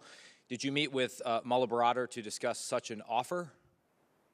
I met with Mullah Baradar in Doha on 15 August to pass a message to him that we were withdrawing, and if they attempted to disrupt that withdrawal, we would punish them severely for that. But did he offer to allow you to have security over all of Kabul? Not as part of that conversation, he said, well, why don't you just take security for all of Kabul? That was not why I was there. That was not my instruction, and we did not have the resources to undertake that mission. Did you convey the offer, however, to the president? The offer was made in the presence of the President's Special Representative to Afghanistan. Do you know if the SRAP conveyed it to the president? I don't know, but it was conveyed to my chain of command. So who made the decision to turn down the Taliban offer to allow the U.S. military to secure Kabul and put the safety of our troops in the hands of the Taliban? I did not consider that to be a formal offer, and it was not the reason why I was there, so I did not pursue it. So if someone actually made a decision, that would have been me. So we don't know if it was conveyed to the president. We don't know. I do know it was conveyed to my chain of command. Okay. What do you, in military terms, what do you call the retreat of military forces under security provided by and with the permission of enemy forces? Don't know. I've never done one of those operations. I think you just did one of those operations. I disagree. You disagree. So you did not withdraw forces from Afghanistan after a negotiation with the Taliban? That is correct. We did not do that. Okay. So this would not be a conditional surrender, in your opinion? This would not be a conditional surrender. So what would you describe the operation? I would describe it as a non-combatant evacuation operation that we conducted with our own timing and with our own forces, and we warned the Taliban that if they interfered with that operation, we would strike them hard. They chose not to interfere with that operation. Okay, so you're saying the meeting you had in Doha was just to let the Taliban know this is what we're doing, you know, take it or leave it, but you were operating at that point under the agreement we had negotiated with the Taliban for surrender, right? The Doha agreement. I was there to tell the Taliban that we were conducting a non-combatant evacuation operation. But wait. A NEO, by DoD definition, does not definitionally include the evacuation of combatants. You were also evacuating combatants, so the NEO was part of the operation. Actually, no, you're wrong. When I met with the Taliban on 15 August, we had completed the withdrawal operation. Further forces that went in were forces that were core to the NEO operation. And in fact, DoD doctrine would include the insertion and extraction of combatant forces as part of a NEO operation. But what do we call the withdrawal of combatants, whether it happened before? It can be called a retrograde. It could be called a withdrawal. Was it in your orders, though? What were you tasked with doing? I was tasked to conduct a non-combatant evacuation operation. Which you just said happened after you had withdrawn forces. Largely, that's correct. Okay. And you didn't get tasking, what did the tasking to withdraw the forces call that operation? I would have to go back and take a look at it. I believe it was a withdrawal. A withdrawal. Okay. Which I believe the definition is a repositioning of forces. I would call it a conditional surrender. I guess we'll have to check the dictionary definition on that. Just to go to something that General Milley said before, has al-Qaeda sworn bayat to the Taliban? I believe there's a deep relationship between the Taliban. But have they sworn bayat? Just yes or no? I couldn't answer that question for you right now. Oh, I believe General Milley said it before. Has the Taliban renounced the previous oath that al-Qaeda swore? The Taliban and al-Qaeda have a very close relationship, and I do not expect the Taliban to seriously interfere with their basing and repositioning in Afghanistan, which is, I think, the question you're asking. Okay, yeah, well, let me get it a different way. The new interior minister for the Taliban government is Siraj Haqqani. He's a known al-Qaeda associate. Is there any evidence that he or the Haqqani network has broken with al-Qaeda? None. Did the March attack on Fob Chapman breach the Doha Agreement, in your opinion? No, it did not. It did not. General McKenzie, do you know which Taliban forces were actually providing security in front of the airport? Yes, we do. Was it Badri 313? They were part of it. There were other elements as well. It was a hodgepodge of units. But As Badri you know, 313 was part among of it. others. Among others. A group Among that many specializes in suicide bombing attacks. Had the suicide bomber been in prison, I think you suggested to Congresswoman Hartzler that the suicide bomber might have been in prison in Bagram before. Do we know? I don't believe I don't recall suggesting that. Okay. So do we know whether he had been? We are still working very hard to find out where the suicide bomber came from. Did we have an opportunity to take him out prior to the suicide bombing attack? We did not. We did not have an opportunity to take him out. And just finally, does the over-horizon posture that we're now adopting, will that be more or less difficult now that we are out of the country? I've said on the record it will be very difficult to do. It is not impossible to do. Okay, Thank you. Time has expired. Mr. Kim is recognized. Thank you, Mr. Chairman. General McKenzie, I wanted to start with you. You said reports about you engaging with the Taliban about a red line around Kabul before its fall were false. Does that mean that there was no discussion or consideration in the U.S. of a plan to defend Kabul in early August before its fall? There was never a discussion about a plan to defend Kabul before its fall. I will say that when I went to Doha, I took with me a graphic. It was a map of Kabul with a 30-kilometer ring on the outside. Our original proposal was we would ask the Taliban to stay outside that ring, but we were not going to threaten them. We felt that was the best way to do deconfliction. However, on the day of the meeting, they were already in downtown Kabul, so the graphic was outdated, and we had to proceed from the new reality. Secretary Austin, I wanted to get your thoughts on this. When I spent some time in the Situation room with you in 2014, when we were fearing the fall of Erbil and Baghdad, U.S. Centcom commander immediately drew up some con-ops on defending those positions using air assets. The effort was to buy time for the Iraqis and the Iraqi Kurds to reconstitute. Did it not cross your mind to consider something like that in early August before the fall of Kabul?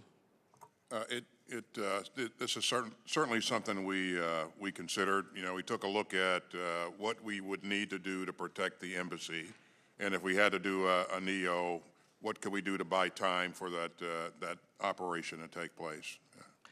Chairman Milley, I wanted to switch to you. Yesterday you said that you were asked on August 25th to make a decision about the August 31st deadline. Was there an actual formal request made to the Taliban by the United States to stay past August 31st? Was there a request that was then denied that you were taking into account in that decision? I don't make decisions, Congressman. I provide advice. Your recommendation. So I was asked for what's called best military advice. I'm not aware of a formal request to the Taliban one way or the other on staying past the 31st. I am very familiar with the advice that we provided on the 25th. Before the fall of Kabul, did we actually have formal Taliban agreement upon an August 31st departure date? I'm not sure what you mean by formal, but I think that's a Had policy. there ever been a point where the United States went to the Taliban saying that we are planning to leave on August 31st? Sure. And I'm talking about prior to the fall of Kabul. Yeah, I think from a policy perspective, Zal Khalilzad could give you the detailed information on that. I do believe the Taliban knew that we were departing on the 31st. We announced it. But you weren't aware of it? I'm not aware of something a I should formal ask. agreement per se, but I think Zal Khalilzad could give you better definition of that. General McKenzie, I want to turn back to you then, because you were saying that you talked with the Taliban on August 15th. Did you use August 31st as a date to end the operations? Was there a date set at all in your discussions with them? I did not use a specific date when I talked to them. So no date was set on August 15th on when the U.S. would I did depart? not convey a specific date as part of my conversation. I wanted to switch gears one more time here. Secretary Austin, moving forward, when we're looking at the fundamental viability of the over-the-horizon effort, is the airspace over Afghanistan currently considered sovereign airspace? And I guess I'll frame it in a slightly different way. Is it currently legal for the United States to conduct ISR sorties and airstrikes in Afghanistan? Yes. Under what authority is that legal? Well, same authorities we were using before. And that would be under the Security and Defense Cooperation Agreement of 2014, is that correct? No, I think what we're prosecuting now is are the authorities that were referred to by General McKenzie earlier, and he mentioned he would have to take that into a classified setting. Okay, well, I'll certainly follow with you that way. General McKenzie, something I wanted to follow up with you on. Yesterday in your hearing in front of the Senate, you made a comment when asked about the war on terror, and you said that the war on terror is not over, but then you also went on and said that the war in Afghanistan is not over. So I just wanted a clarification from you. In your opinion, is the war in Afghanistan over? So I believe the war in Afghanistan is not over. I believe we are no longer a party to that war, but that doesn't mean that ISIS and the Taliban aren't going to engage in a furious fight this fall that may result in the ISIS being crushed, or it may result in ISIS see. So holding ground. when you're saying that, you're referring that you believe that there's a civil war in Afghanistan, but in terms of the United States war against Afghanistan, you would say that that is over. We have no forces in Afghanistan. Our only interest in Afghanistan is looking for ISIS-K and al-Qaeda targets. Has expired. Thank you, Mr. Chairman. Gates is recognized. February 26, 2020, House Armed Services Committee, General Mark Milley. We know we're not going to defeat the Taliban militarily, and they're not going to defeat the government of Afghanistan militarily. You really blew that call, didn't you, General? I believe that that was a issue of strategic stalemate, and that if we had remained in Afghanistan with the advisory levels of effort, then the government of Afghanistan. Well, that's an interesting Afghan answer to a security question. It's forces- just not one I asked. You spent more time with Bob Woodward on this book than you spent analyzing the very likely prospect that the Afghanistan government was going to fall immediately to the Taliban, didn't you? Not even close, Congressman. Oh, really? Because you said right after Kabul fell that no one could have anticipated the immediate fall of the Ghani government. When did you become aware that Joe Biden tried to get Ghani to lie about the conditions in Afghanistan? He did that in July. Did you know that right away? I'm not aware of what President Biden. You're not aware of the lying or- phone call that Biden had with Ghani where he said, whether it is true or not, we want you to go out there and paint a rosy picture of what's going on in Afghanistan. You're the chief military advisor to the president. You said that the Taliban was not going to defeat the government of Afghanistan militarily, which, by the way, they cut through them like a hot knife through butter. And then the president tries to get Ghani to lie. When did you become aware of that attempt? Well, there's two things there, Congressman, if I may. One is what I said was the situation was stalemate, and if we kept advisors with there, the government of Afghanistan and the Army would have still been there. That's what I said. Whether that's right or wrong, I don't know. But it seems wrong now with well, the Taliban in we control. withdrew all I have a the question for Secretary Austin. Secretary Austin, are you capable of assessing whether another has the will to fight?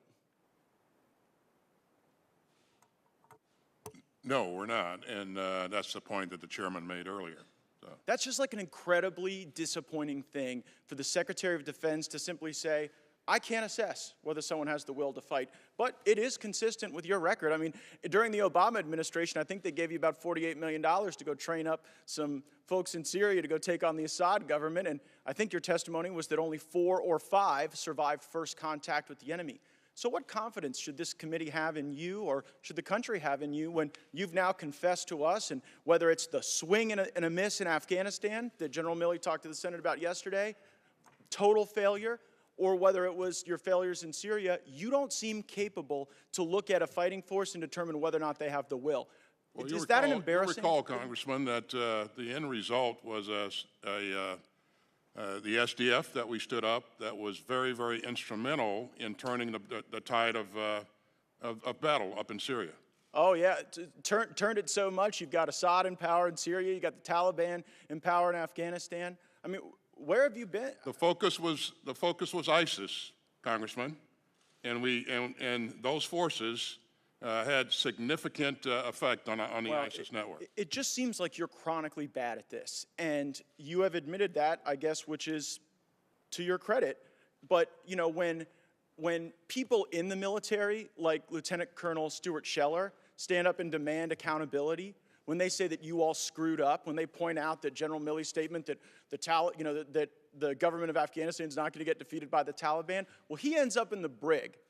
And you all end up in front of us, and your former employer, Raytheon, ends up with a lot of money, and we have poured cash and blood and credibility into a Ghani government that was a mirage. It fell immediately. And while the guy sitting next to you was off, talking to Phil Rucker and was off doing his thing with Bob Woodward, we were buying into the big lie. The big lie that this was ever going to be successful and that we could ever rely on the Afghanistan government for anything at all. General Milley, you kind of gave up the game earlier when you said you wanted to address elements of your personal conduct that were in question. We're not questioning your personal conduct. We're questioning in your official capacity going and undermining the chain of command, which is obviously what you did. You've created this whole chain of communication narrative. Did not undermine the chain of command in yeah, any manner, you did. shape, or form. You absolutely did. And it did not. Well, you know what? You said yesterday that you weren't going to resign when senators asked you this question. And I believe that you guys probably won't resign. You seem to be very happy failing up over there. But if we didn't have a president that was so addled, you all would be fired, because that is what you deserve. You have let down the people who wear the uniform in my district and all around this country, and you're far more interested in what your perception is and how people think about you in insider Washington books than you care about winning, Gentleman's which this time group has seems incapable expired. of doing. Ms. Houlihan is recognized. Thank you, Mr. Chair. And gentlemen, I apologize for the behavior of my colleague. I'm deeply, deeply appreciative of your service and of the decades of experience that you all bring to this conversation. Thank you so much for the opportunity to ask important questions of you, questions that ought to be asked of you in the spirit of our responsibility of oversight rather than provocation. So I just have a couple of questions of clarification from this testimony that's happened so far, and the first one is for you, General McKenzie. You mentioned something about, in your opening remarks, about you having looked at different branches to account for the complete collapse of the government and the Afghan military.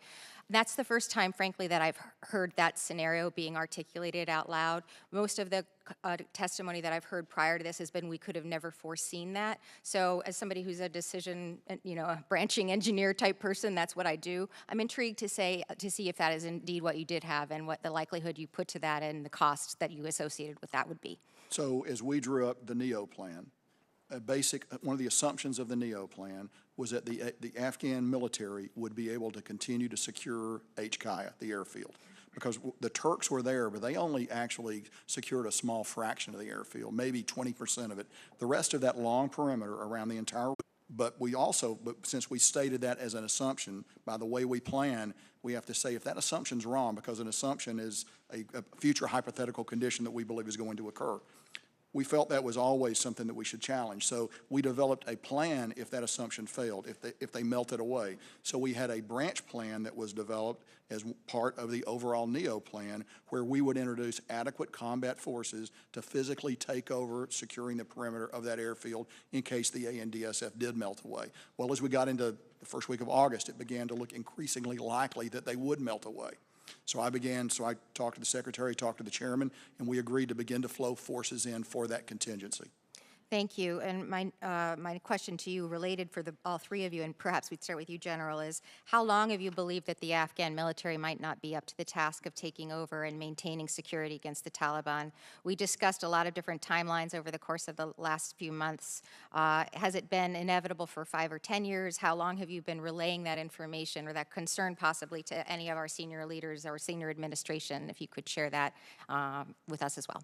Ma'am, so I'll start. I think it actually, from the relatively short-term perspective, I think the Doha Agreement and the signing of the Doha Agreement had a really pernicious effect on the government of Afghanistan and on its military. Psychological more than anything else, but we set a date certain for when we were going to leave and when they could expect all assistance to end. So for the first time, there was something out there in front of them. Now, I think that's an important thing. The other point would be, it's been my position and my judgment that if we went below an advisory level of 2,500, I believe that the government of Afghanistan would likely collapse and that the military would follow. And one might go before the other, but I believe that was going to be the inevitable result of drawing down to zero, and I've expressed that opinion in writing for quite a while. Now, so taking a look at that, that was sort of my best judgment on that. I believe that, So going below 2,500, I think, was the other sort of nail in the coffin, if you will, that allowed the Afghan government, that led to conditions where, first of all, we could no longer see what was happening to the force because our advisors were no longer down there with those units. So let me give you an example. If we shipped a box of mortar rounds into Afghanistan, we would sign it over on the ramp at H-Kaya, and the Afghans would truck it away. There would be nobody below that level to help them disperse it, to see if it went to the bazaar or if it went down to the unit that needed mortar rounds. Thank you. I appreciate that. And Secretary Austin, it looked like you had something to contribute as well. I certainly agree with comments that General McKenzie has made. I would just add to that that as a part of that agreement, we agreed to cease conducting air operations against the Taliban. So the Taliban got stronger. They increased their offensive operations against the Afghan security forces. And the Afghans were losing a lot of people on a weekly basis. In addition to that, we caused them to release 5,000 prisoners, and those prisoners, many of those prisoners, went back to fill the ranks of the Taliban. So they got a lot stronger. They continued their attacks. We got smaller. And so I agree with General McKenzie. That's when you could begin to see things really begin to head in a different direction. So with the last 4 seconds, I very much appreciate your time, and very intriguing that it seems like the Doha agreement might have been a pivotal point. And thank you. And with that, I yield back. Thank you. Mr. Bacon is recognized. Thank you, Mr. Chairman. General Milley, you said today that you saw this as a strategic failure. As a 30-year veteran and someone who's been deployed 4 times myself, and I haven't served as long as the three of you, but it breaks our heart. And I think most veterans feel heartbroken knowing that the blood and the treasure spilt ended up in a strategic failure. I think we're enraged by it. Then to have the president come out and say that this was a success and he had no regrets, that does not break our heart. That makes us mad as hell that he would say it that way. So I want to say that up front.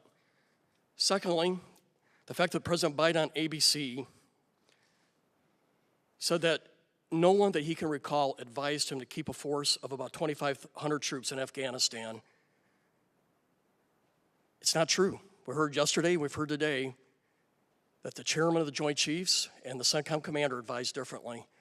I have no other view to see this as a lie, a falsehood from our president.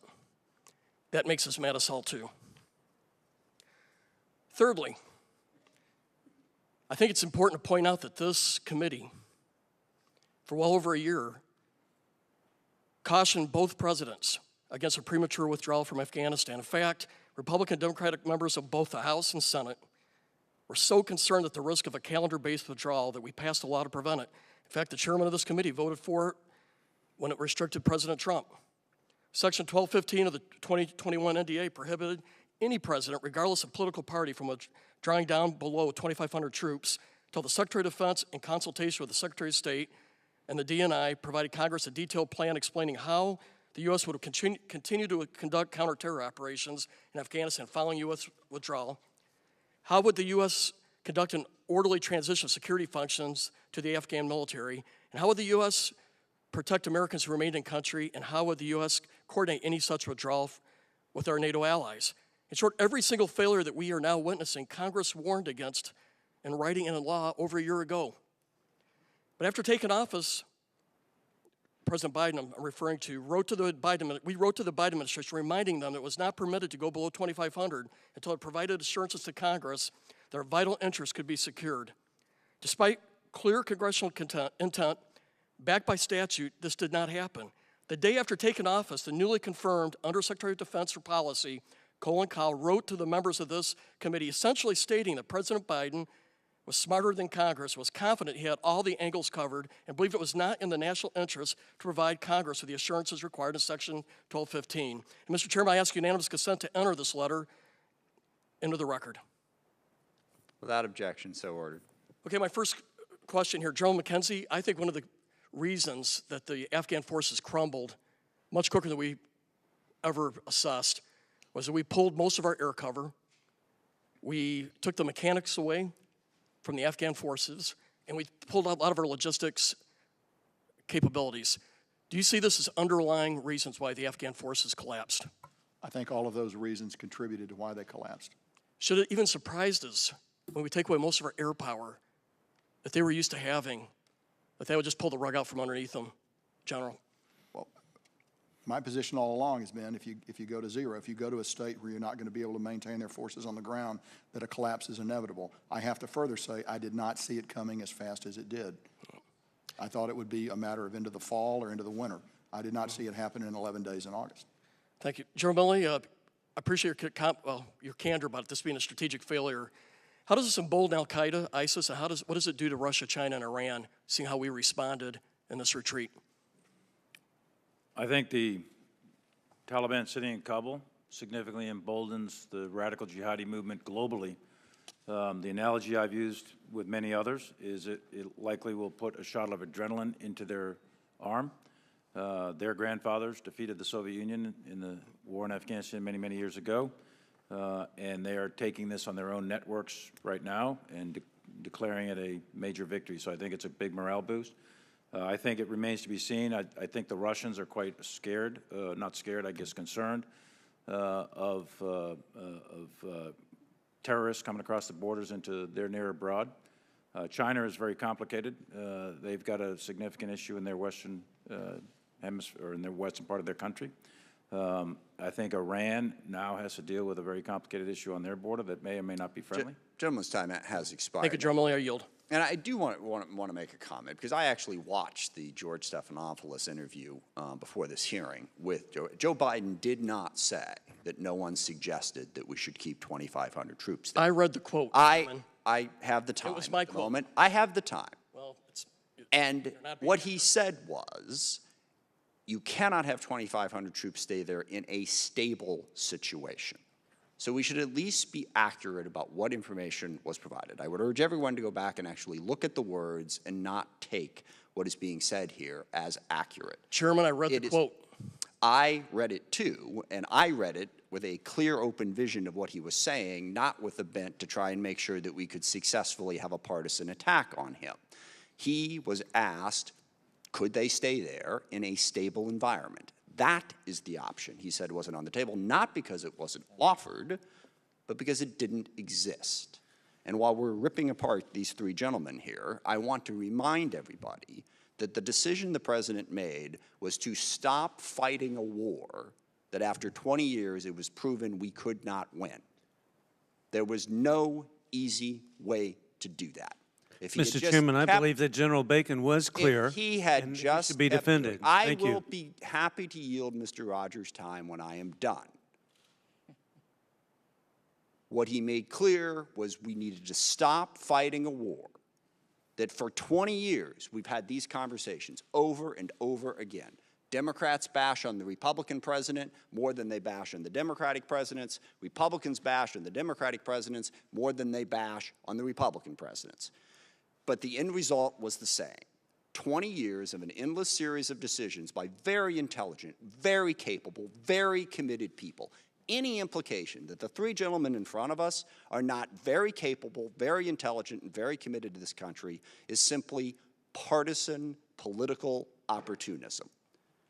We can look at 20 years. Pick your favorite general, pick your favorite president, pick your favorite leader, okay? None of them could successfully do what so many members of this committee are sitting here telling these gentlemen that they're basically idiots for not being able to do.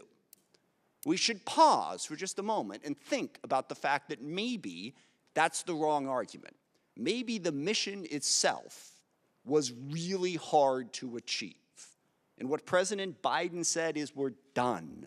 We're not going to have these hearings anymore. We're not going to have the funerals anymore. We're not going to lose the service members fighting a war that it is clear we cannot be successful.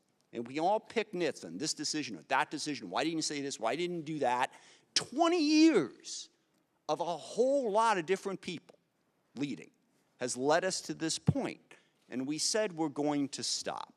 Mr. Chairman, this is inconceivable. They're bringing the war here. The war is not over. It's coming to America. The funerals are here, Mr. Chairman, and we count on you and your leadership and these generals to know the war is not over. It is clear that point of order. interrupt. Mr. Chairman, we're not done with this war. The point is, yes, we are going to have to continue to contain this threat. And 20 years no of question mistakes about is an it. excuse Having for the US failure of troops the in withdrawal. Afghanistan was not succeeding. Mr. Chairman, point of I have order. to make that point. Mr. Rogers is the ranking member on the committee, and I will give him the time to respond. Thank you, Mr. Chairman. I did note the Stephanopoulos interview, and I disagree with your interpretation. Mr. Stephanopoulos came back and asked him again. So you're saying that nobody advised you to leave the troops, and that was his response. But I think the general officers here and the Secretary have made it very clear that they gave the President advice that he wouldn't listen to. The last president, they gave him advice, and he did listen to it. So, I mean, I'm not challenging, and I have not in any way disparaged these great gentlemen. In fact, in my opening remarks, I made it abundantly clear I don't want them shouldering blame for what happened in this withdrawal when it was the administration and the State Department and National Security Advisor. And with that, I'll yield a minute Rogers to Mr. Bacon. Mr. Crow is recognized. Thank you, Mr. Chairman. Dovetailing on Chairman Smith's comment, I just can't help but think back to my last deployment in Afghanistan in 2005. And there was a moment where I had been awake for several days, walking with a heavy rucksack in the mountains of Afghanistan, and wondering and asking myself, where was the debate? Why weren't people asking the questions then? Why weren't people paying attention? And I'm glad they are now, and I'm glad we are having this debate. But as Chairman Smith adequately pointed out, we could have been doing this a long time ago. 4 administrations, Republican and Democrat, 10 Congresses, Republican and Democrat. This is a 20-year conflict that our country owns, and we have to have a broader discussion. It's not a 2-month conflict. And I appreciate your candor, and I appreciate the seriousness with which all 3 of you have dealt with this. So with that in mind, the fact that there are serious issues that have to be addressed, I have 2 lines of questioning. One about our continuing obligation to our partners, and the next about the planning in advance of the evacuation.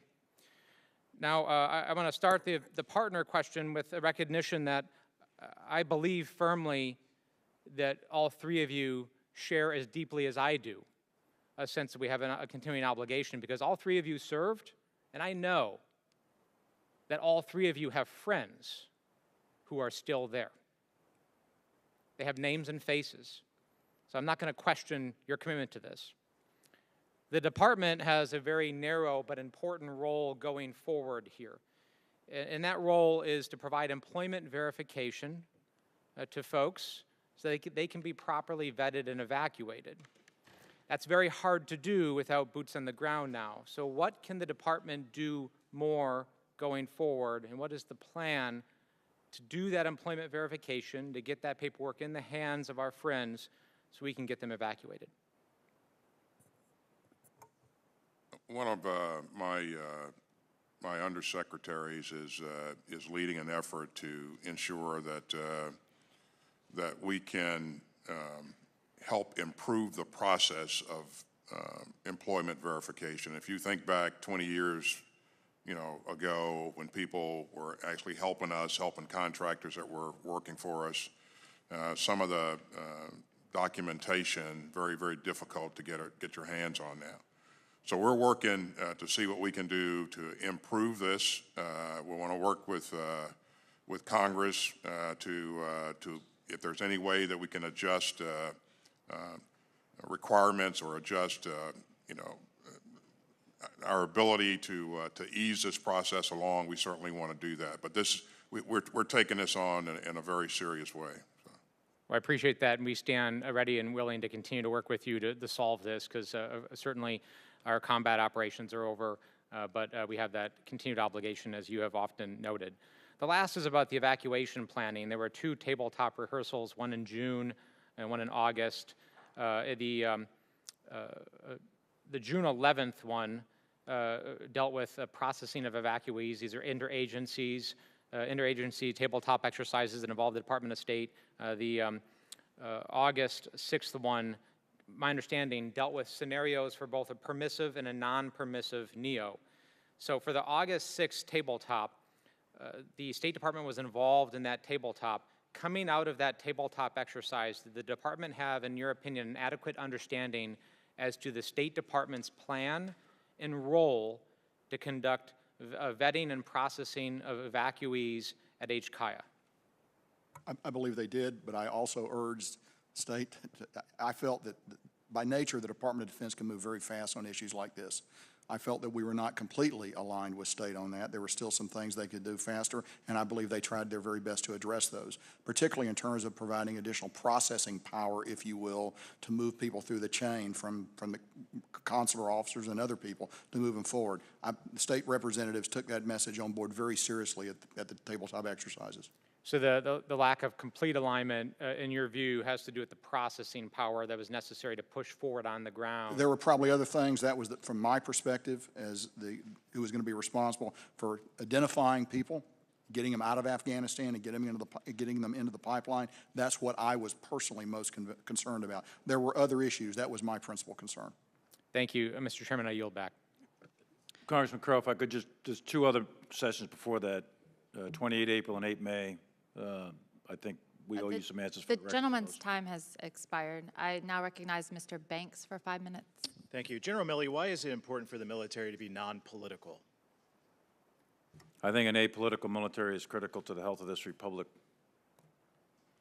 General, why did you spend, you've already established yesterday and today, you spent a significant amount of time talking to political book authors and political reporters, including Bob Woodward. What compelled you to do that? I believe that part of my job is to communicate to the media what we do as a government, what we do as a military, to explain to the people. And so I do interviews regularly with print media, books, documentaries, videos on TV, TV interviews. I think it's part of a senior official's job to be transparent, and I believe in a free press.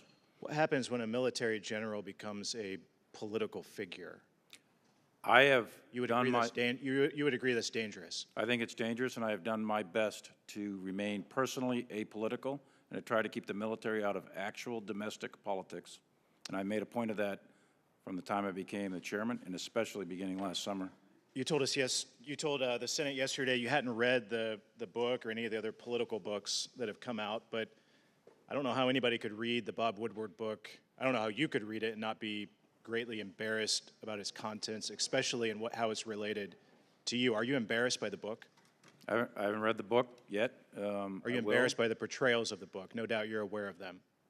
Embarrassed, no. I'm concerned that there's mischaracterizations of me becoming very politicized as an individual, and that it's my willingness to become politicized, which is not true. I am trying to stay apolitical, and I believe I am. That's part of my professional ethic, and I'm trying to keep the military, the actual military, out of actual domestic politics. I think that's critical. Do you regret speaking with Bob Woodward? No, I think that it's important for me to speak to the media. I want to talk about some of the contents of the book. Since you haven't read it, maybe I can read some of it to you. We've already heard a little bit about the back and forth with you and Speaker Pelosi. But in that conversation, you said in a phone call with Speaker Pelosi, she said, quote, "Republicans are enablers of President Trump's behavior. You know he's crazy. He's been crazy for a long time." You replied, "I agree with you on everything." That was repeated 3 times in the prologue of the book Peril, that you told Speaker Pelosi that you agree with her on everything. Is that an accurate portrayal of your recounting to Bob Woodward about those conversations? Not exactly, no. I think that, so in fact, I know what I said. Is Bob Woodward wrong? Is that portrayal wrong? In fact, I know what I said, which was, Madam Speaker, I am not qualified to determine the mental health or assess the mental health of this president or any president. Did you tell the Speaker that you agreed with her on everything? And what I was referring to when I said that was I agree that we need to have the processes and procedures in place to make sure that we don't have an accidental, or illegal, or unauthorized use of nuclear weapons. And I do agree with that.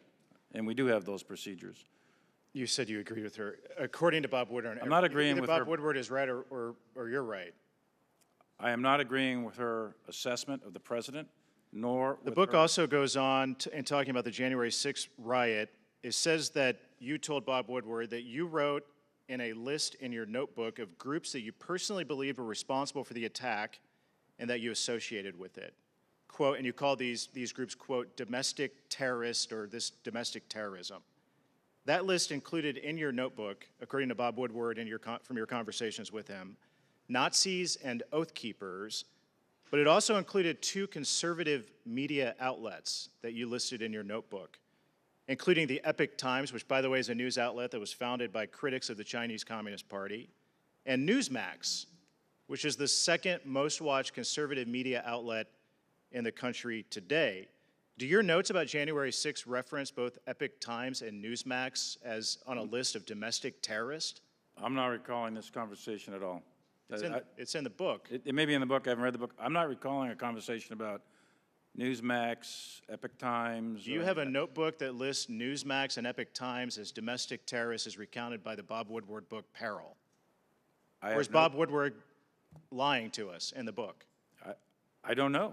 I don't recall any conversation about Epoch Times. Do you believe that Newsmax and Epoch Times are domestic terrorists or their No, viewers or readers no, are I domestic think, terrorists? not at all. I don't think Epoch Times nor Newsmax are domestic terrorist organizations. Will you I produce believe they your are. notes to this committee I'll produce that any you notes you relayed want. to Bob Woodward in the book that you listed different groups are responsible for January 6th? Sure, absolutely. I yield back. Gentleman's time has expired. I will just note for the record that I was quoted in that book as well, and a lot of what I said was conflated and not 100% accurately portrayed. It does happen. Just because someone says something doesn't mean that it is an accurate portrayal and doesn't even mean they're lying. It could be a misunderstanding about what was actually said.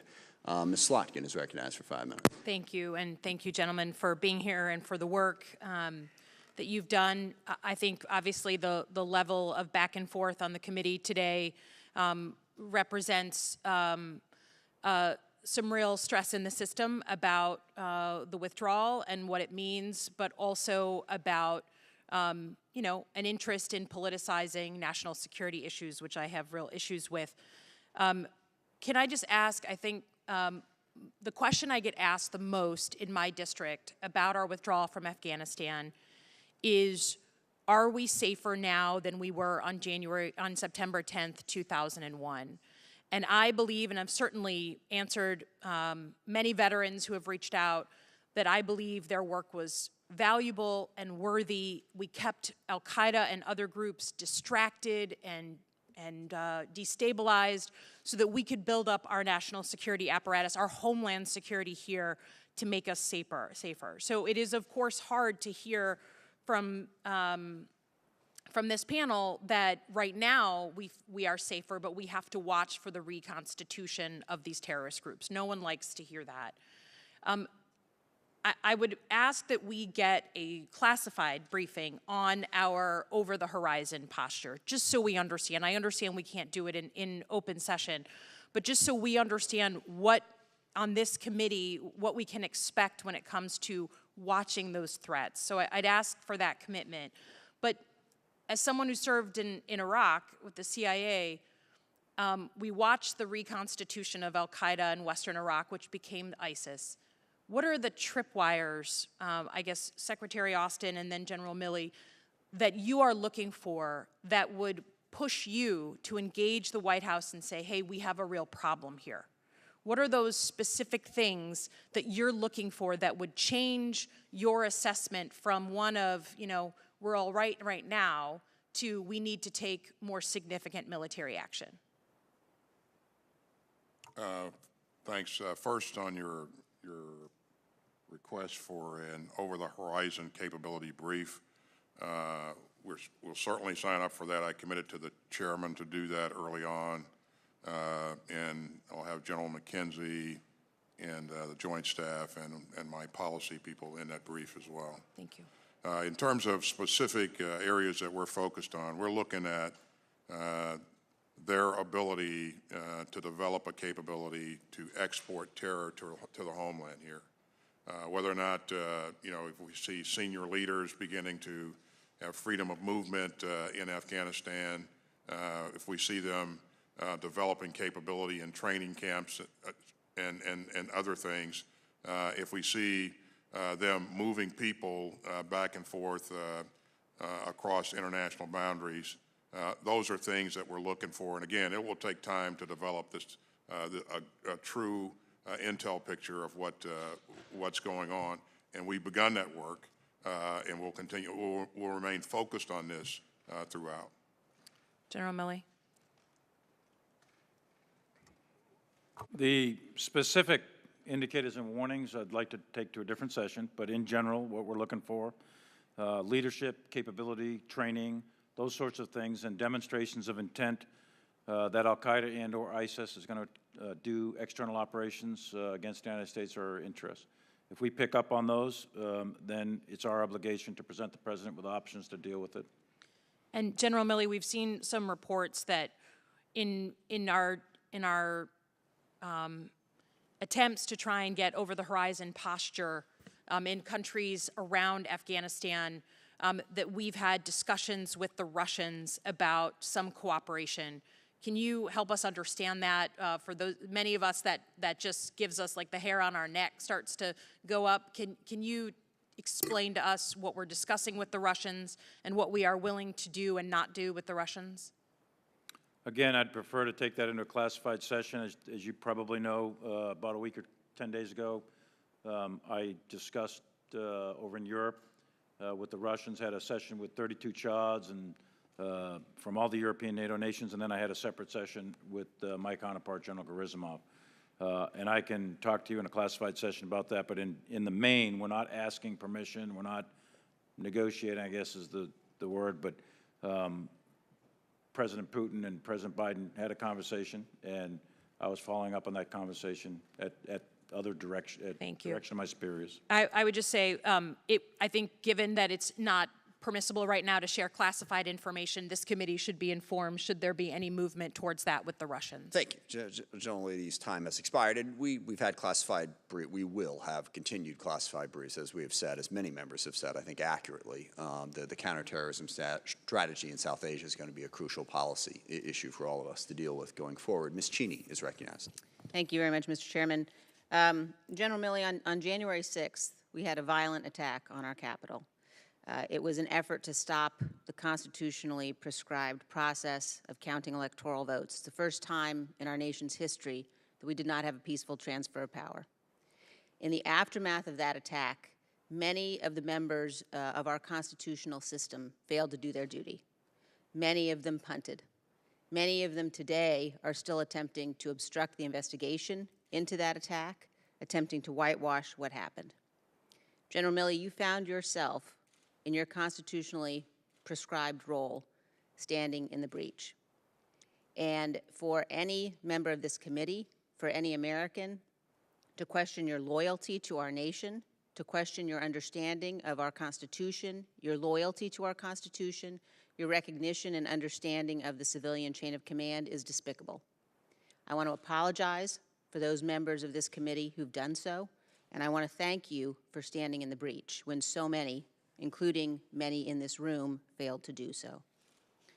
With respect to Afghanistan, the only question for us with respect to the deployment of forces in Afghanistan or anywhere else is, what does U.S. security require? In the circumstances we found ourselves in Afghanistan, the deployment of our forces was allowing us to conduct counterterrorism operations, counterintelligence operations, enabling us to prevent terrorists from establishing safe havens. General Milley, terrorists now have an entire country of Afghanistan. Could you tell the committee whether or not you think the current situation in Afghanistan following the withdrawal of forces, which began with the Doha Agreement and the orders that you have described in the Trump administration, which was carried out in the Biden administration, can you tell the committee whether or not you think we are now more safe or less safe, whether Afghanistan presents more of a threat or less of a threat to our homeland than when we were able to conduct counterterrorism, counterintelligence operations there?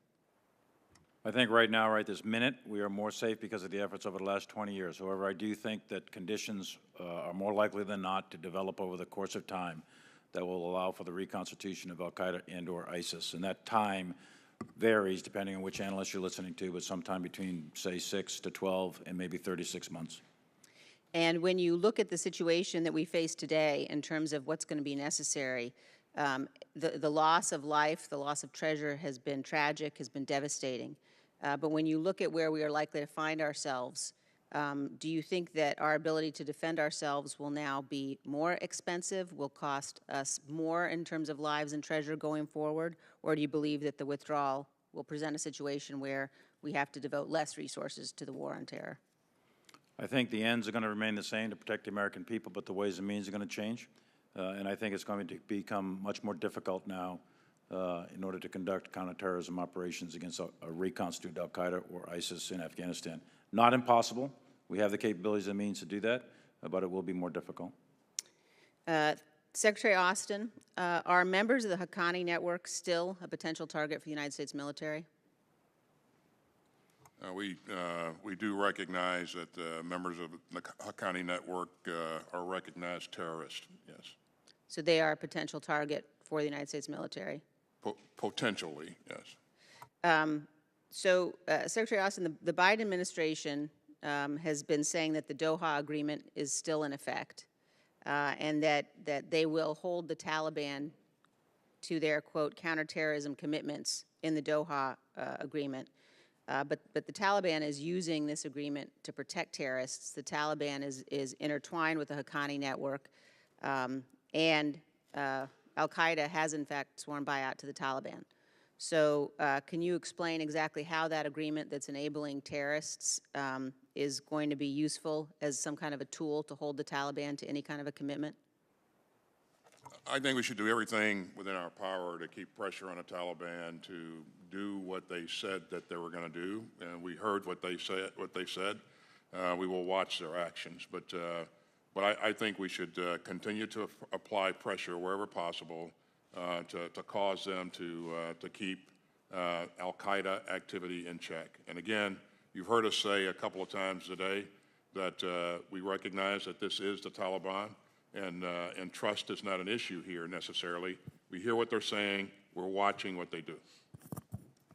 Thank you, Mr. Secretary. My time has expired. Ms. Sherrill is recognized for 5 minutes. Thank you, Secretary Austin, General Milley, General McKenzie. I have quite a few questions, and some I may have to submit for the record because I think it's important to start with this and somewhat echo my Republican colleagues' opening. We've continued to see attacks on our democracy and our values from members representing what, at least historically, would have been the extreme elements of the Republican Party. Attacks including, but not limited to, the horrible attack on our Capitol and our Congress on January 6th. And one of the cornerstones of our democracy and our government is civilian, not military, rule. This is sacrosanct to those of us who've worn the uniform. And, judging from the attacks by some members of this committee, poorly understood by those who have not. I have concerns about how the NEO was executed, but I must applaud all of you for scrupulously ensuring our civilian government remained the decision-making authority as you continued to provide your best military advice, even when, at times, your advice differed from the decisions made. Thank you. I'd like to now turn to some questions that I have related to the timeline of events. So, as I understand it, in February of 2020, President Trump made an agreement with the Taliban to withdraw U.S. troops by May 1st, 2021, in exchange for several conditions, including a halt to attacks against U.S. forces and cutting ties with al-Qaeda. By the time he left office, President Trump had drawn down forces to 2,500 and publicly indicated his intent to complete the withdrawal if he had been reelected. And I think, Chairman Milley, you mentioned the 10 November 2020 withdrawal of troops by 15 January 2020, which was rescinded, and then the 17 November 2020 drawdown to 2,500 by 19 January. Is that correct? It was a memo dated 11 November, 2 days after Secretary Esper was fired. And then on the 17th, it was rescinded. The first memo said go to 0. The second one said go to 2,500. Thank you.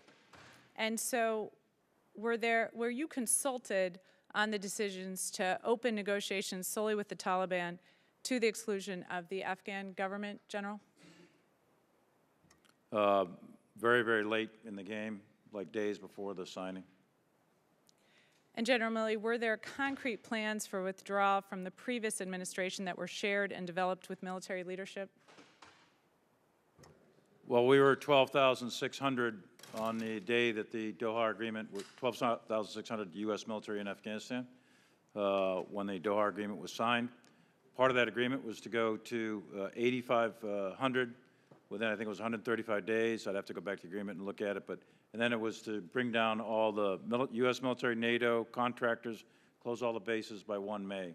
So it was an agreement signed by our government. We dutifully executed a deliberate drawdown over time from February of 20 all the way through based on a set of milestones. So we did withdraw, and we had a plan to withdraw. Did any of those plans include plans to evacuate civilian American personnel, citizens, and SIV holders? Yes, General McKenzie and Centcom did develop NEO plans, but not like the large SIV holders and lots of American citizens. It was primarily the embassy and their personnel. But I'd defer to Frank McKenzie to talk about the details of the NEO plans at that time. General McKenzie. So we hold a NEO plan for every country in the Central Command region. So yes, we had a plan to bring out mainly American citizens and people associated with the embassy.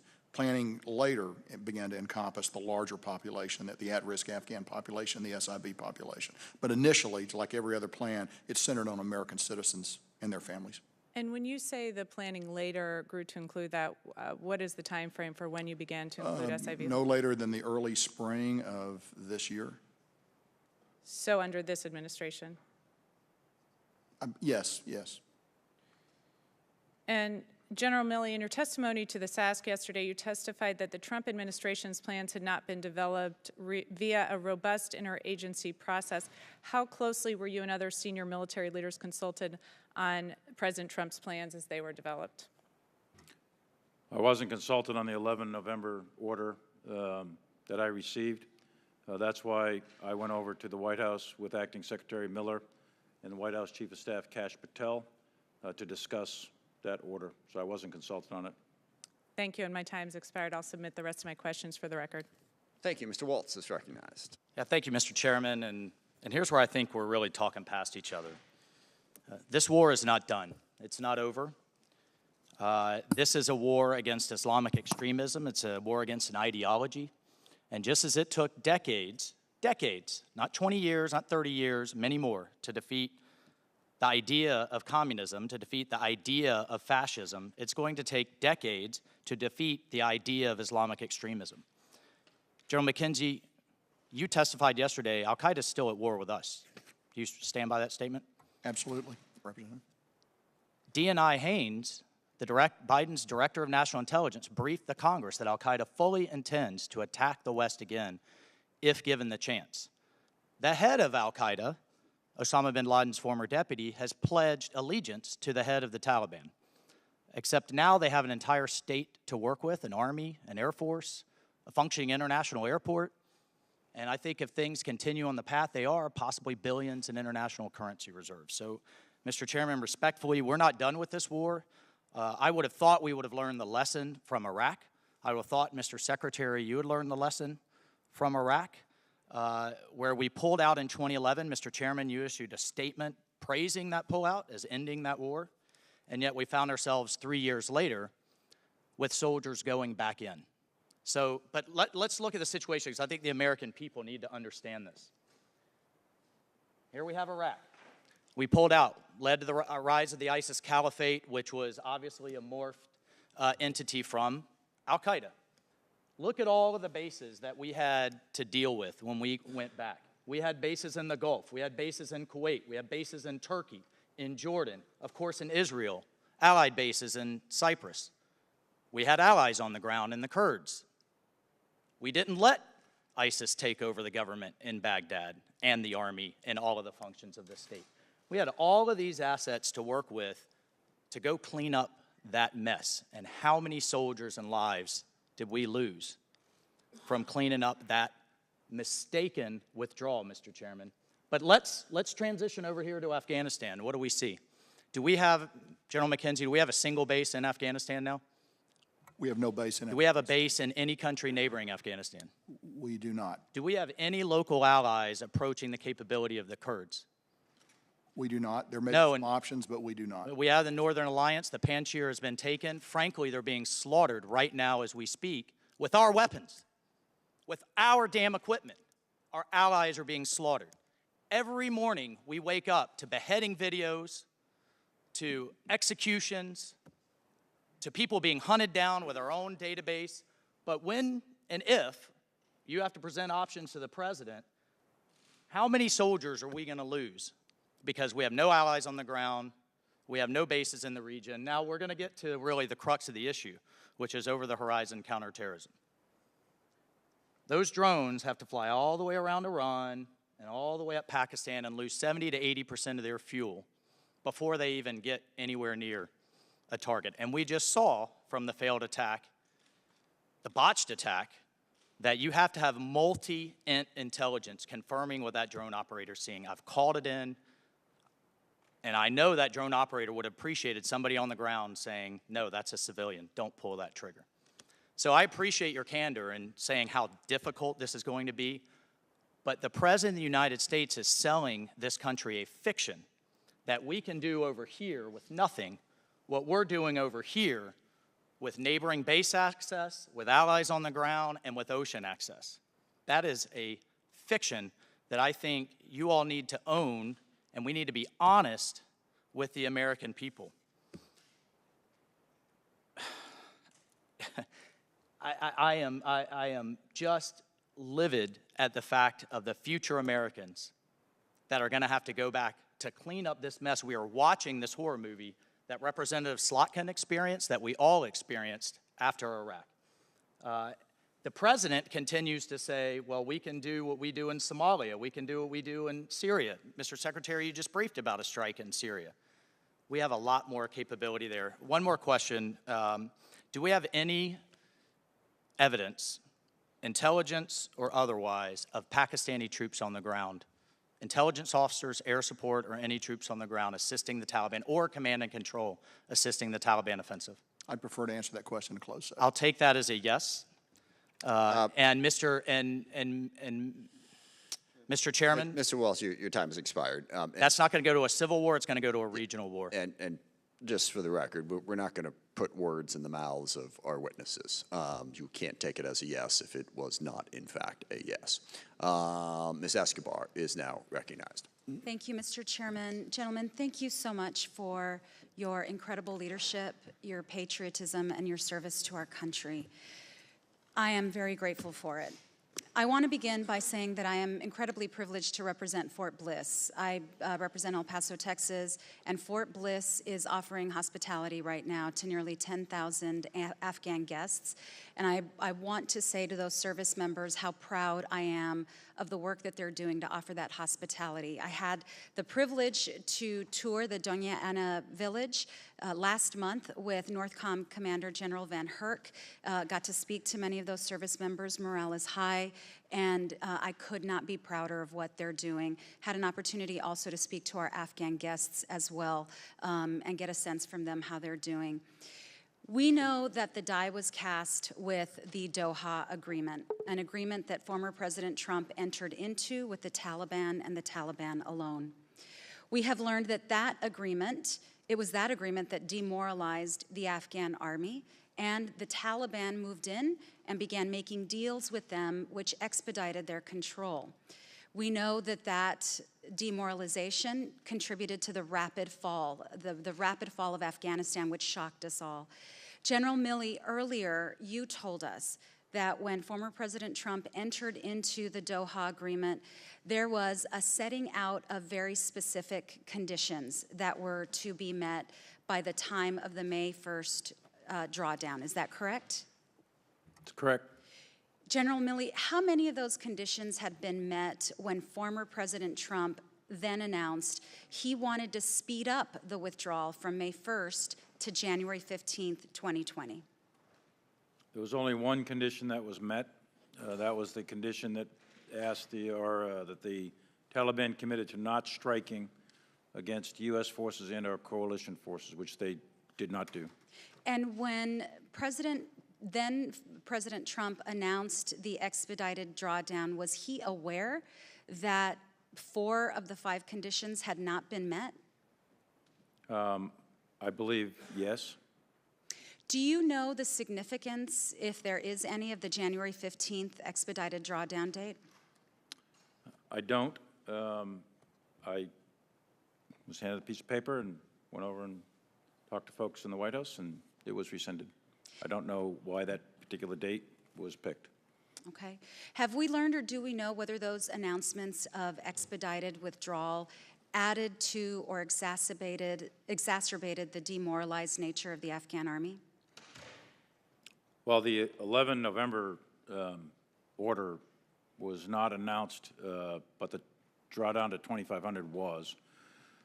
I mean, I don't know factually in the sense of we have detailed reporting, but I believe, and we'll do this in AERs, I think that was one of many contributing factors, not the only one, but one of many contributing factors to the declination of the morale of the Afghan security forces.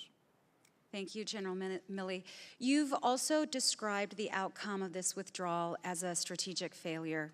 Can you share with us what would have been considered success for the administration, the service members and military experts who've been involved in this conflict for over 2 decades, and what it would have taken for us to get to success? I think, my opinion was, that success would have been a negotiated solution between the government of Afghanistan and the Taliban for a shared power-sharing arrangement in their government, and an end to the civil war in that manner. I also assessed that the probability of that actually happening was low, but I did think that there was a possibility, and it wasn't zero. So a negotiated solution, I think, was probably the best way to describe a proper end to this war. I don't think that there was a military solution by us to defeat the Taliban. I think that was not in the cards. And I didn't think at the time that if we sustained a level of effort in Afghanistan with our military, 2,500 or 3,500 in those ranges, I didn't think the Taliban could defeat the Afghan security forces. That was my assessments at the time, and I thought success meant a negotiated settlement between the government and the Taliban and have a power-sharing arrangement to end the war. Thank you, General Milley. I have about 15 seconds. Secretary Austin, has the U.S. military and Department of Defense begun to reimagine any of our existing involvements abroad to better assess risk of a fallout such as this one? Yeah, we continue to take a look at ourselves across the board and how we're... And the gentlelady's time has expired, so that'll have to be taken for the record. Mr. Johnson is recognized. Thank you, Mr. Chairman. There's been a dispute here today about the actual words that were shared in the ABC News George Stephanopoulos interview with the President. We took the liberty of getting the full transcript. I'm going to read you the relevant excerpt and ask you a question. And, Mr. Chairman, I ask unanimous consent to enter the transcript into the record. Without objection, so ordered. So Stephanopoulos asked this, quote, "But your military advisors warned against withdrawing on this timeline. They wanted you to keep about 2,500 troops." Biden, "No, they didn't. It was split. That wasn't true. That wasn't true." Stephanopoulos, "They didn't tell you that they wanted troops to stay?" Biden, "No, not in terms of whether we were going to get out in a time frame all troops. They didn't argue against that." Stephanopoulos, "So no one told, your military advisors did not tell you, quote, 'No, we should just keep 2,500 troops? It's been a stable situation for the last several years. We can do that. We can continue to do that.'" Question. Biden, "No, no one said that to me that I can recall." So, gentlemen, with all due respect, the American people deserve to know the truth in all this. They're asking us to get the truth. So here's the thing. There's only 3 possibilities here. Either the President lied to the American people, or he legitimately cannot remember the counsel of his top military advisors in winding down the longest war in American history, or you have not been fully accurate under oath. General McKenzie, I'll ask you, which is it? I'm going to be very direct. I cannot share advice I give the President, and I will not do that. I will also tell you, though, that it's been my consistent position throughout this hearing and the hearing yesterday that I believe the appropriate level of our forces in Afghanistan should have been 2,500.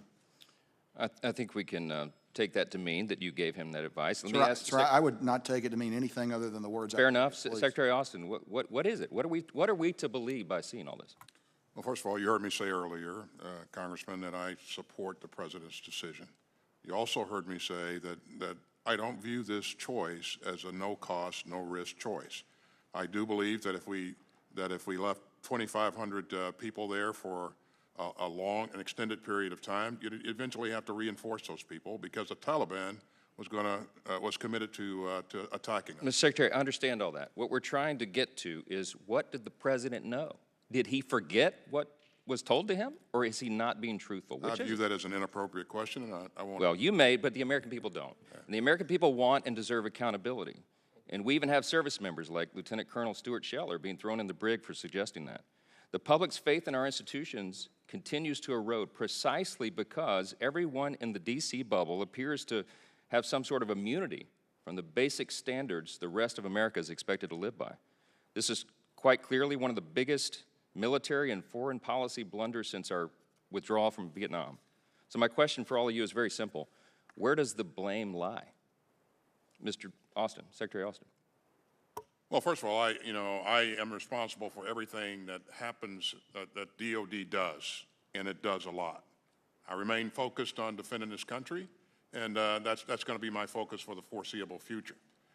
Secondly, I would remind you that we just evacuated 124,000 people. I appreciate that you think that was a big success, evacuation, but the blame for the disastrous withdrawal that everyone agrees was a disaster, who's to blame for that? I'll let the silence speak for itself. General Milley, you said earlier this month that it's possible that we would work with the Taliban to conduct strikes against ISIS-K in Afghanistan, presumably referencing our over-the-horizon capabilities. But today you testified, you said, quote, the Taliban remains a terrorist organization with ties to al-Qaeda. So are you now suggesting that the United States form some sort of strategic partnership with a terrorist organization? No, absolutely not. I'm not suggesting that at all.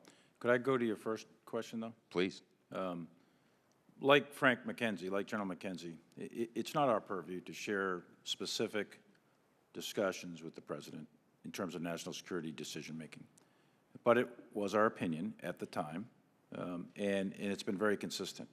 And I would also tell you that this administration did, and I was part of it, along with the Joint Chiefs, a very rigorous process. And this President was one of the most informed decisions that you can imagine, in terms of all sides of the argument. We in the military, in the uniformed military, we look at the cost, the risk to force, the benefit, et cetera, in a narrow, focused view. Other decision makers have a much wider angle. I appreciate that, but what we're left with in the 9 seconds I have left is that we're supposed to believe that the President was either not informed by you of these very important factors, or he forgot it.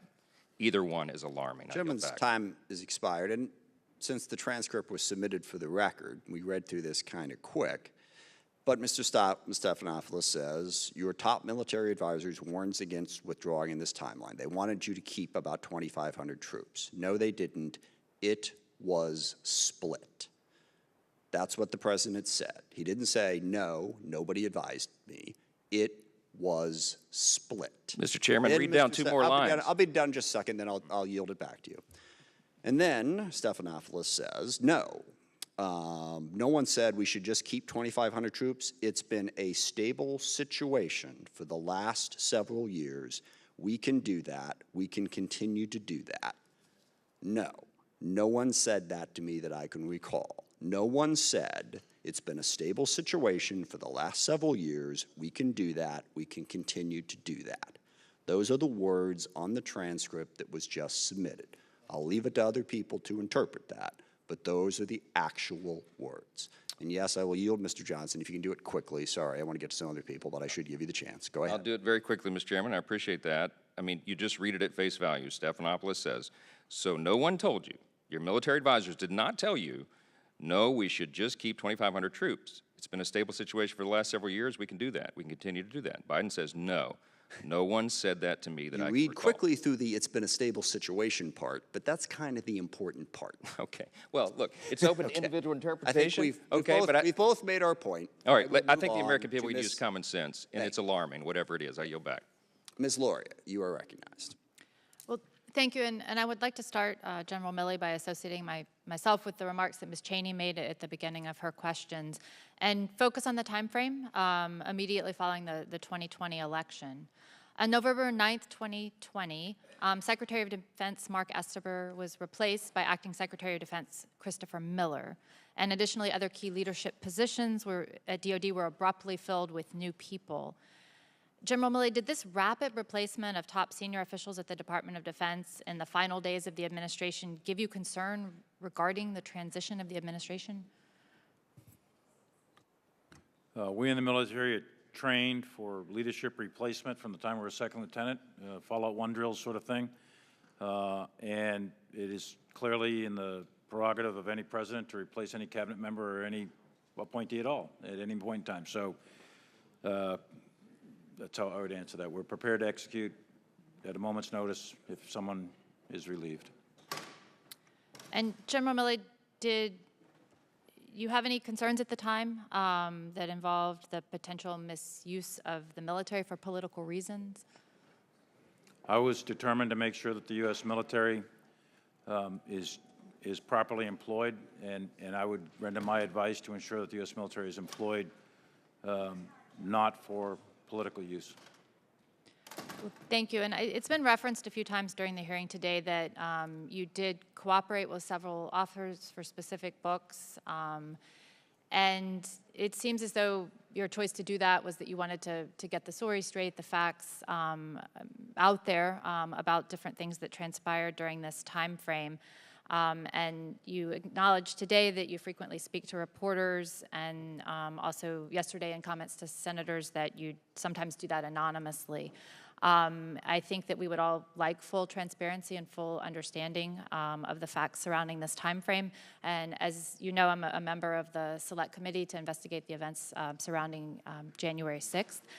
So I can speak for the committee to say that we'll be very interested to have the same level of information and be able to speak to you in the future about those topics. And I'll shift now to another topic of discussion.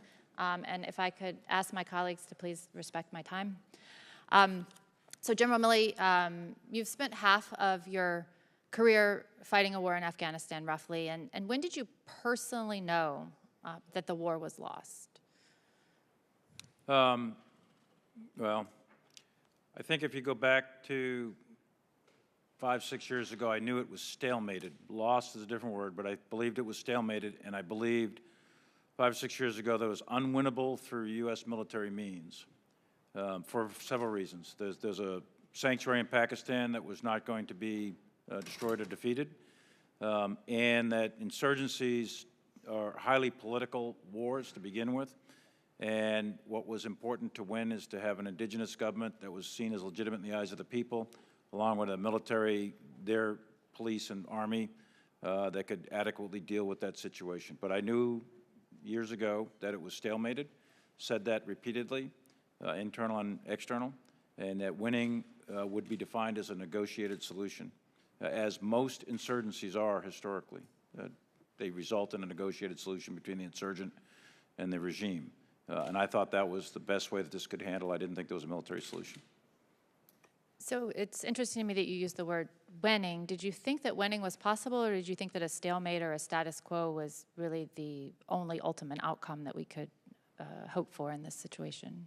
I think, as I recall, President Bush at the very beginning of this thing 20 years ago said winning would look a lot different in this war, or words to that effect. And I think he was right then, and I think that a negotiated solution was the best way of approaching a quote-unquote win.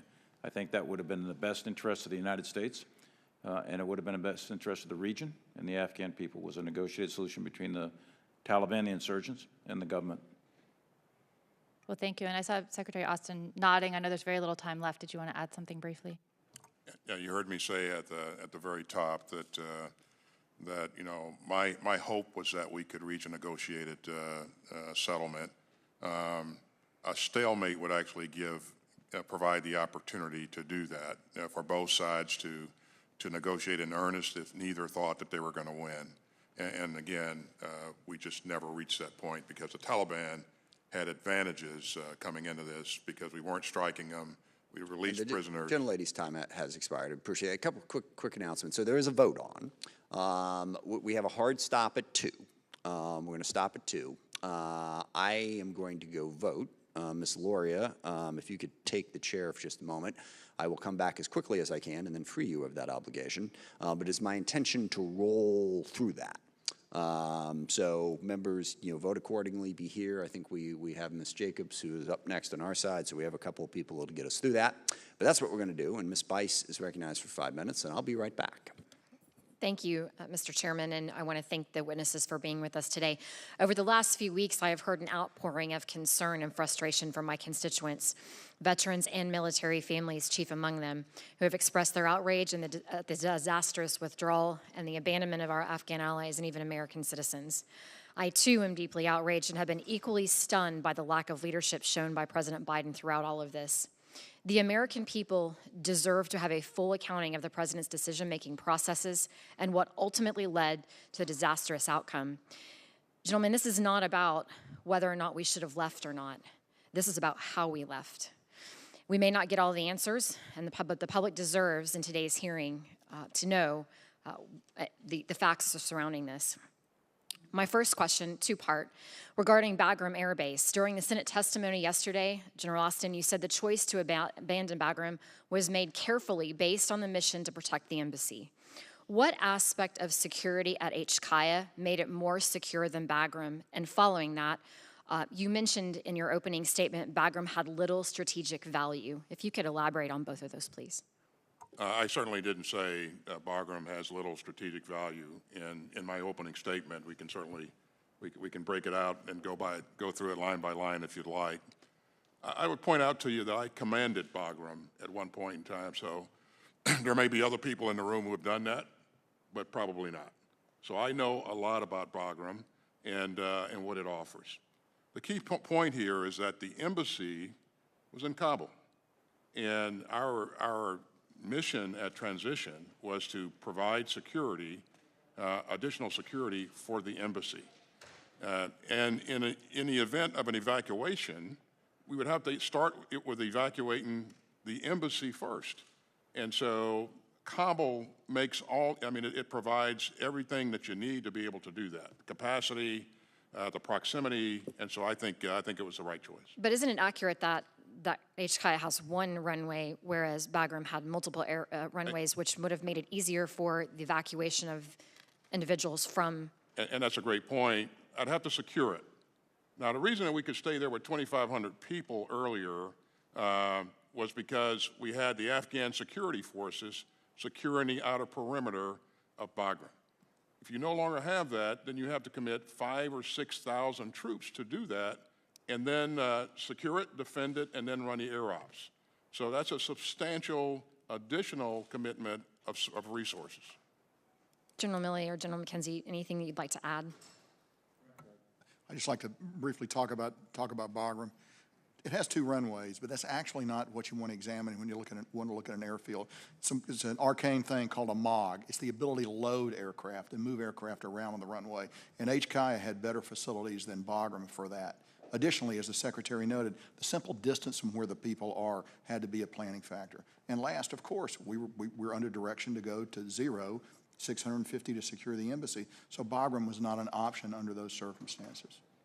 Thank you. I would add, if I could, if you have the assumption that there's no Afghan army, there's 73 towers at Bagram as a minimum. There's 3 big gates. You have to have a quick reaction force. You're going to have to patrol out to rocket range. And then you're going to have to secure this 30 miles of road between Kabul and Bagram. We would have never been able to get 124,000 people out of Bagram. It just wouldn't have happened. The center of gravity of a NEO was always going to be HKIA. The security issues clearly are different at HKIA than they are at Bagram. But Bagram was really not a feasible option given numbers of troops, distance, and the security requirements. Thank you, General Milley. Follow-up question, you mentioned having to evacuate so quickly. Do you trust the information that you are receiving from our intelligence community? General Austin? I have confidence in the information that we get from the intel community, yes. That doesn't say that they will be 100% right all the time, though. Given the fact that it seems as though they did not at all plan for a complete surrender of the Afghan forces upon the withdrawal of U.S. troops. they predicted that outcome, but a different timeline, as you've heard us say before. So. In addition to the botched over-the-horizon activity that killed 10 Afghans, still believe that the intelligence community can be trusted and is effective? Again, I have confidence in the intel community in terms of... The gentlelady's time has expired. I will now recommend Ms. Jacobs, or recognize Ms. Jacobs for 5 minutes.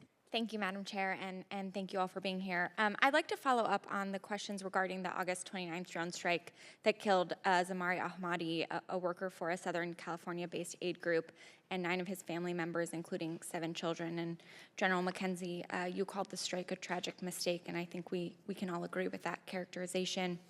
This is an open hearing, so I'm not going to ask about the specific intelligence that led to the strike. But General Milley, you said even after the truth was revealed that there was a reasonable certainty that the target was valid. So I would like to know, do you have that same level of confidence in the intelligence that you have had for similar strikes carried out under DOD's authority? Yes, I do. I mean, intelligence is not perfect. The intel, as Representative Johnson just said, or Vice just said, it's never perfect. We're not going to get perfection in the world of intelligence. They speak in terms of probabilistic language, what is more likely than not, and I believe that we have good reason to have confidence in our intelligence systems. They're not perfect, but we have good reason to have confidence in them, and I think that's been expressed over time in the accuracy and precision of these strikes. I understand. This one strike was bad. It was tragic. It was horrible. Yes. But that is not to say that the intelligence system as a whole is wrong. Okay. But given that we've actually had multiple of these mistakes that we already know about, including the AC-130 gunship attack in 2015 that destroyed an MSF hospital and killed 42 civilians, what assurances can you give us and the American people that our drone program has adequate safeguards? And Secretary Austin, you said that the department has endeavored to learn from this latest mistake. What have you learned? Thanks. Again, I would just remind you that I have directed a review of this operation, and so I won't make any comments on specifics here because that review is ongoing. But in terms of our commitment to learning from all of our operations, we remain committed to doing that, and we are specifically concerned whenever there is an inadvertent loss of life and injury to civilians. And so we take that very seriously, and we hold ourselves accountable for that. So. Well, great. And we in this committee will be looking forward to seeing the results of that review and also having accountability.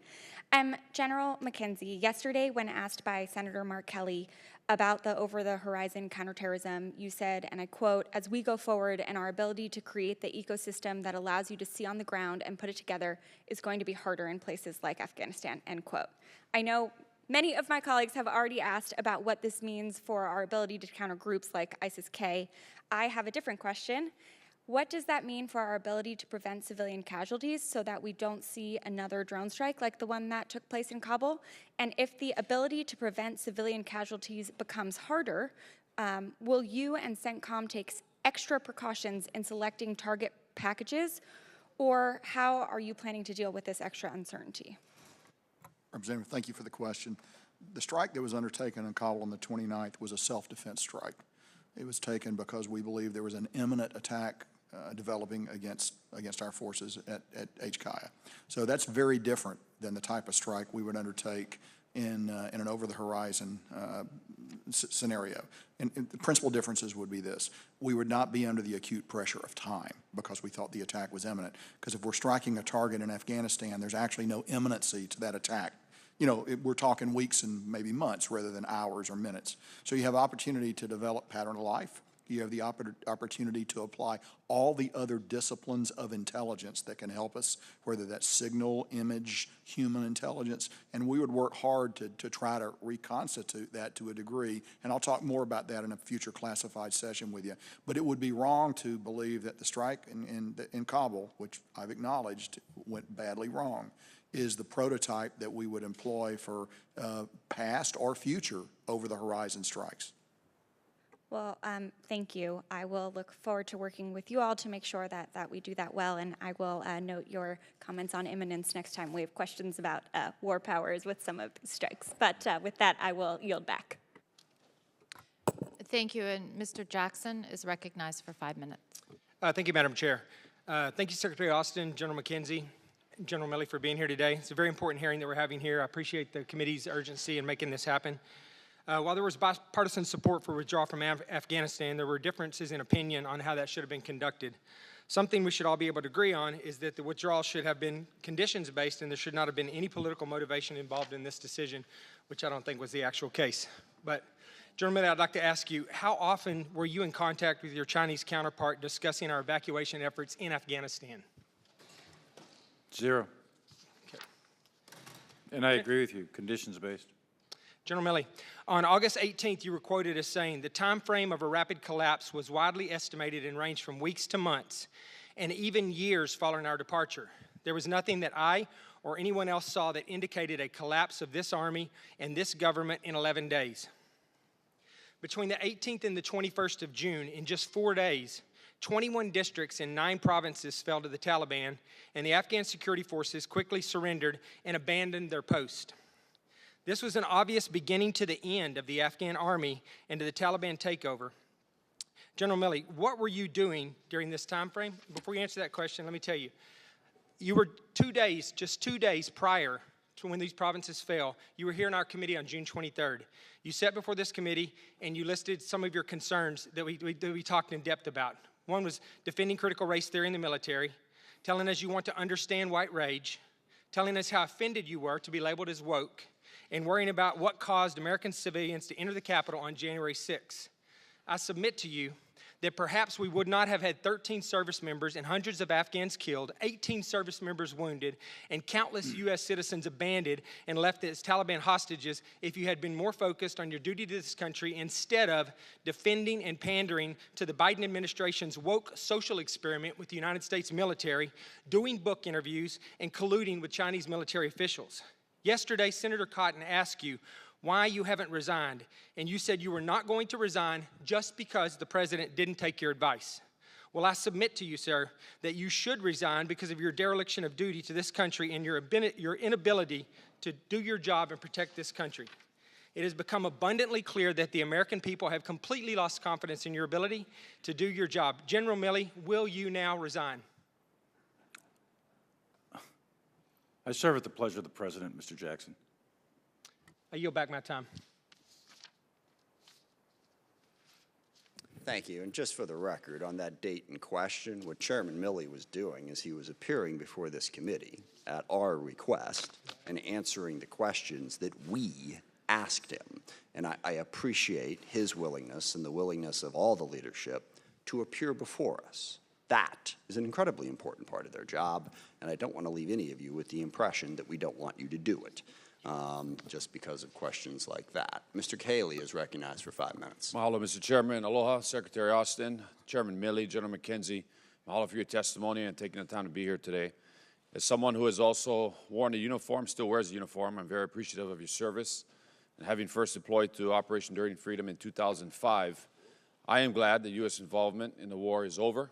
I support the President's decision. However, I'm concerned that the accelerated withdrawal, the strategic failure and fall of Afghanistan to the Taliban has damaged U.S. credibility with our allies and partners.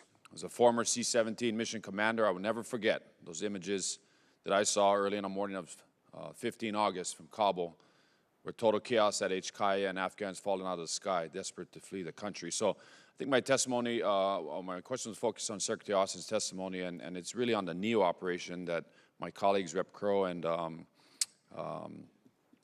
had referred to. And so, Secretary Austin, in your testimony, you stated that military planners had crafted a number of evacuation scenarios in mid-May, you had ordered Centcom to make preparations for a potential NEO, and that on the 10th of August, there was another NEO tabletop. When did the State Department actually call for the NEO? I believe it was on the 14th, Congressman. Okay. 14th of August. On the 14th of August, the State Department called for the NEO. So you stated in your testimony that the NEO remains among the most challenging military operations, even in the best of circumstances. And the circumstances in August were anything but ideal. Extreme heat, a landlocked country, no government, a highly dynamic situation on the ground, and an active, credible, and lethal terrorist threat. And that also in your testimony that you had offered input to the State Department that although mindful of their concerns that moving too soon would actually cause the very collapse of the Afghan government that we all wanted to avoid, but that moving too late would put our people and our operations at greater risk. And so what I'm trying to figure out is, you know, despite the President's decision to order the withdrawal on April 14th and that the troop presence will go to zero, on May 1st the withdrawal began. You know, by May and June of 2021, the Taliban had captured a quarter of the country. Representative Crow identified on June 11th, there was a NEO tabletop that was done. On August 6th, the Taliban captured the first capital. On August 10th, we did a tabletop. Why were we doing a tabletop on August 10th when the Taliban was rapidly advancing to Kabul? On August 14th, Jalalabad and Mazar Sharif fell, and by August 15th, the Taliban had entered Kabul. So that's what I'm trying to figure out, Secretary Austin, is why did we wait? I know we had to wait for the State Department to call for the NEO, but why did we wait so long to do that, even though we had pre-positioned forces, as you had mentioned, in Afghanistan? We had the 24th MU there, 82nd Airborne was coming in, but the airfield was still in total chaos on August 15th. Yeah, so I think what changed the equation here, we anticipated that just based upon a disposition of forces that were kind of centered around the population centers, that the Afghans would, in fact, put up, you know, more significant resistance. And so we anticipated that that fighting would be a bit more intense.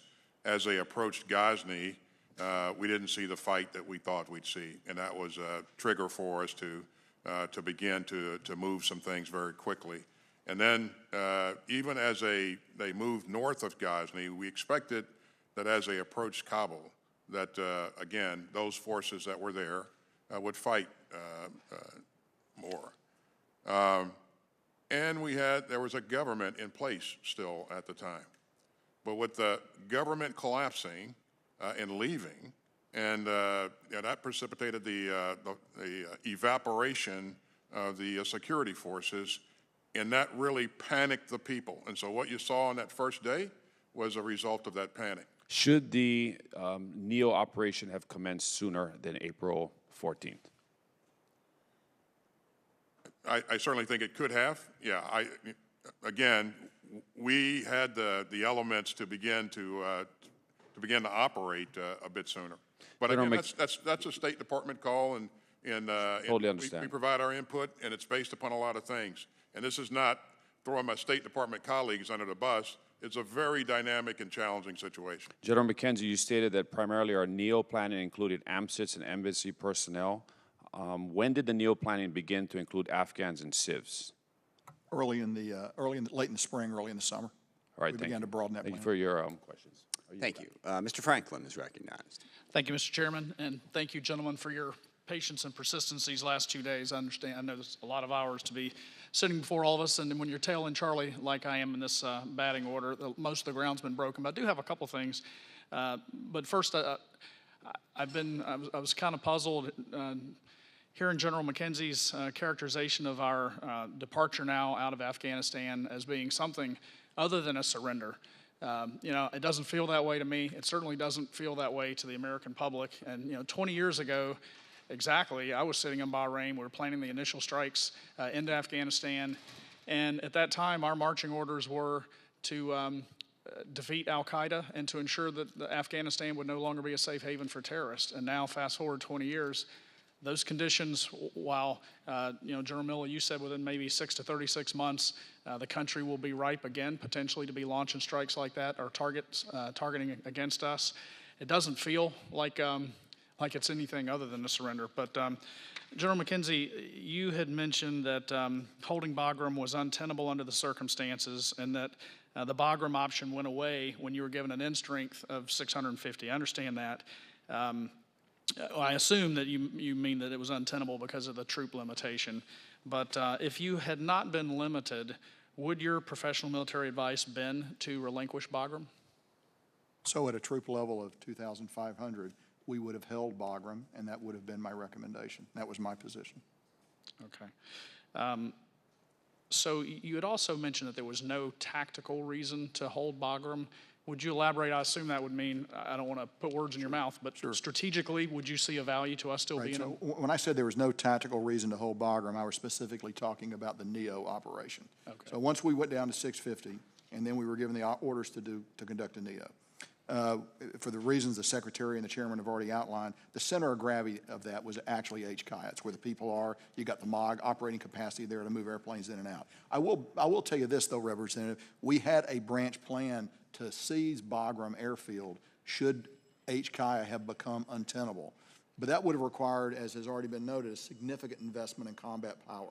And Bagram and HCI never became untenable, so we did not have to consider that plan. Although we had a highly detailed plan to be able to do it, it simply was not necessary because we were able to maintain the throughput at HCI. And again, had we gone into Bagram, we would have introduced significant additional U.S. combat forces into the country and probably would have provoked another conflict with the Taliban, which would have been a political decision, not a military decision. I understand, political decision.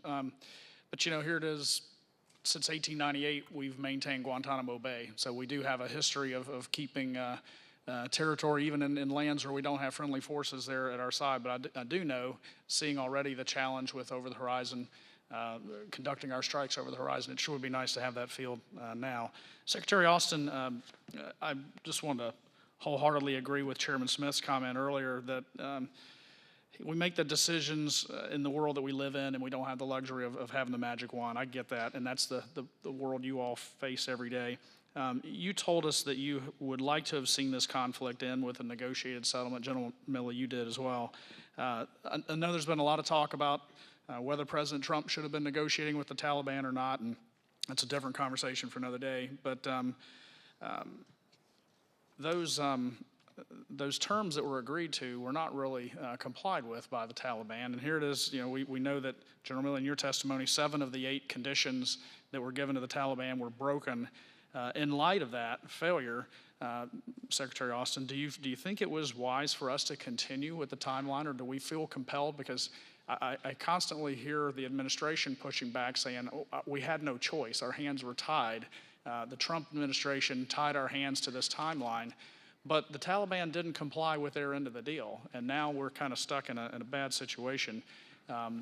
Do you feel that we should have pushed a timeline, not necessarily to stay in Afghanistan? I get it. I think that there's a time for us to start negotiating an exit there, but in light of how disastrous the hasty withdrawal turned out to be, we could have used more time to get those folks out. Well, quite frankly, because of the fact that, for a year we weren't striking the Taliban, they were increasing in combat power. We released 5,000 prisoners, which kind of regenerated combat power for them. They were able to make advances against the Afghan security forces because, we weren't doing things to fully support and again, I apologize, the gentleman's time has expired. That'll have to suffice. Mr. Panetta is recognized. Thank you. I appreciate this hearing, Mr. Chair, and good afternoon, and thank you, gentlemen. Thank you for being here. Thank you for your service, not just in Operation Enduring Freedom, but throughout your career service to our great nation. As an American, as a veteran of OEF, I want to thank you for continuing to remind the American public not to reduce the service of 800,000 men and women who served in Afghanistan down to a 2-week chaotic withdrawal, not to reduce the sacrifice of the 2,461 men and women down to a single photo of a C-17 on the Kabul tarmac. But as you know, and as an American, as a veteran, and as a representative, it is my duty to ask questions. And let me tell you, my constituents are asking a lot of questions. And I think the problem with the withdrawal is that it's left more questions than answers. With the withdrawal, we ended our involvement with the war in Afghanistan, but we still have the war on terror.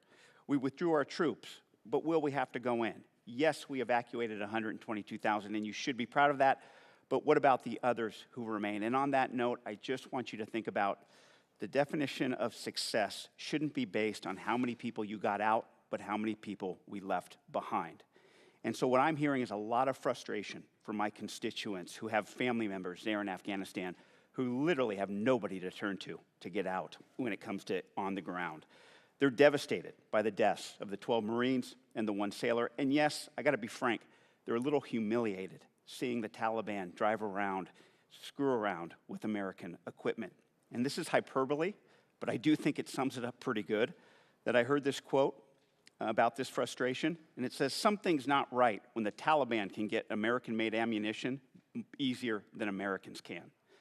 And 4, I do believe that we are dumbfounded that this government, the Afghan government, absolutely disappeared. And hundreds of thousands of well-equipped Afghan troops shed their uniforms, dropped their weapons, and ran.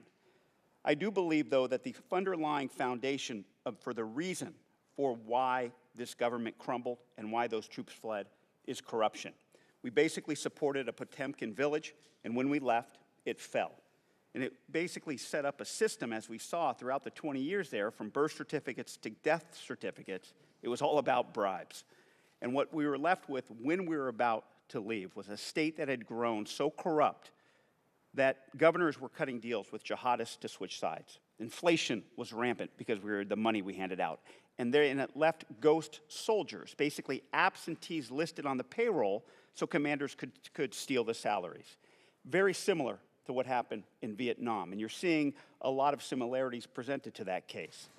And there are a lot of studies, obviously, after Vietnam where it said corruption was a fundamental ill that was largely responsible for the ultimate collapse. So my question to you is, do you believe that corruption was the fundamental ill that was largely responsible for the collapse of the Afghan government? If so, elaborate. If not, what would you consider the fundamental ill for the quick collapse of that government? Thank you. I certainly agree that corruption played a major role in the collapse of the government and the security forces. I also believe that weak leadership added to that, the fact that President Ghani frequently, without any apparent reason, changed out his commanders, which degraded the confidence of the troops in their leadership. So I think and then I believe also that the Doha Agreement had a significant negative effect on the morale of the military, and so I think there's a combination of a number of things that came together to create these effects. But I certainly agree that corruption was central to this issue. General? Absolutely, and I'd even take it one level higher. I think it's about the legitimacy of the government in the eyes of the people, in the eyes of its military. And I think that corruption is one of the contributing factors to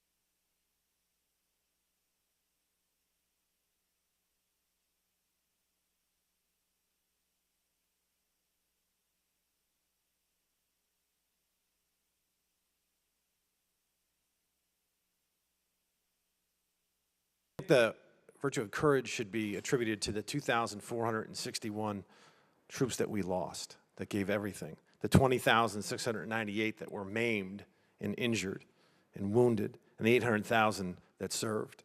I'm a little perplexed, and thank you for being here. I wanted to clear something up. During the testimony, General McKenzie, you were asked when you knew that the drone strike on August 29th had gone tragically wrong, and if, correct me, just yes or no, you said about 5 or 6 hours later you learned that. Is that correct?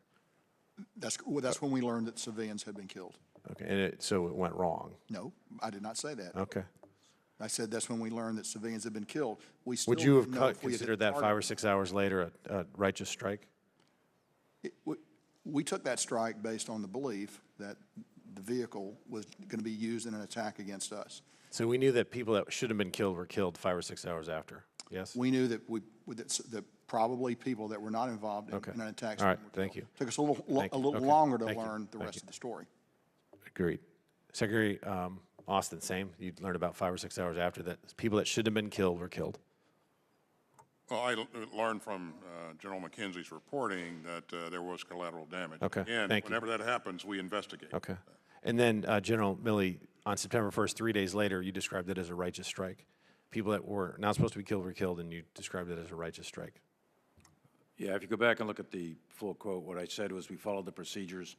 I had every reason to believe that that we followed our procedures at that point in time. We knew that there were civilians killed. We knew there were non-combatants, and there was collateral damage. Yes, you said were others killed? Yes. Yes. Who were they? We don't know. We're trying to sort through all exactly that. right. But That's it's exactly a righteous what I said, strike. and that's right. And So because I believed kill people we shouldn't have. But it was a righteous strike. I believe that the target that we were aiming And at. I apologize. believe the target Thank we were you. aiming Thank at was okay. there. I have That's 3 more fine. minutes. Thank you. Now, General Milley, you served under both President Trump and Biden. Correct. Okay. I've spoken with former Secretary of State Pompeo, had a very extensive conversation with former National Director of Intelligence John Ratcliffe. And what was the general sentiment of senior advisors? If conditions weren't met, what would happen in Afghanistan? How long the Afghan army and government would last? You recall that? I would imagine you were sitting in on those meetings. I'm not sure I'm understanding the question. If conditions are not met. The conditions aren't met and we withdraw, how long is the Afghan government going to last? Back then. I'm not going to speak for them. I'll speak for myself. Yeah, please do, because I know what they told me. I'm on record having said that if we go to zero, that there's a high probability of the government and the Afghan army collapsing. In terms of time, I put that at between 1 and 3 years at the time I wrote this stuff back in a year ago in the fall of 2020. So that's interesting that you say that, because when I talked to both Mr. Pompeo and Mr. Ratcliffe, they told me that there was unanimity. Even President Trump said if conditions are not met, that the Afghan army and government would collapse within weeks, and the longest they heard maybe a month or 2 is what they gave me. Because I was just surprised that, because Secretary Austin said in his remarks today that the fact that the Afghan army, we and our partners trained, simply melted away in many cases was a shock. John Ratcliffe told me he told his successor that they were going to collapse instantaneously if those conditions weren't met. They were going to evaporate. And now we're I don't know what it was a surprise. Mr. What I think, General Milley, with all due respect, what I think it was not a failure of intelligence, it seems to me. I didn't know this stuff. I'm asking. I wasn't in the room. You were. That it was a failure to heed that intelligence and act accordingly. I can show you the intelligence reports that were produced under Mr. Ratcliffe. Thank you, all and the I way appreciate through that. current I time. have 50 seconds left, so I appreciate that. Thank you. All right, so we got 5,000 bad guys in Bagram and jail at Bagram, right? Am I right, General McKenzie? And then we go down to 650. We can't hold it, so we split. But around July 1st, I think we left. 12th. July 12th, and it fell August 15th, correct? And they got out then? 16th. Right around August 16th, and then we have an attack on our troops a couple weeks later. Can any of you guarantee the American people that of those 5,000 bad guy scumbags, none of them were directly responsible for killing our troops? No, I cannot guarantee that, no. Okay. Thank you, Mr. Chairman. I yield back my time. Thank you. Mr. Horsford is recommended. Thank you, Mr. Chairman, and thank you, Mr. Secretary, and to the generals. I'll be brief. I have several questions and appreciate your concise response. General McKenzie, on August 30th, you told the media that while you maintain the ability to bring American citizens and civilians out until immediately before the departure of the final flight, no civilians were on those aircraft, and that mission ended approximately 12 hours before the exit. So to clarify, when did the last American citizen successfully pass through Taliban perimeter into HKIA gate? That's a very specific question. I'll have to come back to you on the record, but I will come back to you. Thank you. And when did the last Afghan civilian successfully pass through the gate? Same thing. It was some hours before, but I'll come back to you with an exact time on that. And how many individuals successfully passed through the Taliban perimeter in the 72 hours preceding the departure of the final flight? Probably in the low hundreds, but I'll come back to you with an exact number. Thank you. I understand that on August 19th, ground commanders authorized the use of helicopters to rescue 169 Americans from the Bagram Hotel after the initial plan for them to proceed on foot became too dangerous. At what time were rotary wing aviation assets no longer operation at HKIA? So first of all, you're right. The Bagram Hotel, we should note, is about 200 meters off the HKIA compound. So it's not a long distance, but we did use helicopters for that. We kept helicopters up until the very end. In fact, one of the final things we did before actually extracting from the C-17s was breaking down some helicopters and loading them. And what were the specific contingency plans to continue the evacuation if the Taliban closed checkpoints surrounding the airport?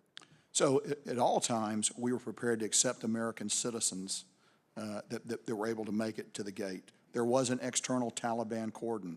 We've talked about that. The external Taliban cordon was actually part of the force protection scheme for the base. Commanders on the ground had to balance their force protection against the need to allow Americans, SIVs, and others to enter. So we tried to work closely when we could with the Taliban to ensure free passage for Americans.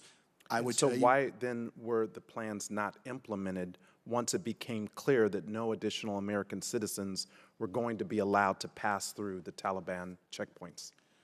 We attempted to, with the Taliban, to allow Americans to be able to get to the gate up until the very end.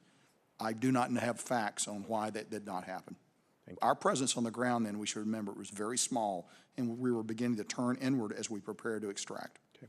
General Milley, in 2017, the GAO released a report on recommendations to enhance the readiness of the Global Response Force to support contingency operations. In June of 2021, GAO assessed that the department had not implemented any of their 3 recommendations to improve readiness due to the ongoing development of the dynamic force employment concept. So I'm curious, what percentage of the total immediate response force and existing pre-positioned forces deployed in support of Operation Spartan Shield were deployed to HKIA to assist in the NEO? And how many additional battalions intended to be in IRF follow-on force were available for short notice deployment but not deployed? We had, and Frank can correct me to 100% here in a minute, but we had 2 battalions, the MU, and another Marine battalion, pre-positioned in the Middle East, along with an Army infantry battalion pre-positioned in the Middle East, and there was a battalion already on the ground. So that's 4. Plus, we alerted on the Secretary's order, marshaled and deployed the IRF and the GRF, which is a brigade of the 82nd Airborne Division, very, very rapidly, and we had 6,000 troops at HKIA very, very rapidly. I think we far exceeded any of the standards that are published for the GRF or the IRF. In addition to that, we had a variety of high-end special operations forces that alerted, marshaled, and deployed extraordinarily rapidly. So we easily met any kind of rapid deployment standards, and we exceeded them. Thank you, gentlemen, for your service to our military men and women and to our veterans who've served over the 20 years during this longest war in history, U.S. history. Thank you, Mr. Chairman. I yield back. Thank you, and thank you, gentlemen, for your testimony today. And I know certainly it was a contentious hearing, but it is enormously important that we have the opportunity to have these conversations. I do not in any way support some of the comments that some of my colleagues made or the way they chose to conduct themselves, but that is a small price to pay for the transparency that we need to allow the committee to do its job. I appreciate you being willing to do that and giving us the opportunity to have this discussion, and we will certainly continue to discuss the situation in South Asia as we go forward. Appreciate your testimony. Mr. Rogers, anything for the good of the order? Yeah, Mr. Chairman, the one thing I would like to ask is that as soon as practical that we do have the classified hearing on the over-the-horizon capabilities, because as I've spoken individually with all 3 of these gentlemen, I'm very concerned about our counterterrorism capabilities and how we're going to address that. We will have multiple classified hearings on that subject, because that's going to be an ongoing topic. But yes, it is something we need to do soon. Thank you. Again, we are adjourned.